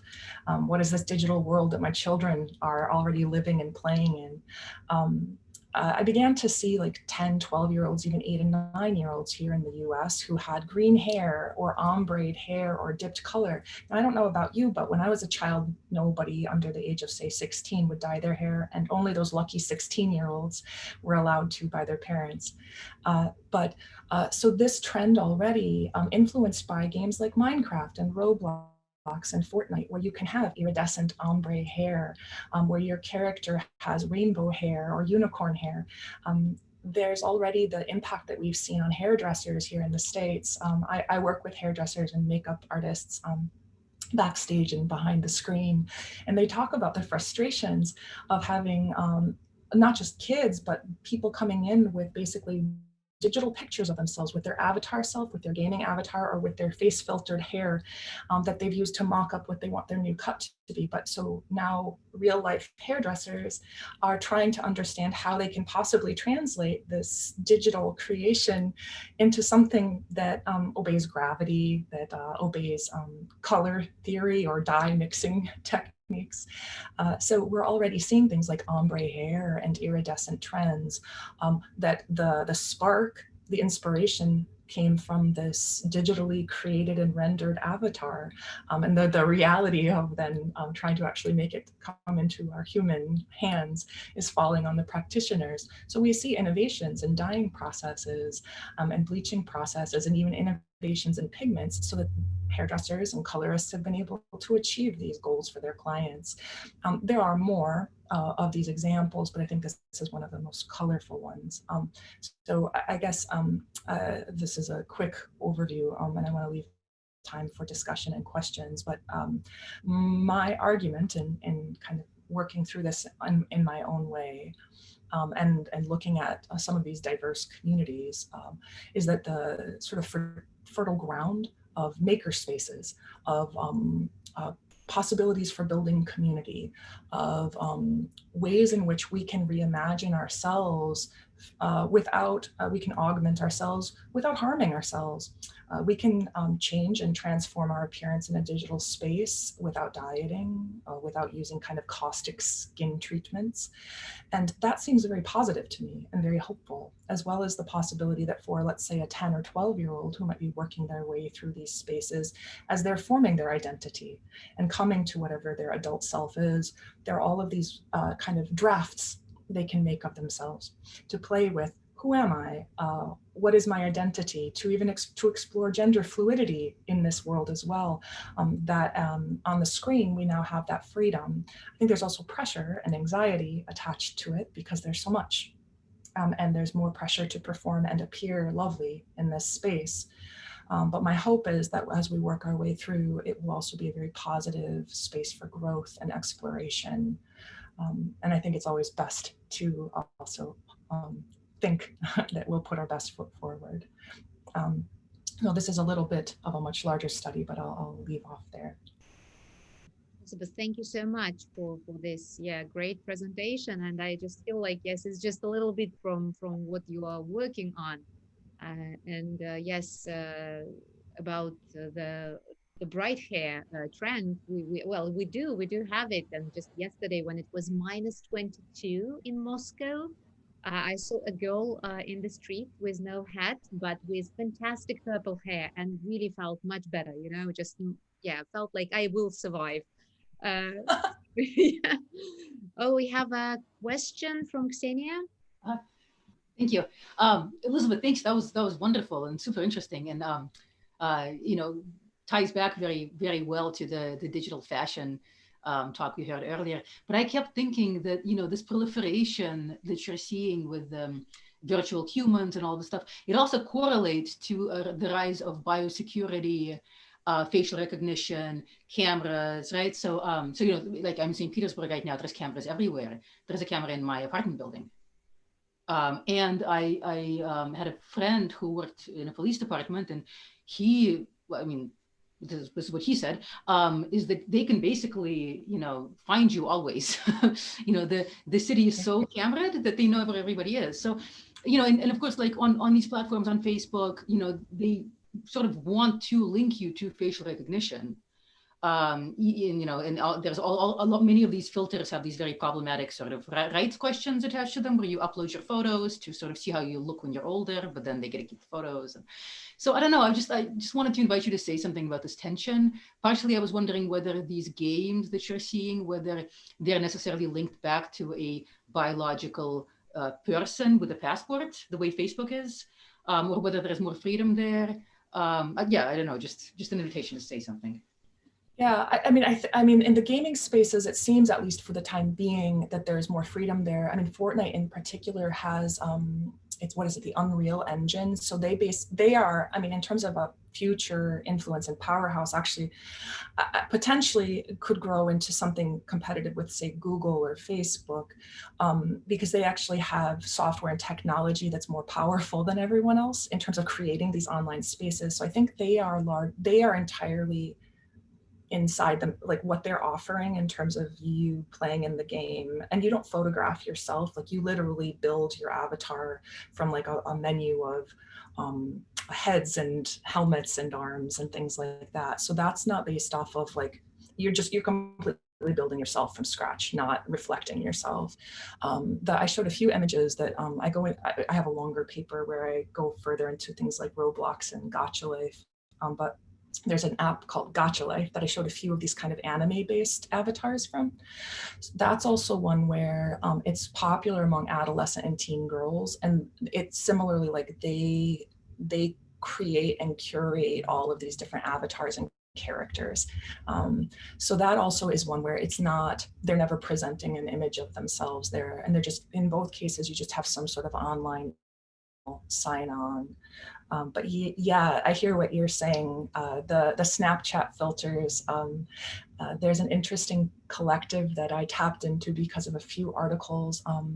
I want to say that they are Dutch, perhaps, but Wolf 3D, who will design your custom avatar. I don't know if you've encountered them, and they're quite fetching. They're kind of these sci-fi cyberpunk avatars, but you have to do these shots of yourself to get this wonderful avatar. Yeah, and so even in doing the research, I was like, "Ooh, I want to see my avatar."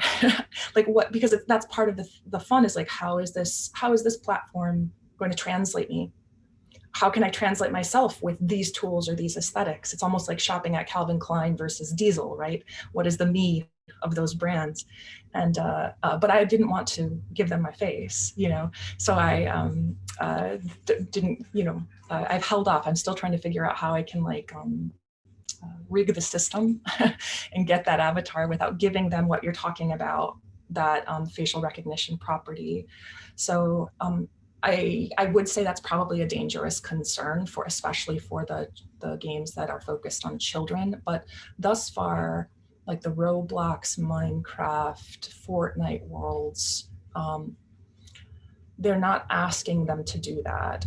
Now in Fortnite and Roblox, they have really complex internal commercial communities. Like there are actually like in Roblox, there are vast communities of makers who will design knockoff designer goods or the specific like ombre hair you want. So in all of them, there is a really easy way for kids to get sucked into a consumerist mentality.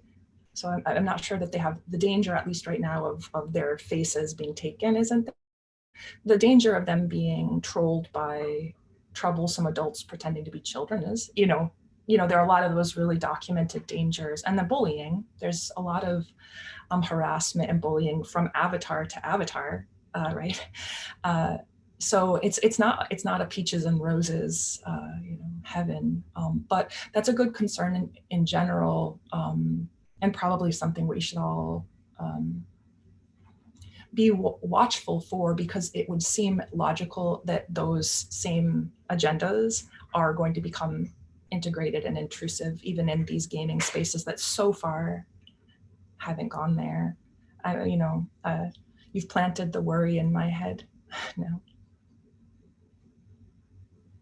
Yeah, well, interesting because, of course, colleagues in game studies, they have been like, thinking about all these issues. And recently there was an open call for papers for the conference, how you construct, this taking care situation and choice situation in games.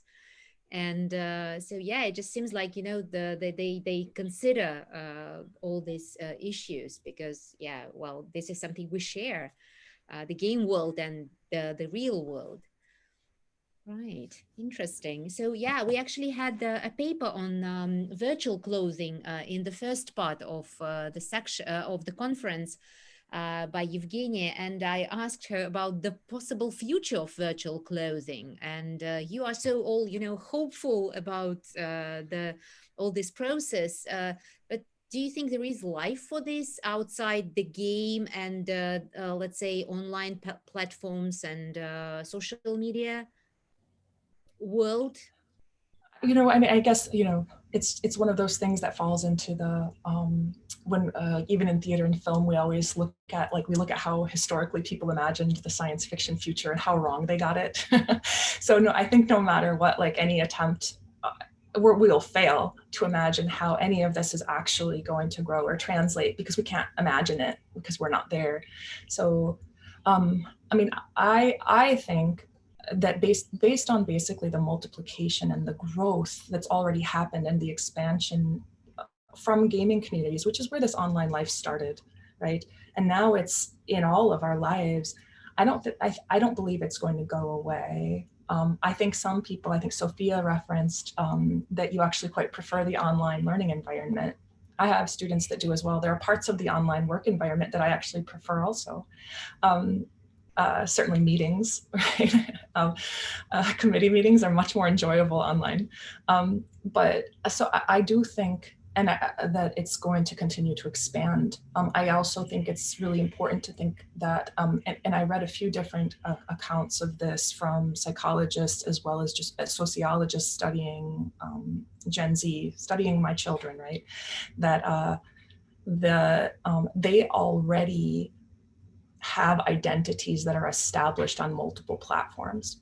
So a 10-year-old or a 12-year-old who's had any time on a Roblox, their multiple avatars that they've kind of seen and grown through in that Roblox space since whatever age they started playing are just as much a part of their development and their imagining of themselves as my own remembrances of, a certain pair of jeans or a certain pair of shoes, or did I like purple in 3rd grade?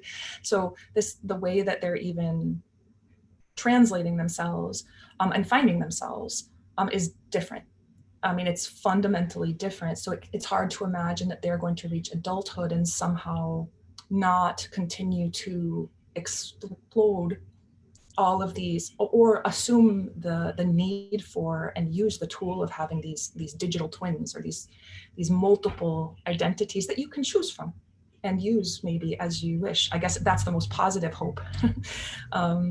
So I can't imagine it's going to go away. And I mean, in the paper, I somewhat make also I didn't speak to it here, but I make the comparison that at least here in North America and in Europe as well, our approach to security after 2001 and after the kind of shift in sort of terrorist activities of 20 years ago, the way we interact with airports, the way that we even travel has changed. I can't go to the Eiffel Tower in the same way I could in the 1990s, you know. And so there are those things that have permanently affected the way we live.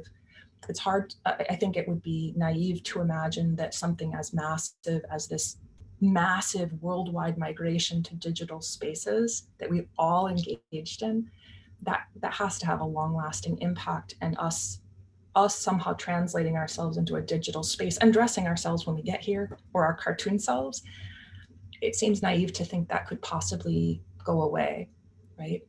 That's an argument I make. It seems like historically, global cataclysmic events have long-lasting impact, and this seems to be one.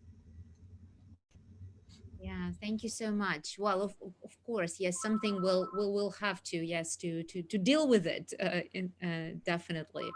I'm sorry. Yeah, this is the intrusion of everyday life, you know, the routine into the digital. Telephone sometimes ring. Okay, thank you so much, Elizabeth, for the fantastic presentation. And we are actually getting closer and closer to the end of our fantastic forum. And our final presenter today is Elena Kononenko, who is a stylist, and she's going to speak about the image as a layer between the inner and outer world, from managing impression to balancing a state. So, Elena. Hello, everyone. Can you hear me well? Yes. Hello. I work as stylist, and what I will talk about for the next few minutes is based mainly on my practice and on dialogues with my colleagues. And the gender group with which we work is mainly the women between 30 to 50 years old. I felt like need to specify that because I feel that the older generation is much more sensitive to how we adapt to any changes, and maybe actually they do wish to stay more in the physical world, the material world, rather than virtual. And I'm going to share my screen right now.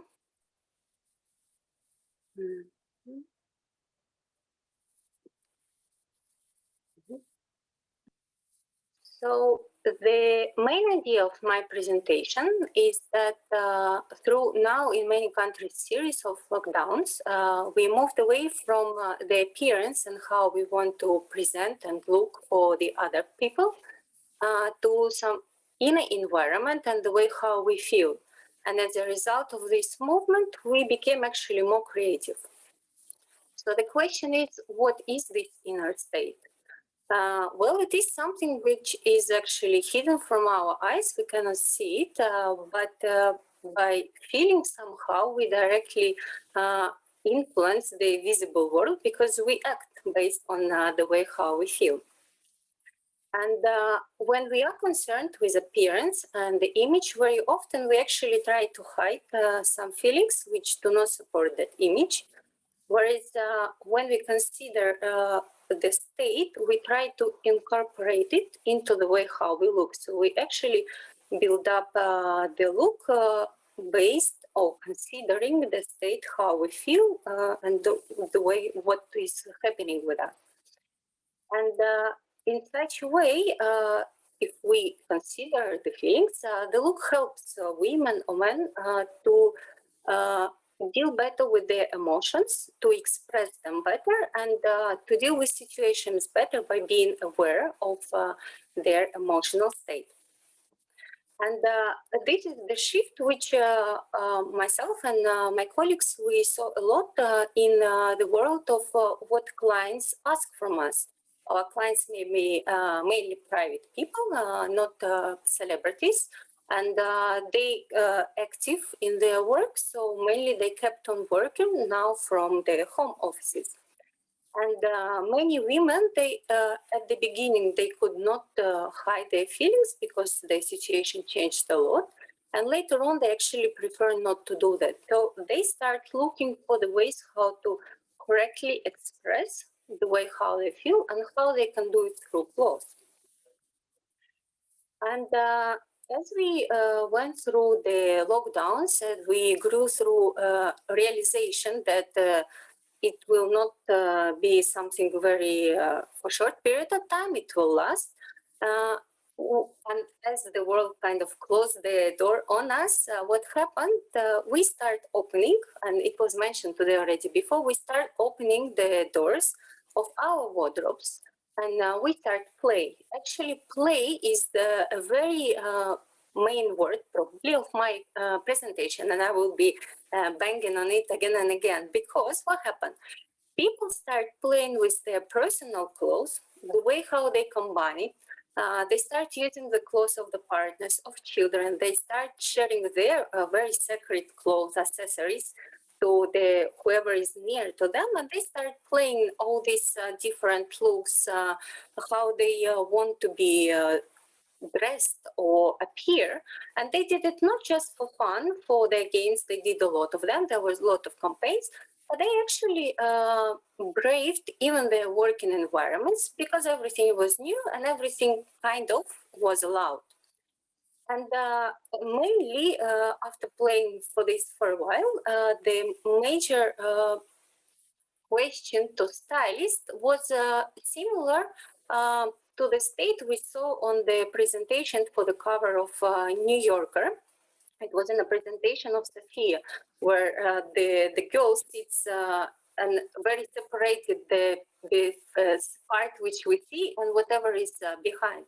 When it starts happening in real life, people notice that they are not productive. Their state is very disturbing, and what can be done easily or differently in a way to incorporate the whole state of our body and the whole environment behind us. And the only change which happened is that the world was moving more and more from the streets onto the screens. And we saw our colleagues, our friends, all the people on the screen. And yeah, from one side, we were very active on everything what was happening on the screen. But in the room, very often, the person kept on being alone, or maybe even in the whole house, depending very much on the situation. And this kind of, it created a lot of tension and questions, because it was a big opposition of what we very often saw on the screens, especially if we participated in any campaign or decided watching all the series or take up the courses. And what was actually happening in our four walls very often was very different. So that created a lot of basic existential questions, like who am I? What do I do? What do I really want to create? And do I do what I really want to do? Something like that. And all this online life going forward created a lot of desire of actually being connected with people on the screen, not just being physically present in the room, but to create something like a common environment, common atmosphere. And that is very often was done by way how people look, or some maybe things they did together, not necessarily dancing, but simple things like, for example, creating a theme and dressing up for this theme. And that could be a general birthday party, or a few examples when there was a film premiere, and according to the theme of the film, people were trying to dress or maybe order some food. So actually, they build up the whole environment, kind of incorporating the screen and all the people on the screen in their life. And very often, whatever was on people helped them very much. So the body became very material tool to actually adapt better for the online reality, which was speeding on the screen. And very naturally, because we spend so much time at home, we also start questioning of what is home clothes? What do we wear at home? Because now the concept of home changed, and the needs of the clothes which we wear at home also changed. And what happened? On one thing, we spend 24 hours a day at home. That means we either limited by space and kind of we don't need really to change, we don't go outdoors, but on the other hand, we do have all the different contacts we through the day, which in reality are performed better or felt better if we actually dress accordingly for those different contexts. And those people who very quickly got this idea of a game in a way to change, to dress differently for different tasks they perform through the day, they felt that they can, on one hand, be more productive at what they did at work, and on the other hand, they actually can get a better rest after all this home office is done or whatever was happening at home. So this kind of through clothes, through this layer on body, helped a lot to maintain the rhythm between rest and activity, which was also disturbed very much. And one point which also we noticed very much with the colleagues was the very close attention to underwear. Women on average, their group age between 30 and 50, very often more attentive to lingerie or underwear, how it fits. But at this time, it became even more in demand. Why? Because they felt themselves actually, or they felt when they were offered by stylists that this, although a very close layer on the body, it creates a situation when you feel your body better, you feel better what is happening in your bodily process and what this kind of inner world, how it feels. So, and as women, we very often forget that we actually create from ourselves, from whatever is in our body and this great inner capacity to create. So by feeling something intimate on the body, not big, not it varies. So different women actually have different demands for underwear, but it helps to actually remember that we are very creative by our nature, and it does not need much to start creating. Like we all very often watch on the screen how other people to create, when we actually have the feeling in the body, and very often this feeling can be originated by the clothes, we can remember that we are creative ourselves too. And that would be the last slide for my presentation. And here you see the picture. It's actually the picture of a game for stylists, which became very popular among my clients, many clients of my colleagues who play with this game too. And the whole idea of this game was to actually show as a tool to women, to men also, but less, how by incorporating different feelings, different worries, different desires into how you look, what you wear, how you can change and adapt, you can be feeling better, feeling differently, being more productive, coping better with the situations and all the other challenges that we face through that time. And it's a very simple approach because, as we said today, again and again, time may change, but we still wear clothes. We wear it every day. We in the morning, first thing we do, we either take our pajama off, or if we don't wear it overnight, we put something on ourselves. So by picking up the first thing and probably keep on picking up things through the day, we can actually help ourselves a lot to, on one hand, create how we look. And as we know, any pattern in our life can change actually how we think in all other sectors in life. So being creative in our wardrobe help a lot of being creative in many other tasks. And through this game, it's very interactive with cards, and you play with some women, they do different tasks. actually it become very visible that it's not just a stylist on Instagram who shows some ideas about trends and I should do this. No, you kind of interact. Maybe you remember, some of you may have in your childhood a doll, and you kind of dress up the doll and you see how it looks. This is more because now we are not girls anymore, we are women. That actually the doll can feel somehow, can be angry about something, or can want to have love or affection. And by just putting next to it different clothes and different shoes, different bags, you see clearly, like, will it help or not?